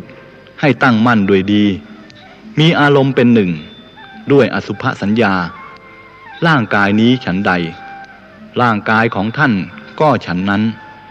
ร่างกายของท่านฉันใดร่างกายนี้ก็ฉันนั้นร่างกายเป็นของเน่าเปื่อยมีกลิ่นเหม็นฟุ้งไปอันพวกชนพาลปรารถนากันยิ่งนักแม้ท่านพิจารณาร่างกายนี้อย่างนี้ไม่เกลียดค้านทั้งกลางวันกลางคืนแทงตลอดแล้วจักเห็นด้วยปัญญาของตนได้เมื่อเราเป็นผู้ไม่ประมาทค้นคว้าอยู่โดยอุบายอันแยบคายจึงเห็นกายนี้ทั้งภายในและภายนอกตามความเป็นจริง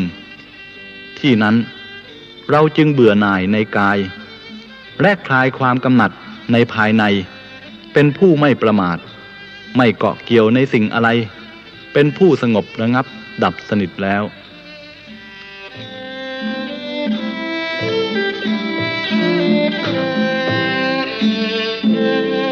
ร่างกายนี้เต็มไปด้วยของอากูลและของอันเป็นมลทินต่างๆมีหลุมคูดใหญ่เป็นที่เกิดเป็นดุจบ่อน้ำคล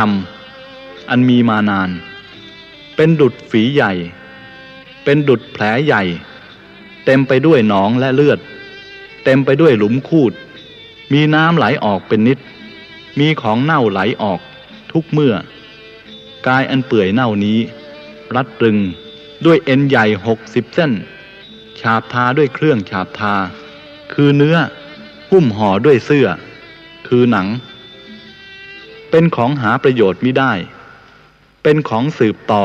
กันด้วยร่างกระดูกเกี่ยวร้อยด้วยได้คือเส้นเอ็น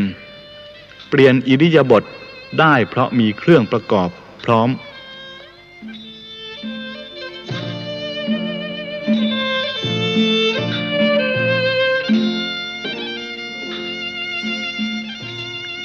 สัตว์สองเท้านี้เป็นสัตว์ไม่สะอาดมีกลิ่นเหม็น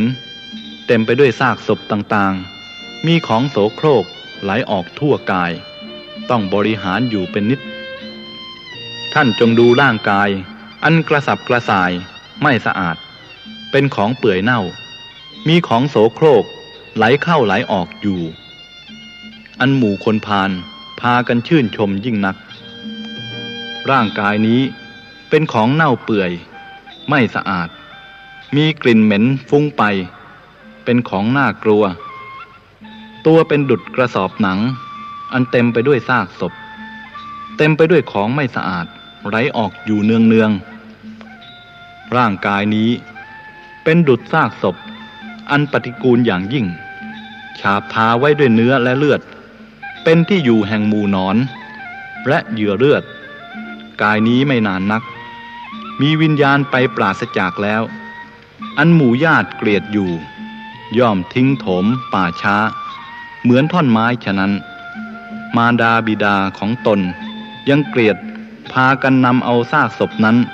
ไปทิ้งเป็นเหยื่อของสัตว์อื่นในป่าช้าแล้วกลับไปอาบน้ำจะกล่าวไปใหญ่ถึงประชุมชนทั่วไปชนทั้งหลายยินดีแล้วในกายอันเน่าเปื่อยเป็นซากศพไม่มีแก่นสารอันมีกระดูกมีเอ็นเป็นเครื่องผูกรัดเต็มไปด้วยน้ำลายน้ำตาและเหงื่อใครผู้ใดมาแยกกายนั้นทำให้เห็นทั้งภายในและภายนอกผู้นั้นไม่อาจทนต่อกลิ่นกายได้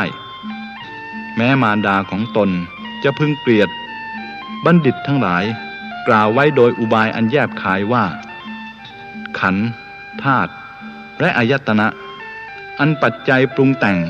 มีชาติเป็นมูลเหตุเป็นทุกข์ไม่น่าชอบใจ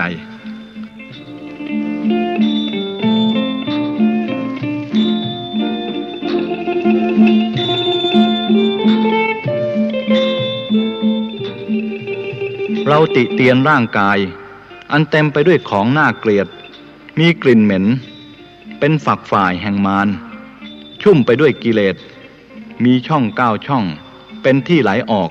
แห่งของไม่สะอาดเป็นนิดเชิญท่านดูร่างกายอันมีกระดูก300 ท่อนซึ่งมีเอ็นใหญ่น้อยผูกขึ้นเป็นโครงตั้งไว้อันบุญกรรมตกแต่งให้วิจิตรมีแผลทั่วทุกแห่งกระสับกระส่ายคนโง่เขลาพากันดำริเป็นอันมากไม่มีความยั่งยืนตั้งมั่นกายประกอบแล้วด้วยกระดูกและเอ็นฉาบด้วยหนังและเนื้อปกปิดด้วยผิวเต็มด้วยไส้อาหารมีก้อนตับมูดหัวใจปอดม้ามไตน้ำมูกน้ำลายเหงื่อมันข้นเลือดไขข้อดีเปลวมันอันปุถุชนผู้เป็นพาลย่อมไม่เห็นตามความเป็นจริงอันหนึ่งของอันไม่สะอาดย่อมไหลออกจากช่องทั้ง9ของกายนี้ทุกเมื่อคือขี้ตาจากตาขี้หูจากหูและน้ำมูกจากจมูกบางคราวย่อมสำรอกออกจากปากดีและเสลดย่อมสำรอกออกเหงื่อและหนองฝีซึมออกจากร่างกายอันหนึ่งอวัยวะเบื้องสูงของร่างกายนี้เป็นโพรงเต็มไปด้วยมันสมองคนพาลถูกอวิชชาหุ้มห่อแล้วย่อมสำคัญกายนั้นโดยความเป็นของสวยงามก็เมื่อใดเขาตายขึ้นพองมีสีเขียวถูกทิ้งไว้ในป่าเมื่อนั้นญาติทั้งหลายย่อมไม่ห่วงใยสุนัขบ้านสุนัขจิ้งจอกหมาป่าหมูหนอนกาแล้งและสัตว์เหล่าอื่นย่อมกัดกินกายนั้นภิกษุในศาสนานี้ได้ฟังพระพุทธพจน์แล้วมีความรู้ชัดเธอย่อมกำหนดรู้กายนี้ย่อมเห็นตามความเป็นจริงทีเดียวสรีระมีวิญญาณนี้เหมือนสรีระที่ตายแล้วนั่นสรีระที่ตายแล้วนั่นเหมือนสรีระที่มีวิญญาณนี้ภิกษุพึงคลายความพอใจในกายเสียทั้งภายในและภายนอกภิกษุนั้นมีความรู้ชัดในศาสนานี้ไม่ยินดีแล้วด้วยฉันทราคะได้บรรลุอมฤตบทสงบดับไม่จุติกายนี้มี2 เท้าไม่สะอาดมีกลิ่นเหม็นอันบุคคลบริหารอยู่เต็มไปด้วยซากศพต่างๆทายของไม่สะอาดมีน้ำลายและน้ำมูกเป็นต้นให้ไหลออกจากทวารทั้ง9และขับเหงื่อใครให้ไหลออกจากขุมขนนั้นๆผู้ใดพึงสำคัญเพื่อยกย่องตัวหรือพึงดูหมิ่นผู้อื่นจักมีอะไรนอกจากการไม่เห็นอริยสัจ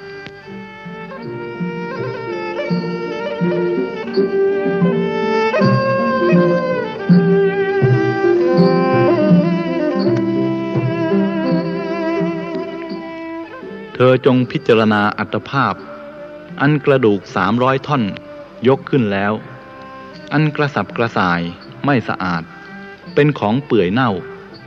จงอบรมจิตให้ตั้งมั่นมีอารมณ์เดียวด้วยอสุภภาวนาอันหนึ่งเธอจงอบรมจิตให้หานิมิตมิได้และบรรเทาซึ่งอนุสัยคือมานะเพราะการละมานะเสียได้แต่นั้นจักเป็นผู้สงบเที่ยวไปท่านจงพิจารณากายนี้อันไม่สะอาดเปื่อยเน่ามีกลิ่นเหม็นเบื้องต้นตั้งแต่ปลายเท้าขึ้นไปเบื้องต่ำตั้งแต่ปลายผมลงมาเราพิจารณาอยู่อย่างนี้ถอนราคะทั้งปวงได้แล้วตัดความเร่าร้อนขาดแล้วเป็นผู้มีใจเย็นดับสนิทแล้ว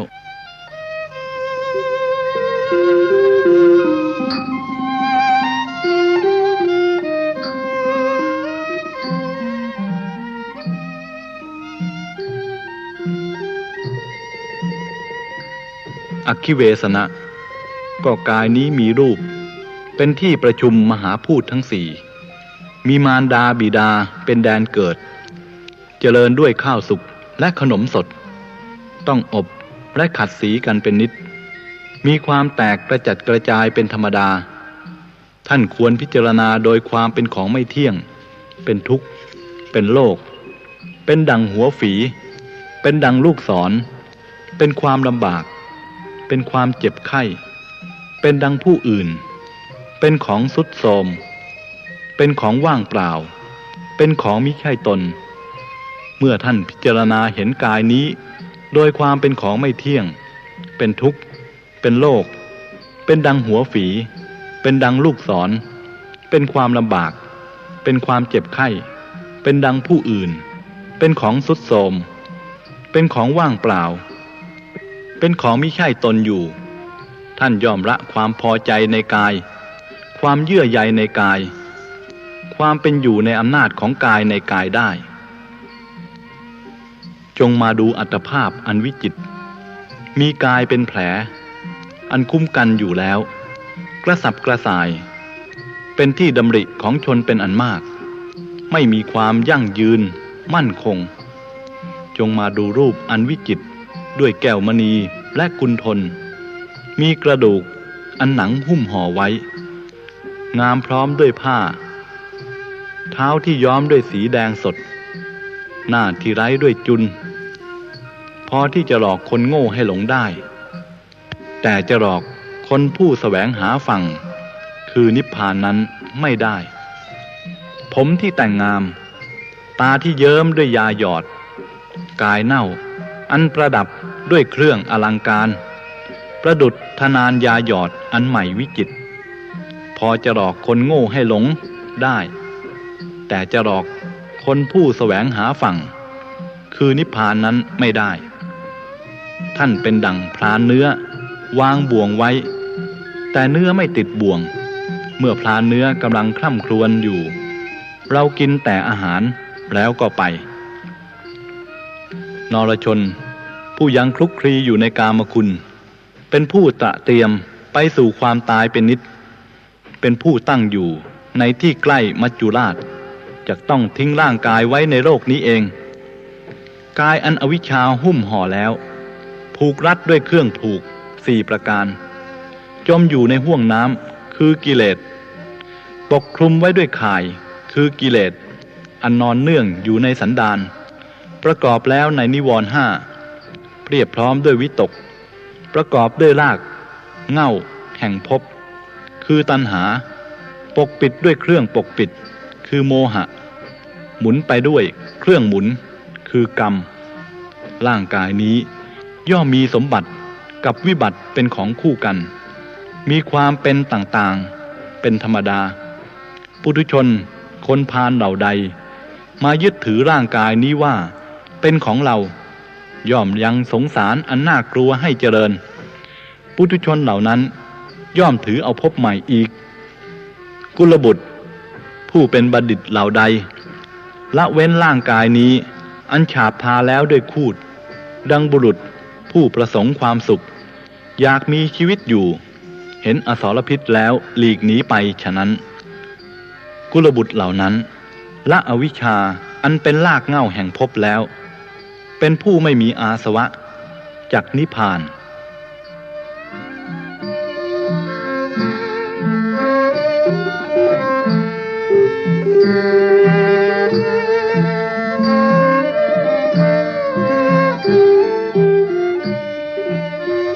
ความพอใจในเมถุนธรรม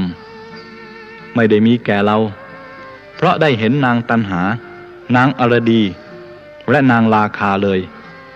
ความพอใจในเมถุนธรรมอย่างไรจะมีเพราะได้เห็นสรีระแห่งธิดาของท่านอันเต็มไปด้วยมูดและคูดเหล้าเราไม่ปรารถนาจะถูกต้องอิสระแห่งธิดาของท่านนั้นแม้ด้วยเท้าเราติเตียนกระท่อม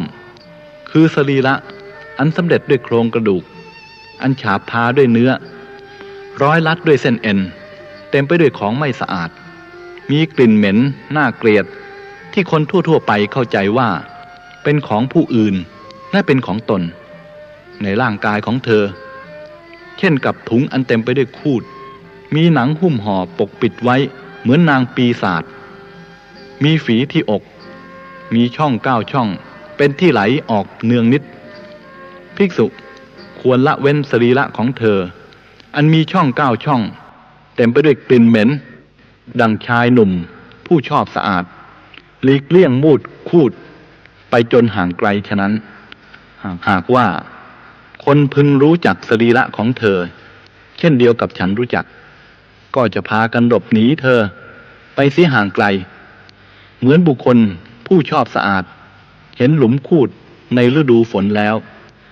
หลีกเลี่ยงไปเสียห่างไกลฉะนั้น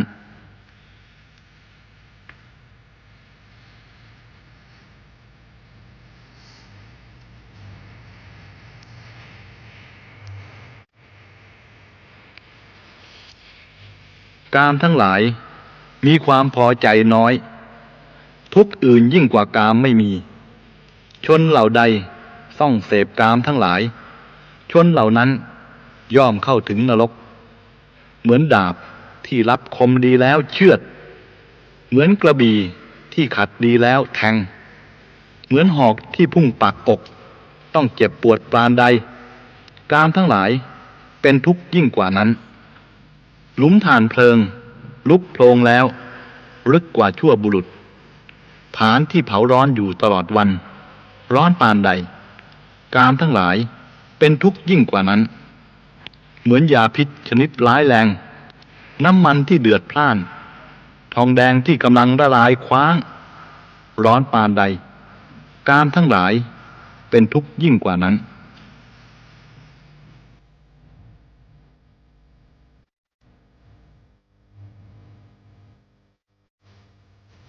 กามทั้งหลายเป็นศัตรูเป็นผู้ฆ่าเป็นข้าศึกเป็นดุจลูกศรเป็นเครื่องจองจำเป็นดุจเพชฌฆาตอุปมาด้วยกองไฟเป็นทุกข์กามนี้เป็นของไม่บริสุทธิ์มีภัยเป็นไปด้วยกับความคับแค้นเป็นเสี้ยนหนามเป็นเหตุให้กำหนัดไม่เรียบร้อยมีกังวลมากเป็นทางแห่งความรุ่มหลงใหญ่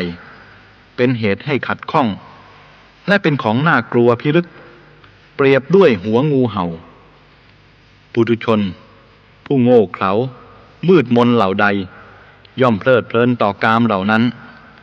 ปุถุชนเหล่านั้นเป็นอันมากข้องอยู่แล้วด้วยเครื่องข้องคือกามก็ไม่รู้สึกในโลกย่อมไม่รู้จักความสิ้นสุดแห่งความเกิดและความตายมนุษย์เป็นอันมากพากันดำเนินไปตามทางเป็นที่ไปสู่ทุกขตินำโลกมาให้แก่ตนล้วนแต่มีกามเป็นเหตุกามทั้งหลายเป็นเหตุให้เกิดฆ่าศึกศัตรูเดือดร้อนนำมาซึ่งความเศร้าหมองเป็นเหยื่อในโรคเป็นเครื่องจองจำเกี่ยวเนื่องด้วยความตาย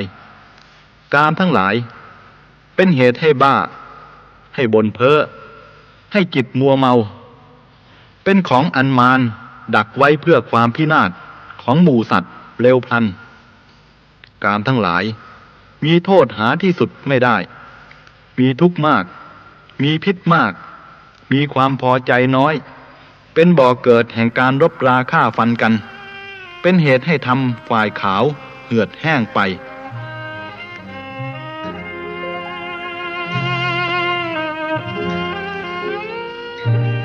ท่านจงพยายามตัดกระแสแห่งตัณหาจงบรรเทากามเสียเถิดพราหมณ์มุนีไม่ละกามย่อมไม่เข้าถึงความที่จิตแน่วแน่ได้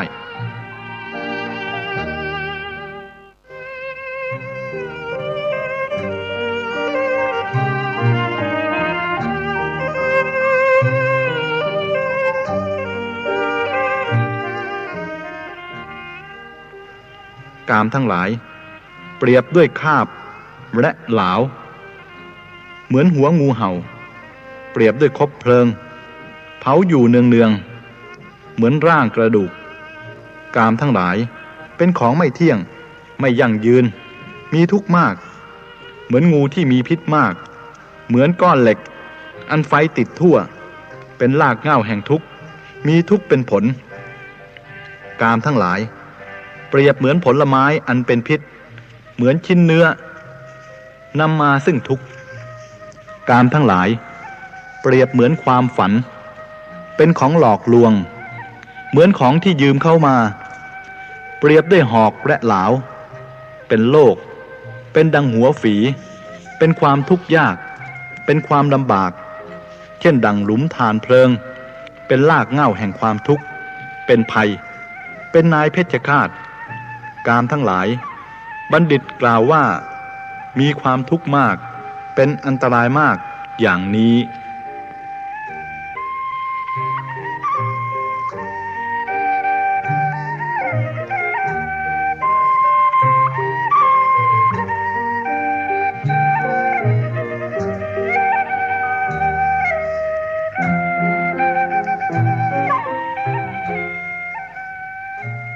ดูก่อนภิกษุทั้งหลาย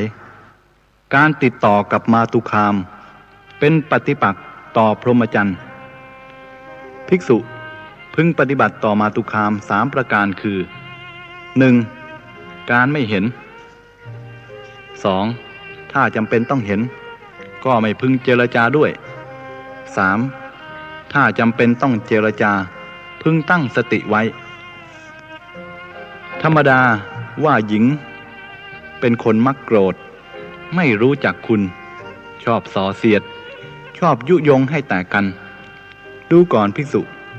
ท่านจงประพฤติพรหมจรรย์เถิดท่านจะไม่เสื่อมจากความสุขธรรมดาว่าหญิงเหล่านี้เป็นผู้ยังบุรุษให้งงงวย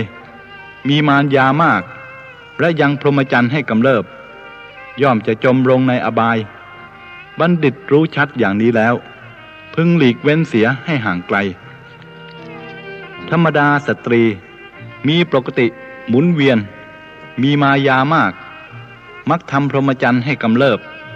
ย่อมทำนักพรตให้จมลงท่านรู้แจ้งชนี้แล้วพึงเว้นเสียให้ห่างไกลสตรีทั้งหลายมีวาจาไพเราะมีสัมภาษณ์อ่อนหวานยากที่จะให้เต็มได้เสมอด้วยแม่น้ำสตรีทั้งหลายย่อมเข้าไปส่องเสพบุรุษใดด้วยความพอใจหรือด้วยทรัพย์ก็ตามย่อมพลันตามเผาผลาญบุรุษนั้นเหมือนไฟป่าเผาสถานที่ตนเองฉะนั้น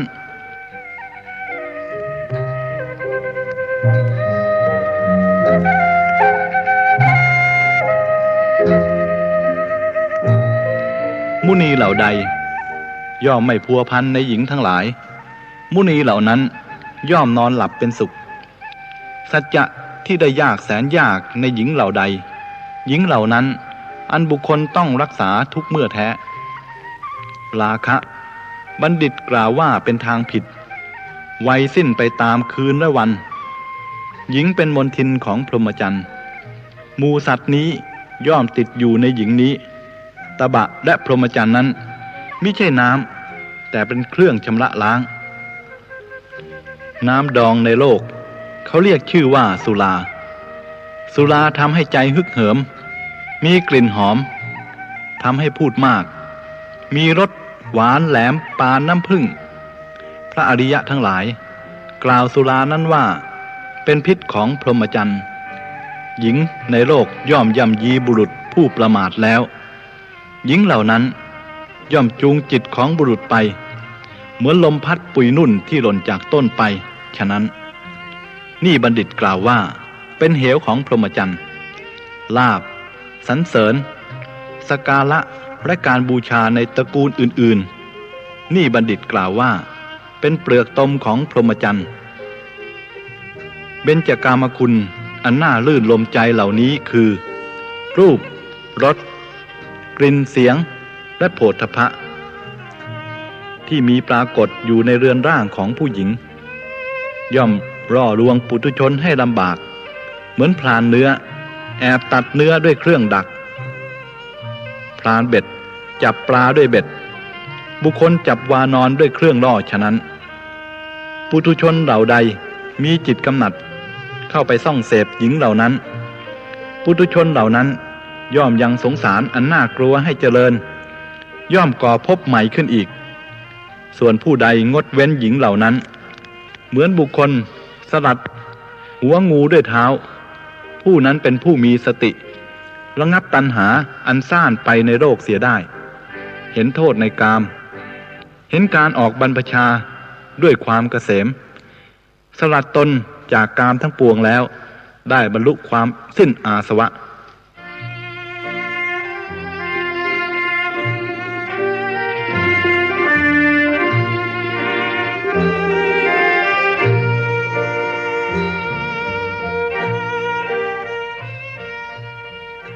บัณฑิตเจรจากับบุรุษผู้ถือดาบอย่างคมกล้าพึงเจรจากับปีศาจผู้ดุร้ายแม้จะพึงเข้าไปนั่งใกล้งูพิษร้ายแต่ไม่ควรเจรจากับหญิงตัวต่อตัวเพราะว่าหญิงเป็นผู้ย่ำยีจิตของโลกถืออาวุธคือการฟ้อนรำขับร้องและการเจรจาย่อมเบียดเบียนบุรุษผู้ไม่ตั้งสติไว้เหมือนหมู่รากศพที่เกาะเบียดเบียนพ่อค้าฉะนั้นหญิงไม่มีวินัยไม่มีสังวรยินดีในน้ำเมาและเนื้อสัตว์ไม่สำรวมพลานทรัพย์ที่บุรุษหามาได้โดยยากให้ฉิบหายเหมือนปลาติมิงคละกลืนกินมังกรในทะเลฉะนั้นหญิงมีกามคุณห้าอันน่ายินดีเป็นทำเลหากินเป็นคนหยิ่งจิตไม่เที่ยงตรงไม่สำรวมย่อมเข้าหาชายผู้ประมาทเหมือนแม่น้ำทั้งหลายอันไหลไปสู่มหาสมุทรฉะนั้นหญิงได้ชื่อว่าฆ่าชายด้วยราคะและโทสะเข้าไปหาชายคนใดเพราะความพอใจเพราะความกำหนัดหรือเพราะความต้องการทรัพย์ย่อมเผาชายเช่นนั้นเสียเช่นกับเปลวไฟหญิงรู้ว่าชายมั่งคั่งมีทรัพย์ย่อมเข้าไปหาชายย่อมให้ทั้งทรัพย์และตนเองย่อมเกาะชายที่มีจิตถูกราคะย้อมเหมือนเถาย่านทรายเกาะไม้สาระในป่าฉะนั้นหญิงประดับร่างกายหน้าตาให้สะสวยเข้าไปหาชายด้วยความพอใจมีประการต่างๆทำยิ้มน้อยยิ้มใหญ่ใช้มายาตั้งร้อยเหมือนดังคนเล่นกลและอสุรินทราหูหญิงประดับประดาด้วยทองแก้วมณีและมุกดาถึงจะมีคนสักการะและรักษาไว้ในตระกูลของสามียังประพฤตินอกใจสามีดังหญิงที่อยู่ในทรวงอกประพฤตินอกใจมานพฉะนั้นจริงอยู่นรชนผู้มีปัญญาเครื่องพิจารณาแม้จะมีเดชมีมหาชนสักการะบูชาถ้าตกอยู่ในอำนาจของหญิงแล้วย่อมไม่รุ่งเรืองเหมือนพระจันทร์ถูกราหูจับฉะนั้นโจรผู้มีจิตโกรธคิดประทุษร้ายพึงกระทำแก่โจรอื่นซึ่งเป็นข้าศึกที่มาประจันหน้าส่วนผู้ตกอยู่ในอำนาจของหญิงไม่มีอุเบกขาย่อมเข้าถึงความพินาศยิ่งกว่านั้นอีกหญิงถึงจะถูกชายฉุดกระชากรากผม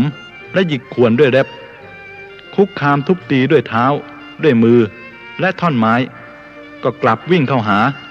เหมือนหมู่แมลงวันที่ซากศพฉะนั้นบุรุษผู้มีจักษุคือปัญญาปรารถนาความสุขแก่ตนพึงเว้นหญิงเสียเหมือนกับบ่วงและข่ายที่ดักไว้ในสกุลในถนนสายหนึ่งในราชธานีหรือในนิคมบุรุษผู้ตกอยู่ในอำนาจของหญิงย่อมถูกติเตียนทั้งโลกนี้และโลกหน้ากรรมของตนกระทบแล้วเป็นคนโง่เขลาย่อมไปพลั้งพลาดโดยไม่แน่นอนเหมือนรถที่เทียมด้วยลาโกงย่อมผิดทางฉะนั้นผู้ตกอยู่ในอำนาจของหญิงย่อมเข้าถึงนรกเป็นที่เผาสัตว์ให้รุ่มร้อนและนรกอันมีป่าไม้งิ้วมีหนามแหลมดังหอกเหล็กแล้วมากำเนิดเป็นสัตว์เดรัจฉานย่อมไม่พ้นจากวิสัยเปรตและอสุรกายหญิงย่อมทำลายความเล่นหัวความยินดีความเพลิดเพลินอันเป็นทิพย์และจักรพรรดิสมบัติในมนุษย์ของชายผู้ประมาทให้พินาศและยังทำชายนั้นให้ถึงทุกขติอีกด้วยชายเหล่าใด ไม่ต้องการหญิงประพฤติพรหมจรรย์ชายเหล่านั้นพึงได้การเล่นหัวความยินดีอันเป็นทิพย์จักรพรรดิสมบัติในมนุษย์พระนางเทพอัปสรอันอยู่ในวิมานทองโดยไม่ยากเลยชายเหล่าใดไม่ต้องการหญิงประพฤติพรหมจรรย์ชายเหล่านั้นพึงได้คติที่ก้าวล่วงเสียซึ่งกามธาตุรูปธาตุสมภพและคติที่เข้าถึงวิสัยความปราศจากราคะโดยไม่ยากเลยชายเหล่าใดไม่ต้องการหญิงประพฤติพรหมจรรย์ชายเหล่านั้นเป็นผู้ดับแล้วสะอาดพึงได้นิพพานอันเกษมอันก้าวล่วงเสียซึ่งทุกข์ทั้งปวงล่วงส่วนไม่หวั่นไหวไม่มีอะไรปรุงแต่งโดยไม่ยากเลย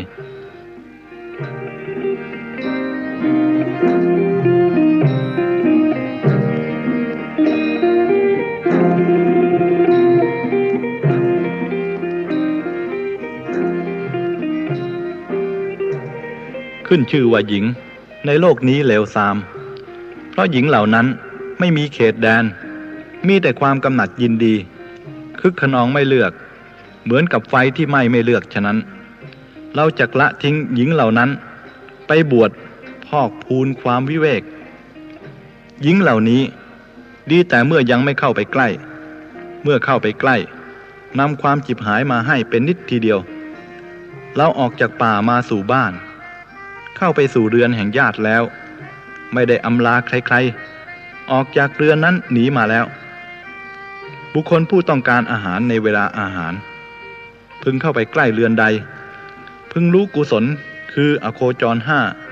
ที่ควรเว้นในสกุลนั้นบุคคลเข้าไปสู่ตระกูลอื่นเพื่อปานะหรือโภชนะแล้ว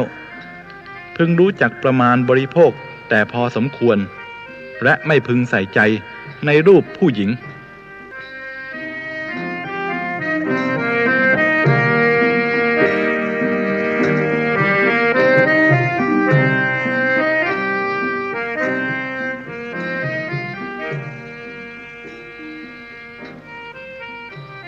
ในพวกมนุษย์ชนที่ถึงฝั่งมีจำนวนน้อยแต่หมู่สัตว์นอกนี้ย่อมวิ่งไปตามฝั่งนั่นเองส่วนชนเหล่าใดประพฤติตามในธรรมที่พระผู้มีพระภาคตรัสไว้ดีแล้วชนเหล่านั้นข้ามบ่วงมฤตยูซึ่งแสนยากที่จะข้ามไปถึงฝั่งได้บัณฑิตพึงละธรรมฝ่ายดำเสียเจริญธรรมฝ่ายขาวออกจากความอาลัยอาศัยธรรมอันไม่มีความอาลัยแล้วพึงละกามเสียเป็นผู้ไม่มีกิเลสเป็นเครื่องกังวลปรารถนาความยินดีในวิเวกที่สัตว์ยินดีได้ยากบัณฑิตพึงยังตนให้ผ่องแผ้วจากเครื่องเศร้าหมองจิตชนเหล่าใดอบรมจิตดีแล้วโดยชอบ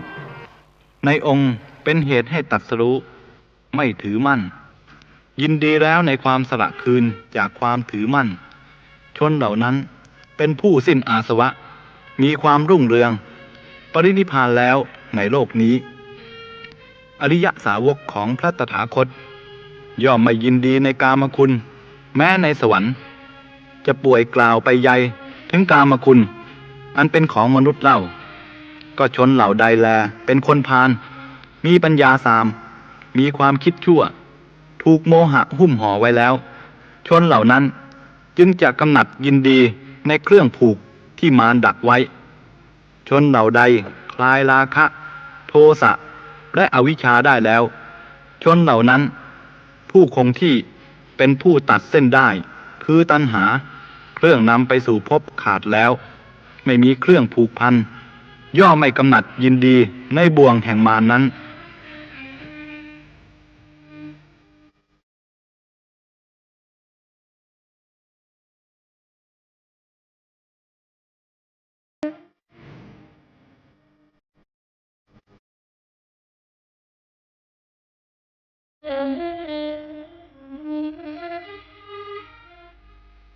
ดูก่อนภิกษุทั้งหลาย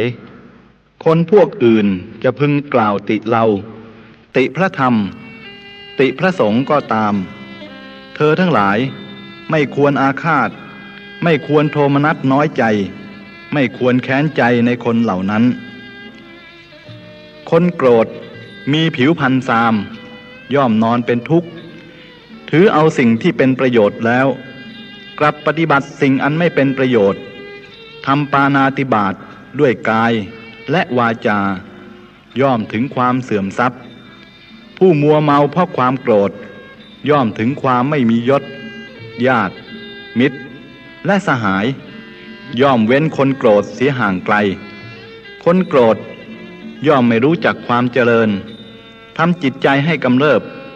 ภัยที่เกิดมาจากภายในนั้นคนโกรธย่อมไม่รู้สึกคนโกรธย่อมไม่รู้อัตถะไม่เห็นธรรมะความโกรธย่อมครอบงำนรชนในขณะใดความมืดตื้อย่อมมีในขณะนั้นคนผู้โกรธย่อมก่อกรรมที่ทำได้ยากเหมือนทำได้ง่ายภายหลังเมื่อหายโกรธแล้วเขาย่อมเดือดร้อนเหมือนถูกไฟไหม้คนผู้โกรธย่อมแสดงความเก้อยากก่อนเหมือนไฟแสดงควันก่อนในการใด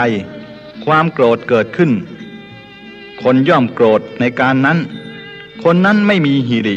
ไม่มีโอตตัปปะและไม่มีความเคารพคนที่ถูกความโกรธครอบงำย่อมไม่มีแสงสว่างแม้แต่เพียงน้อยเลยคนโกรธฆ่าบิดาก็ได้ฆ่ามารดาของตนก็ได้ฆ่าพระขีณาสพก็ได้ฆ่าปุถุชนก็ได้ลูกที่มารดาเลี้ยงไว้จนได้ลืมตาดูโลกนี้ลูกเช่นนั้นกิเลสหยาบช้าโกรธขึ้นมาย่อมฆ่าแม้มารดานั้นผู้ให้ชีวิตความเป็นอยู่ได้จริงอยู่สัตว์เหล่านั้นมีตนเป็นเครื่องเปรียบเทียบเพราะตนเป็นที่รักอย่างยิ่งคนโกรธหมกมุ่นในรูปต่างๆย่อมฆ่าตัวเองได้เพราะเหตุต่างๆย่อมฆ่าตัวเองด้วยดาบบ้างกินยาพิษบ้างเอาเชือกผูกคอตายบ้างโดดเขาตายบ้างคนเหล่านั้นเมื่อกระทำกรรมอันมีแต่ความเสื่อมและทำลายตนก็ไม่รู้สึกความเสื่อมเกิดแต่ความโกรธตามที่กล่าวมานี้เป็นบ่วงของมัจจุราชมีถ้ำเป็นที่อยู่อาศัย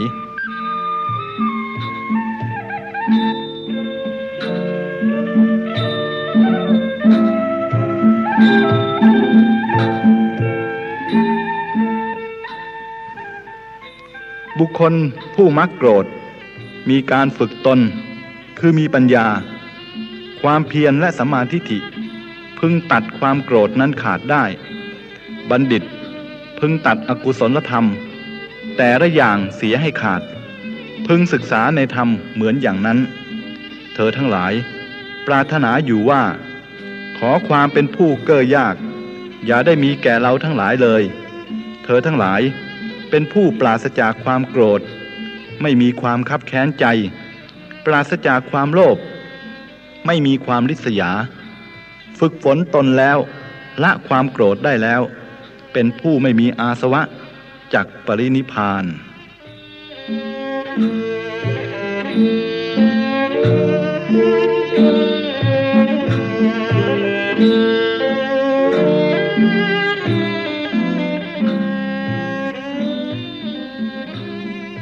ที่ไหนความโกรธจะพึงเกิดขึ้นแก่บุคคลผู้ไม่โกรธผู้ฝึกตนแล้วเลี้ยงชีพโดยชอบผู้หลุดพ้นแล้วเพราะรู้โดยชอบผู้สงบผู้คงที่บุคคลโกรธตอบบุคคลผู้โกรธจัดว่าเป็นคนเลวกว่าบุคคลผู้โกรธเพราะความโกรธตอบนั้นบุคคลผู้ไม่โกรธตอบผู้โกรธชื่อว่าชนะสงครามที่ชนะได้ยากบุคคลใดรู้ว่าบุคคลอื่นโกรธแล้วมีสติสงบใจได้บุคคลนั้นชื่อว่าประพฤติประโยชน์แก่ทั้งสองฝ่ายคือแก่ตนและบุคคลอื่นชนเหล่าใดเป็นผู้ไม่ฉลาดในธรรมชนเหล่านั้นย่อมสำคัญบุคคลผู้รักษาทั้งสองฝ่ายคือตนและบุคคลอื่นว่าเป็นคนโง่เขลาถ้าความโกรธเกิดขึ้นจงระลึกถึงพระโอวาทอันอุปมาด้วยเลื่อย ถ้าตัณหาในรสเกิดขึ้นจงระลึกถึงพระโอวาทอันอุปมาด้วยเนื้อบุตรถ้าจิตของท่านแล่นไปในกามและภพทั้งหลายจงรีบข่มเสียด้วยสติเหมือนบุคคลห้ามโคที่ชอบกินข้าวกล้าฉะนั้น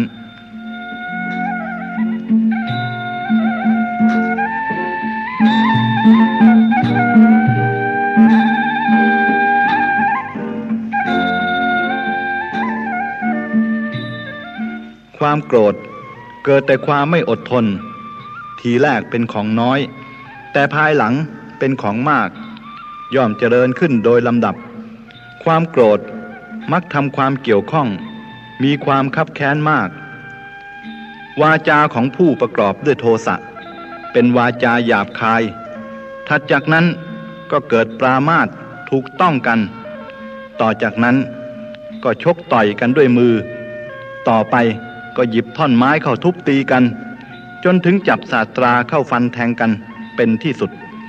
โทสะเกิดแต่ความโกรธความโลภเป็นอาการหยาบเป็นเหตุให้เที่ยวปล้นขู่เอาสิ่งของแสดงของปลอมเปลี่ยนเอาของคนอื่นทำอุบายล่อลวงบาปธรรมทั้งหลายนี้มีปรากฏอยู่เพราะโลกธรรมกิเลสเครื่องร้อยลัดทั้งหลายอันสิเนหาผูกรัดเข้าอีกเป็นของสำเร็จด้วยใจนอนเนื่องอยู่เป็นอันมากย่อมทำให้บุคคลเดือดร้อนยิ่งนักผู้ใดไม่ทำความโกรธในบุคคลผู้ควรโกรธผู้นั้นเป็นสัตบุรุษย่อมไม่โกรธในการไหนๆบุคคลนั้นแม้จะโกรธก็ไม่ทำความโกรธให้ปรากฏนักปราชญ์ทั้งหลายกล่าวบุคคลนั้นแลว่าเป็นสมณะในโลก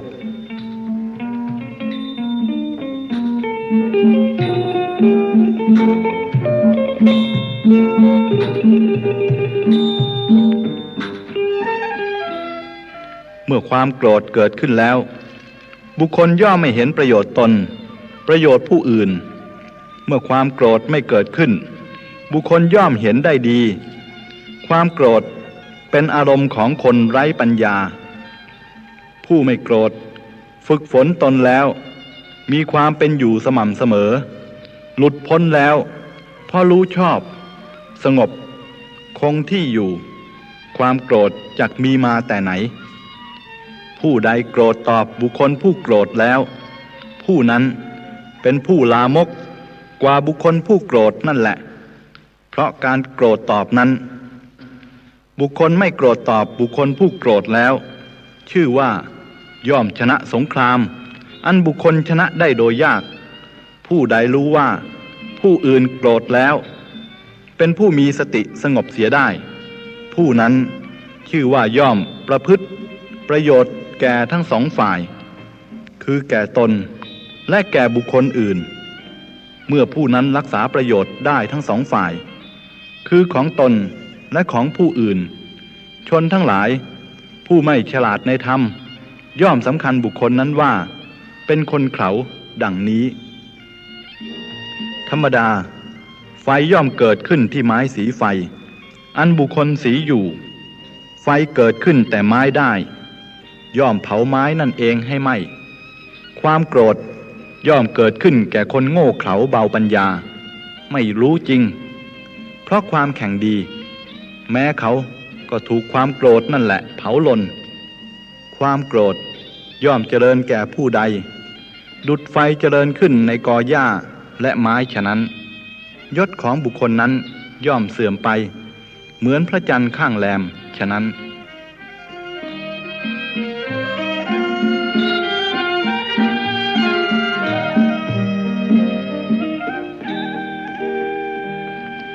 ความโกรธอย่าได้ครอบงำท่านทั้งหลายและท่านทั้งหลายอย่าได้โกรธต่อบุคคลผู้โกรธความไม่โกรธ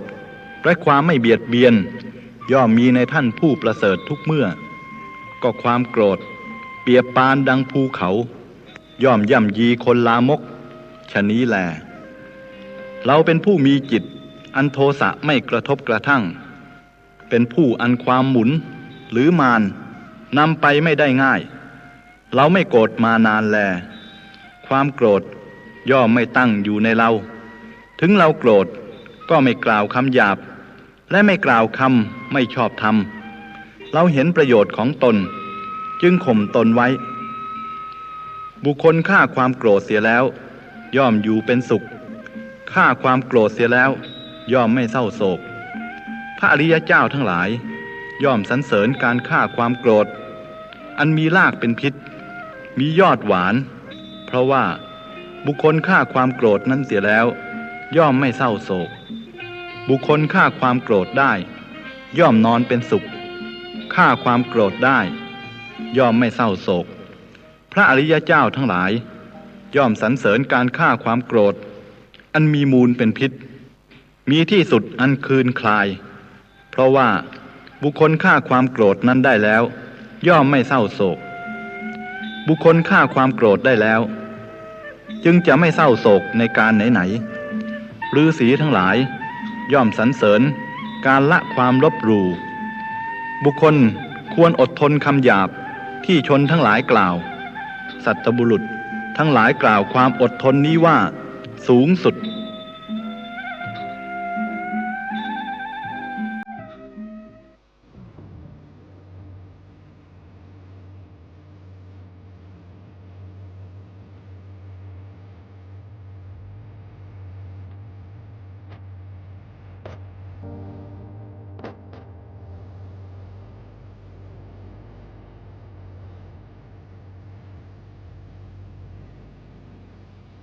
เจริญสุขสวัสดี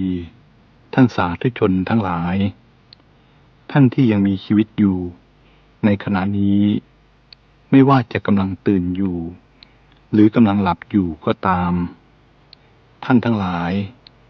ทราบกันแล้วมิใช่หรือว่าทุกคนเมื่อเกิดมาแล้วก็หลีกหนีความตายไปไม่พ้นต้องบ่ายหน้าไปสู่ความตายเหมือนพระอาทิตย์เมื่อโผล่ขึ้นมาแล้วก็บ่ายคล้อยไปสู่การตกไม่มีย้อนหลังใครจะหน่วงเหนี่ยวไว้ก็มิได้อีกประการหนึ่งเสมือนสายน้ำที่ลงจากหุบผาบ่ายหน้าสู่ภูมิภาคอันเป็นส่วนต่ำเมื่อพิจารณาโดยละเอียดก็จะเห็นว่าสัตว์ทั้งหลายบ่ายหน้าไปสู่ความตายตั้งแต่ถือปฏิสนธิในครรภ์ของมารดาวันคืนล่วงไปอายุของสัตว์ทั้งหลายก็สิ้นไปชีวิตพลอยดับไปบุคคลจะมีทรัพย์สมบัติมากมายเพียงใดหรือมียศมีบุญมีกำลังมีฤทธิ์มีปัญญามากเพียงใดโดยที่สุดแม้แต่พระปัจเจกพุทธเจ้าก็มิอาจจะหลีกเลี่ยงมัจจุราชได้ต้องตายเสมอหน้ากันหมด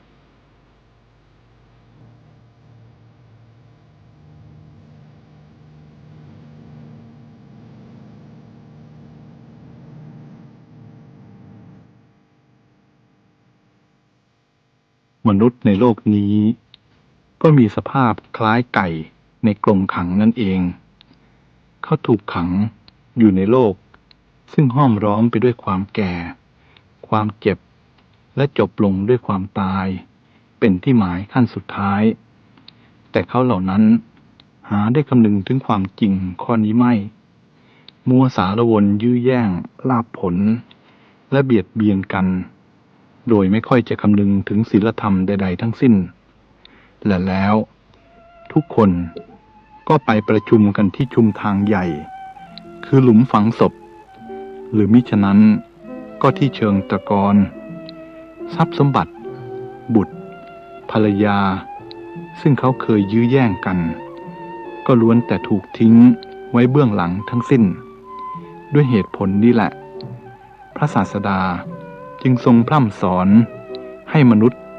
สั่งสมคุณงามความดีเพราะความดีความชั่วเท่านั้นที่จะยังคงเหลือตึงตราตึงใจอยู่ในโลกนี้และติดตามไปในโลกหน้าใครเล่าในโลกนี้ จะรับรองได้ว่าแม้ผู้ที่อยู่ร่วมบ้านเรือนเดียวกันไม่เคยจากกันไปไหนเลยนั้นในที่สุดจะไม่จากกันไปจะไม่ทอดทิ้งสรีระให้นอนนิ่งปราศจากความรู้สึกในเมื่อวาระสุดท้ายมาถึง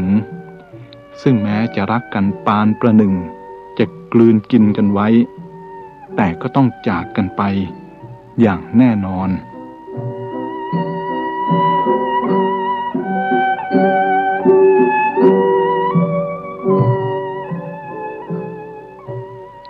ความจริงแห่งชีวิตไม่ใช่จะมีแต่ในทางอัศทะคือน่าพอใจเท่านั้นชีวิตย่อมมีทั้งในทางอาทินวะคือที่เป็นโทษหรือไม่น่าพอใจอยู่ด้วยใครจะประสบความน่าพอใจยั่งยืนเพียงไรก็แล้วแต่กรรมดีกรรมชั่วที่ทำไว้ว่าดีมากหรือชั่วมาก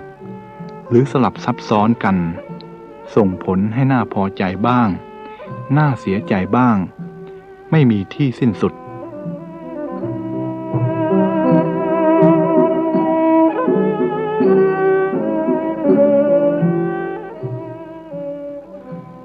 ดูก่อนพราหมณ์ดีแล้วที่ท่านตั้งใจว่าจะไม่ยืมอะไรของใคร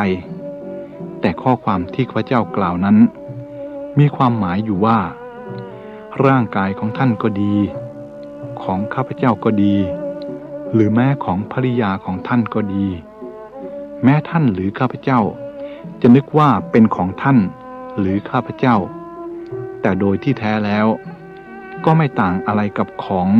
ที่ขอยืมเขาใช้ชั่วคราวอาจจะต้องส่งคืนเมื่อไหร่ก็ได้และอย่างนาน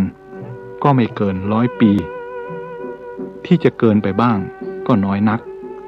เราทุกคนเสมือนหนึ่งผู้ขอยืมร่างกายเขามาไว้ใช้ทั้งมีข้อผูกพันที่จะต้องเลี้ยงดูเอาใจใส่ร่างกายนี้จนกว่าจะส่งคืนเข้าไปแต่โดยปกติไม่มีใครยอมรับว่ายืมเข้ามาเพราะทุกคนล้วนประกาศความเป็นเจ้าของกันทั้งสิ้นเมื่อยึดถือว่าเป็นเราและของเราอย่างแน่นแฟ้นความวุ่นวายเดือดร้อนก็เกิดขึ้นตามส่วนแห่งความฝังใจนั้นเมื่อใดเราพากันยอมรับว่าชีวิตร่างกายนี้ไม่มีอะไรเป็นของเราอย่างแท้จริงเลยเป็นเสมือนหนึ่งขอยืมเข้ามาเพียงชั่วขณะแล้วเมื่อนั้นความกังวลห่วงใยความยึดมั่นถือมั่นความยึดถือต่างๆก็จะเบาบางลงเปิดโอกาสให้คิดให้ไตร่ตรองอะไรอย่างอื่นได้บ้างบัดนี้ข้าพเจ้าขอถามท่านว่าท่านพอจะคิดได้บ้างหรือยังว่าชีวิตร่างกายของตัวท่านก็ดีของภริยาท่านก็ดีมีลักษณะดังที่ได้กล่าวมาแล้วนี้หรือไม่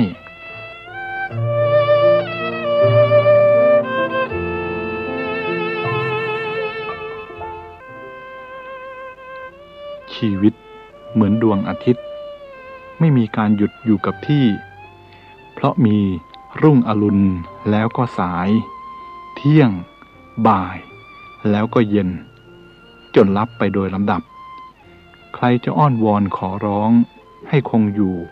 ย่อมเป็นไปไม่ได้อีกในหนึ่งชีวิตเปรียบเหมือนอากาศกระแสน้ำหรือกองแกลบใครๆก็ไม่สามารถปลูกบ้านในอากาศในกระแสน้ำหรือบนกองแกลบได้ฉันใดบุคคลย่อมไม่ควรยึดถือมากเกินไปในชีวิตฉันนั้น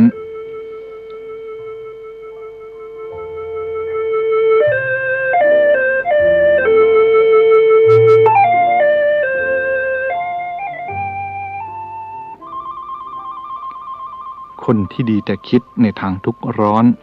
กระวนกระวายไม่รู้จักปลอบใจตนเองบ้างเลยชื่อว่าข่มเหงตนเองเป็นศัตรูของตนเองเพราะเที่ยวคิดซอกแซกให้กลายเป็นเรื่องที่น่าวิตกทุกข์ร้อนไปเสียหมดเมื่อคิดทุกข์เป็น ก็ควรที่จะคิดผ่อนคลายความทุกข์ให้เป็นด้วย ไม่เช่นนั้นก็ไม่สมกับที่เป็นพุทธศาสนิกชนเพราะพระพุทธศาสนาเป็นศาสนาแห่งความดับทุกข์ดูก่อนมนุษย์คนย่อมเห็นแต่ความทุกข์ความเดือดร้อนของตัวเองนึกว่าคนอื่นไม่มีใครทุกข์และเดือดร้อนเท่าแต่แท้ที่จริงแล้วการหาคนที่มีความสุขนั้นเป็นการยากยิ่งเพราะแม้ในหมู่พ่อค้าใหญ่ที่คนทั้งหลายเข้าใจว่าเป็นเศรษฐีนั้นก็มีเวลากลัดกลุ้มกระวนกระวายมากกว่าเวลาที่จะมีความสุขทางใจ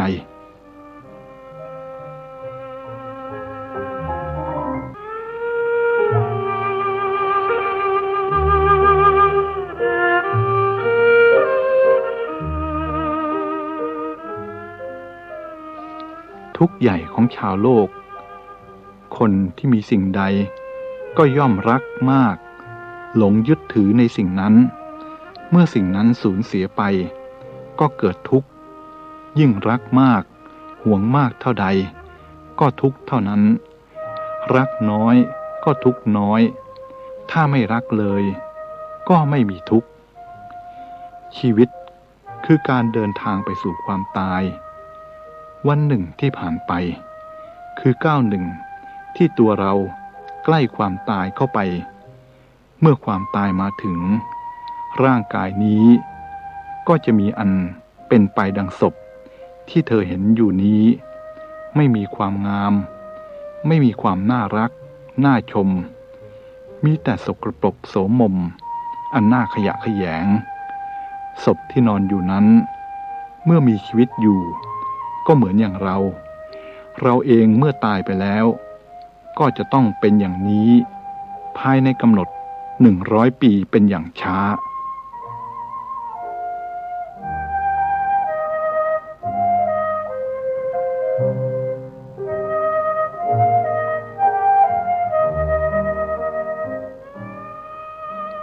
มนุษย์ต้องต่อสู้ดิ้นรนในที่อันแออัดยัดเยียด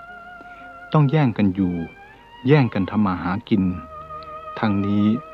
เพราะเขาติดในสิ่งยั่วยวนอันไม่อาจจะผละมันไปได้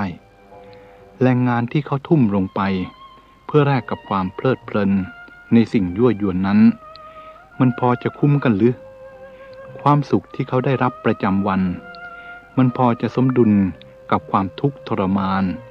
อันเขาจำทนอยู่นั้นหรือไม่กำหนดไว้ในใจว่าถ้าได้อย่างนั้นเป็นอย่างนี้แล้วจะมีความสุขเมื่อได้เข้าจริงๆเป็นเข้าจริงๆก็ไม่รู้จักพอพวกเราส่วนใหญ่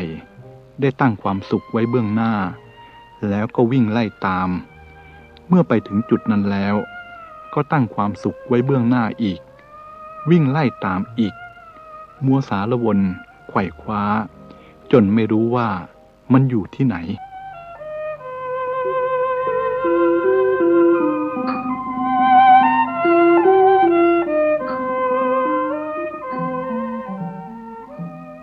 ความสำเร็จอันสูงสุดในชีวิตของคนนั้นไม่ใช่ความเป็นใหญ่เป็นโตความมีหน้ามีตาแต่อยู่ที่ความสามารถมีชีวิตอยู่ได้อย่างสงบสุขไม่มีกิเลสเบียดเบียนให้เล่าร้อนกระวนกระวายโมหะและอวิชชาเป็นความยินยอมของสัตว์ทั้งหลายที่จะขังตัวอยู่ในกรงแห่งอวิชชานี้การมองไม่เห็นความจริงทำให้เกิดความสนุกเหมือนสัตว์อันเขานำไปสู่ที่ฆ่ายิ่งเดินไปใกล้ความตายเข้าไปทุกทีแต่มันหารู้ไม่ว่ามันกำลังถูกนำไปสู่ที่ตายมันยังสนุกสนานเพลิดเพลินและฆ่ากันเองเบียดเบียนกันยื้อแย่งอาหารกันข้าพเจ้าเคยเห็นนกเขาตีกันบนต้นไม้แล้วลงมาตีกันบนพื้นดินมันมุ่งหมายจะล้างชีวิตของตัวที่เป็นศัตรูให้ตายไปแต่แล้วทั้งสองตัวก็ต้องตายพร้อมกันเพราะในพรานนกย่องเข้ามาตีจนตายไปทั้งสองตัว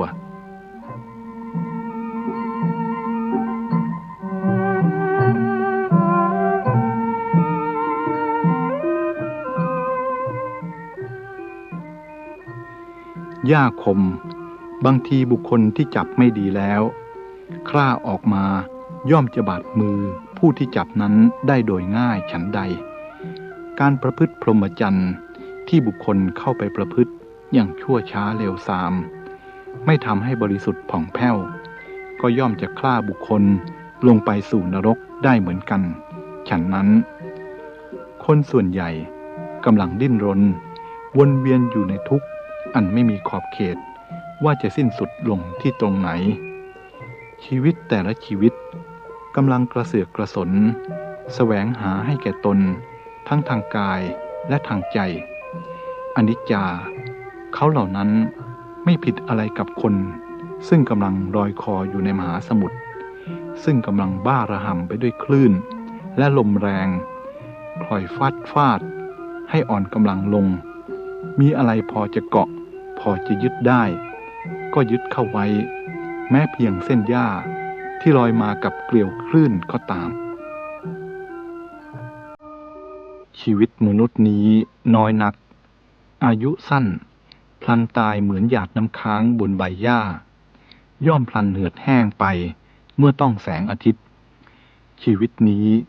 ถูกเพลิงคือความแก่ความเจ็บแผดเผาอยู่ตามธรรมดาแล้วยังถูกไฟภายในคือราคะโทสะและโมหะแผดเผาให้เล่าร้อนเข้ามาอีกความตายเล่าก็ดักรออยู่เบื้องหน้าซึ่งใครๆจะหลบหลีกแวะไปในทางใดไม่ได้เลยทุกคนจะต้องบ่ายหน้าไปสู่จุดสุดท้ายคือความตายเมื่อเป็นดังนี้มนุษย์ควรจะมีชีวิตอยู่เพื่ออะไร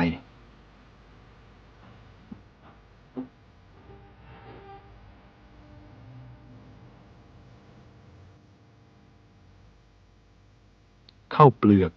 ทรัพย์เงินทองหรือของอันบุคคลหวงแหนอย่างใดอย่างหนึ่งรวมทั้งทาสกรรมกรคนใช้และผู้อาศัยอื่นๆทั้งหมดนี้บุคคลนำไปไม่ได้ต้องทอดทิ้งไว้ทั้งหมดแต่สิ่งที่บุคคลทำด้วยกายวาจาหรือด้วยใจนั่นแหละจะเป็นของเขาเป็นสิ่งที่เขาต้องนำติดตัวไปเหมือนเงาตามตัวฉะนั้นเพราะฉะนั้นผู้ฉลาดพึงสะสมกัลยาณธรรมอันจะนำไปสู่สัมปรายภพได้เพราะบุญย่อมเป็นที่พึ่งของสัตว์ทั้งหลายทั้งในโลกนี้และโลกหน้า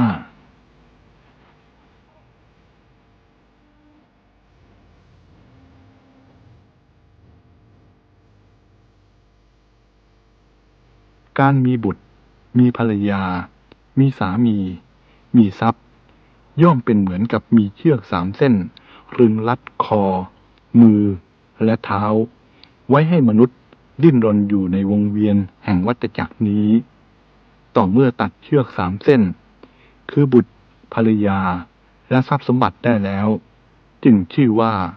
เป็นผู้หลุดพ้นและมีอิสระอย่างแท้จริงไปสู่โลกอันสว่างไสวด้วยแสงธรรมพรุ่งโพลงด้วยปัญญาพึงดูตัวอย่างความร้อนซึ่งเป็นผลมาจากเหตุคือไฟเมื่อไฟยังลุกโพลงอยู่ความร้อนหาได้ดับลงไปได้ไม่ถ้าต้องการให้ความร้อนดับต้องดับไฟซึ่งเป็นมูลเหตุฉันใดความทุกข์ก็ฉันนั้นเป็นความร้อนแห่งชีวิตแต่มันเป็นผลเสียแล้วพระศาสดาตรัสว่าเพลิงคือกิเลสราคะบ้างโทสะบ้างโมหะบ้างเป็นเหตุแห่งความทุกข์ทรมาน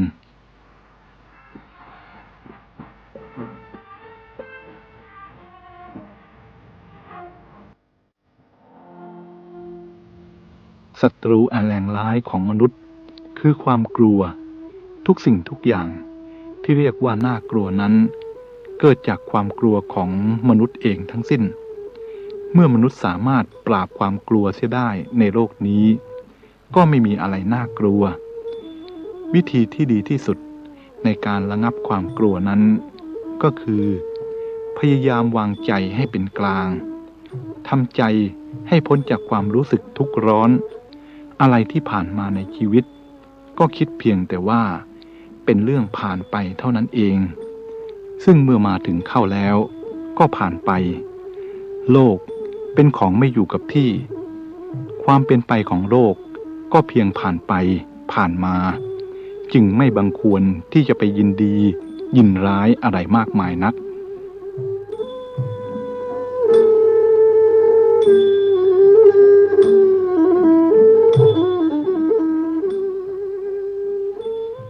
ดูก่อนท่านสาธุชนทั้งหลายการเสียสละอดทนต่อความเหนื่อยยากเพื่อช่วยเผยแพร่แนะนำบอกกล่าวคนทั้งหลายให้มีคุณธรรมทางจิตใจให้สูงขึ้นนั้นเป็นการให้อันบริสุทธิ์สะอาดเป็นการเที่ยวพยุงคนที่หกล้มทางจิตใจให้ลุกขึ้นช่วยคนที่ตกหลุมอันโสโครกทางจิตใจให้ขึ้นพ้นจากบ่อนั้นแล้วชำระล้างมลทินได้อย่างน่าอัศจรรย์แม้ร่างกายภายนอกอาจจะถูกโลกเบียดเบียนแต่ถ้าผู้นั้นมีคุณธรรมมีความดีมีความงามทางจิตใจแล้วก็ยังชื่อว่าเอาตัวรอดได้ส่วนคนที่ไม่มีโรคทางกายแต่มีจิตใจเต็มไปด้วยโรคร้ายหรือจิตใจชั่วผู้นั้นจะได้ประสบผลร้ายมิใช่แต่ในชีวิตนี้เท่านั้นผลร้ายที่เนื่องมาจากจิตใจอันเป็นโรคอันน่าพึงรังเกียจนี้รุนแรงและน่ากลัวยิ่งไปกว่าผลร้ายของโรคทางกายอย่างมากทีเดียว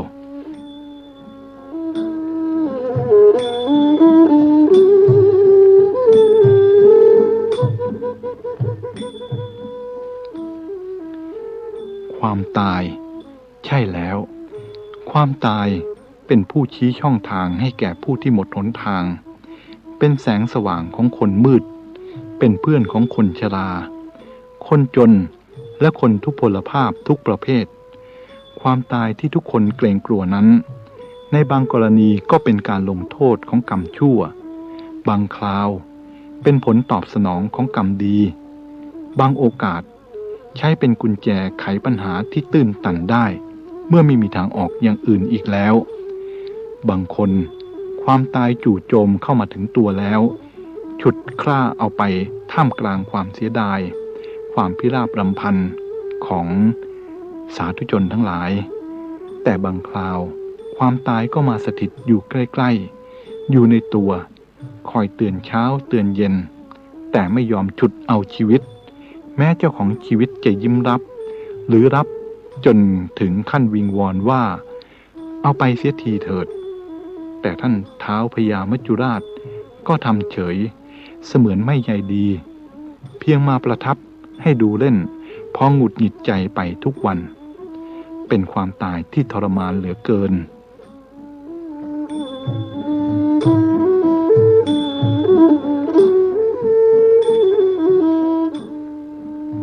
ร่างกายนี้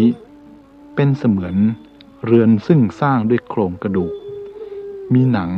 และเลือดเป็นเครื่องฉาบทาที่มองเห็นเปล่งปลั่งผุดผาดนั้นเป็นเพียงผิวหนังเท่านั้นเองเหมือนมองเห็นความงามแห่งหีบศพอันวิจิตรการตาผู้ไม่รู้ก็ติดในหีบศพนั้นแต่ผู้รู้เมื่อทราบว่าเป็นหีบศพแม้ภายนอกจะวิจิตรการตาเพียงใดก็หาพอใจยินดีไม่เพราะทราบกันอยู่ชัดแล้วว่าภายในแห่งหีบศพอันสวยงามนั้นมีแต่สิ่งปฏิกูลน่ารังเกียจ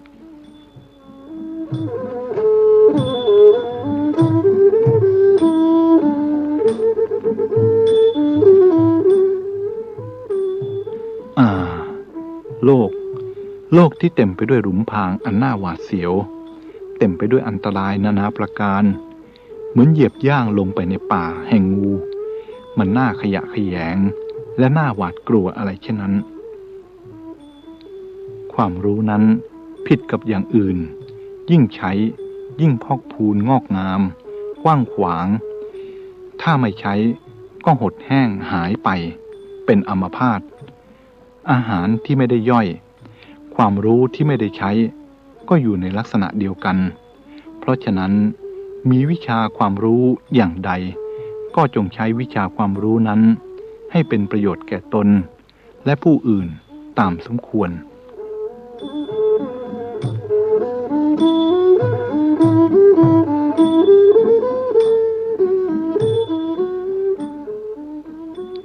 ทำนองเดียวกันกับคนส่วนใหญ่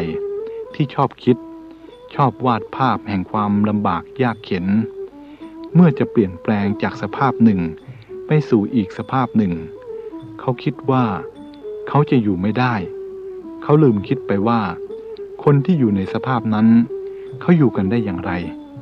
ทำไมเขาจึงอยู่ได้ความเคยชินนั่นเองทำให้มนุษย์และสัตว์ทั้งหลายอยู่ได้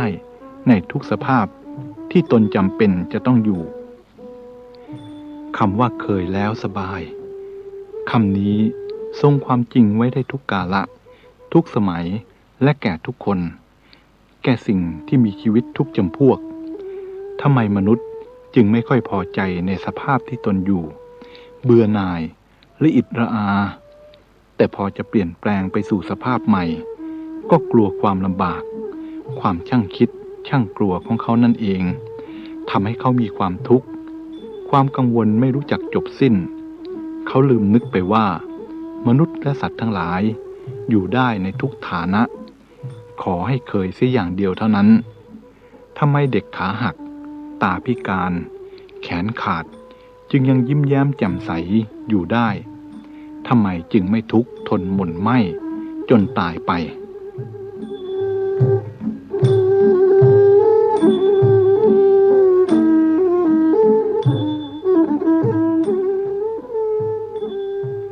ชีวิตนั้นที่แท้ก็คือความฝันอันยืดยาวและความฝันก็คือชีวิตในระยะสั้นนั่นเองโลกนี้คือคุกที่กว้างใหญ่คนที่อยู่ในโลกทั้งมวลเหมือนถูกขังอยู่ในคุกด้วยกันทั้งสิ้นแต่มันเป็นคุกที่กว้างใหญ่มีวิธีประหารชีวิตที่แตกต่างกันเท่านั้นความทุกข์ของคนส่วนใหญ่เกิดจากความดิ้นรนอันไม่รู้จักสิ้นสุดแล้วแสวงหาอาหารให้แก่ใจที่ดิ้นรนนั้นต่างหากเล่าเมื่อจิตใจดิ้นรนอยู่เสมอแล้วความพอย่อมไม่มีและความทุกข์ความกลัดกลุ้มก็ตามมา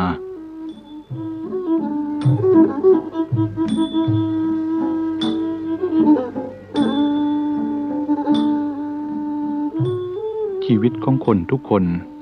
ไม่ใช่เพียงแต่ชีวิตของท่านดอกเป็นเหมือนก้อนหินที่แขวนไว้ด้วยเส้นด้ายเส้นเล็กๆทั้งนั้นไม่มีนิมิตคือเครื่องหมายว่าจะตายในวันไหนแห่งใดและตายอย่างไรความกลัวตายเป็นความกลัวขั้นสุดยอดของสรรพสัตว์แต่ทุกคนก็หนีไม่พ้นเงื้อมมือของมัจจุราช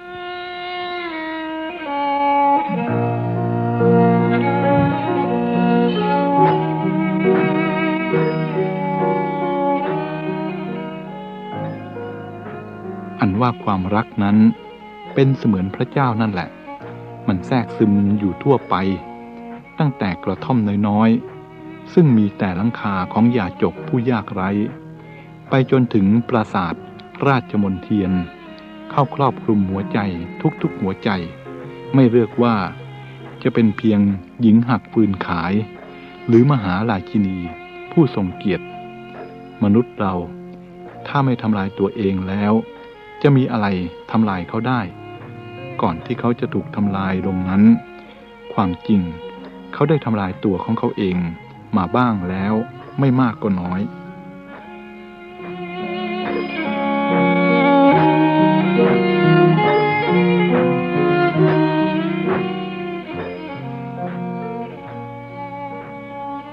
พระพุทธองค์เคยทรงเปรียบทายกผู้มีศรัทธามากแต่มีทรัพย์น้อยเหมือนช่างจัดดอกไม้ผู้ฉลาดสามารถจัดดอกไม้ให้สวยงามแต่น่าเสียดายที่เขาหาดอกไม้ไม่ค่อยได้แม้ได้มาก็เป็นดอกไม้ที่มีสีและสวดทรงไม่ค่อยจะสวยแม้จะมีฝีมือดีอย่างไร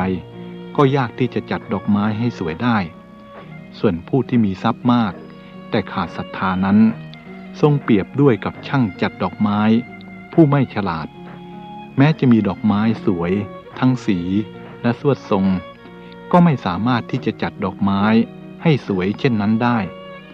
บุคคลจะมีทั้งทรัพย์และศรัทธาสมบูรณ์เสมอกันนั้นค่อนข้างจะหายากศรัทธาที่บริสุทธิ์นั้นหมายถึงศรัทธาของผู้ที่เชื่อกฎแห่งกรรมและผลของกรรมมีศรัทธาอันไม่หวั่นไหวในพระพุทธเจ้าพระธรรมและพระสงฆ์แล้วให้ทานด้วยศรัทธานั้นมิใช่ศรัทธาในตัวบุคคลเพราะบุคคลเปลี่ยนแปลงได้แต่พระพุทธเจ้าพระธรรมและพระสงฆ์จะไม่เปลี่ยนแปลงเป็นอย่างอื่น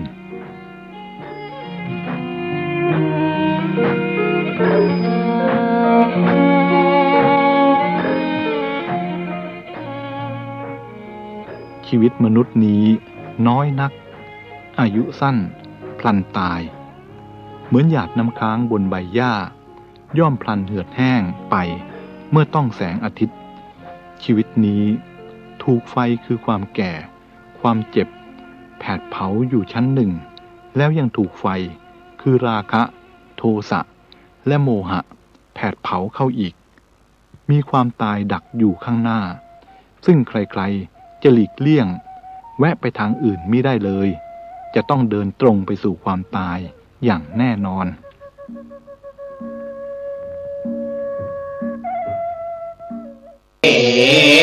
นาหากมีมาแต่เก่าปางเมื่อพระพุทธเจ้าทาลาพยาสัพพัญโยอวิจจติสัตุตถาแล้วสถิตนั่งเหนือแท่นแก้วบัลลังก์การยามนั้น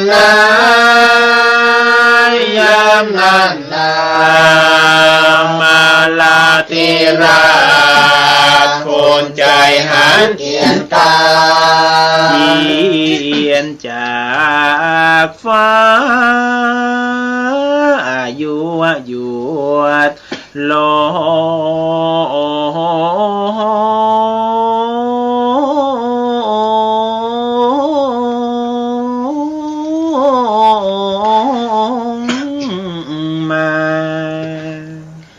มา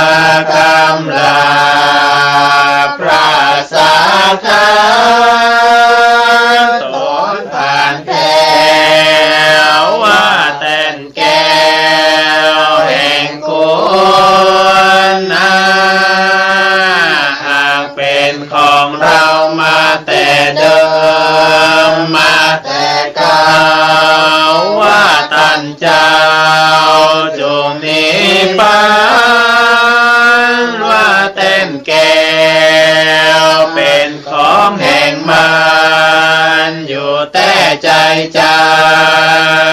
ลวดติดพระเงาไทยใจอ่อ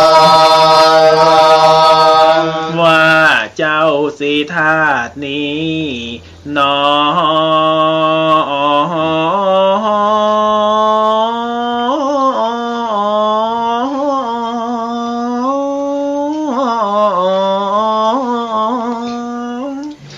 ว่าเจ้าสิธาตุนี้นอนตันกะตามบ่จอมบ่พากรตามหาลาว่าแต่นแก้วอันนี้นะว่าแต่นแก้วอันนี้นะหากเป็นของเรามันเตียงตั้งใดรู้เสียงสานุยามนั้นนางมีปนวางเสียงกองต่างคนต่างร้องว่าเป็นแต้มแก้วพยามมา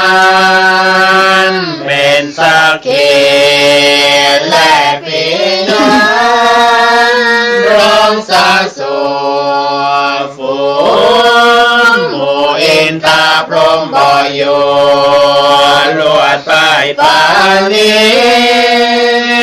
ละแต่สมเด็จพระมุนีตนพระเสริ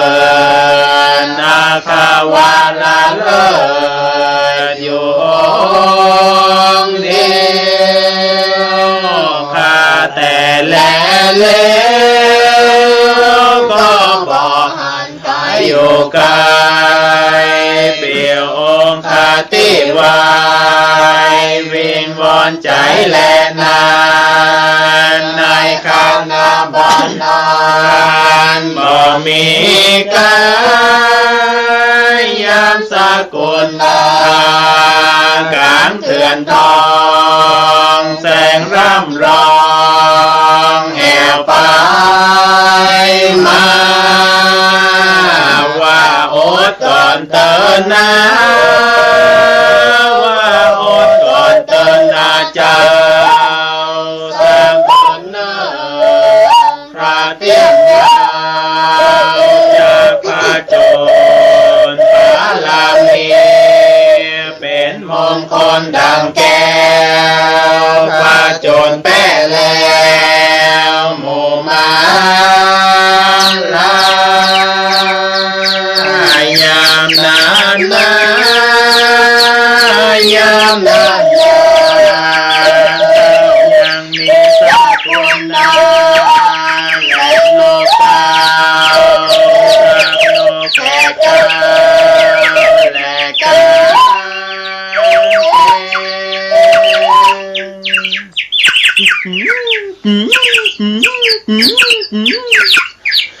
โลกต่างหลายก็มารอเพียงสักนานของตัวทรงใคร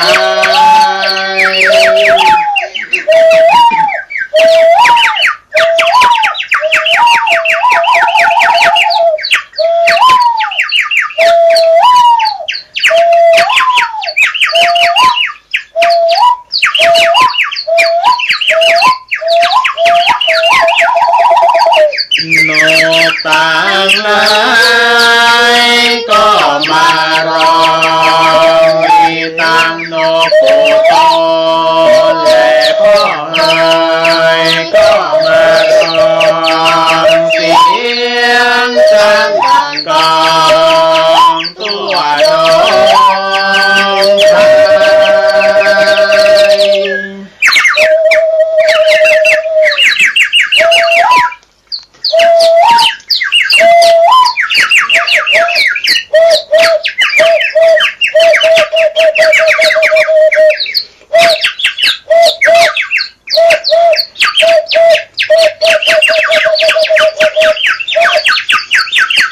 บัดนี้นะบัดนี้นะ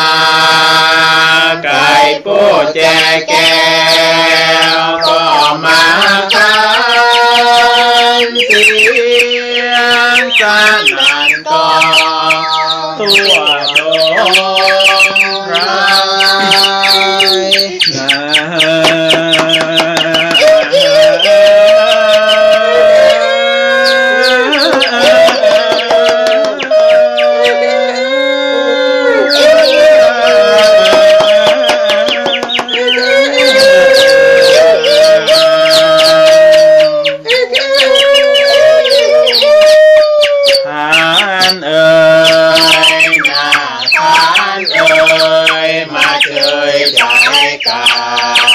ไก่ผู้จงตัวใหญ่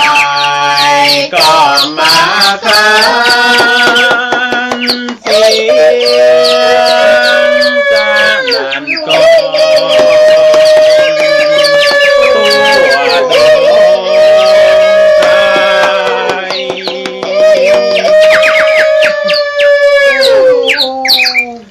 บาดนี้นะบัดนี้นาโจรแป้แล้วพระผ่านแพ้พระมาลาได้ชื่อว่าสัทธาเ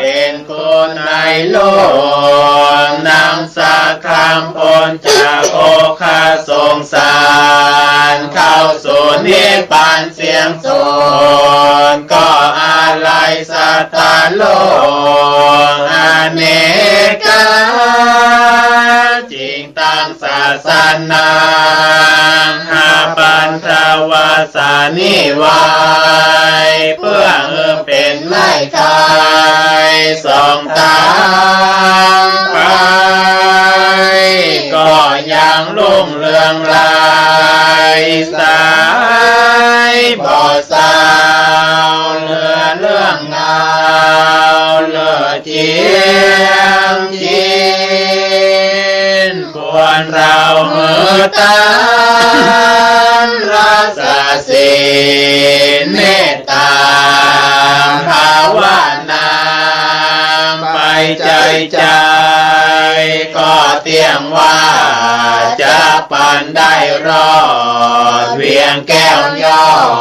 ดมหา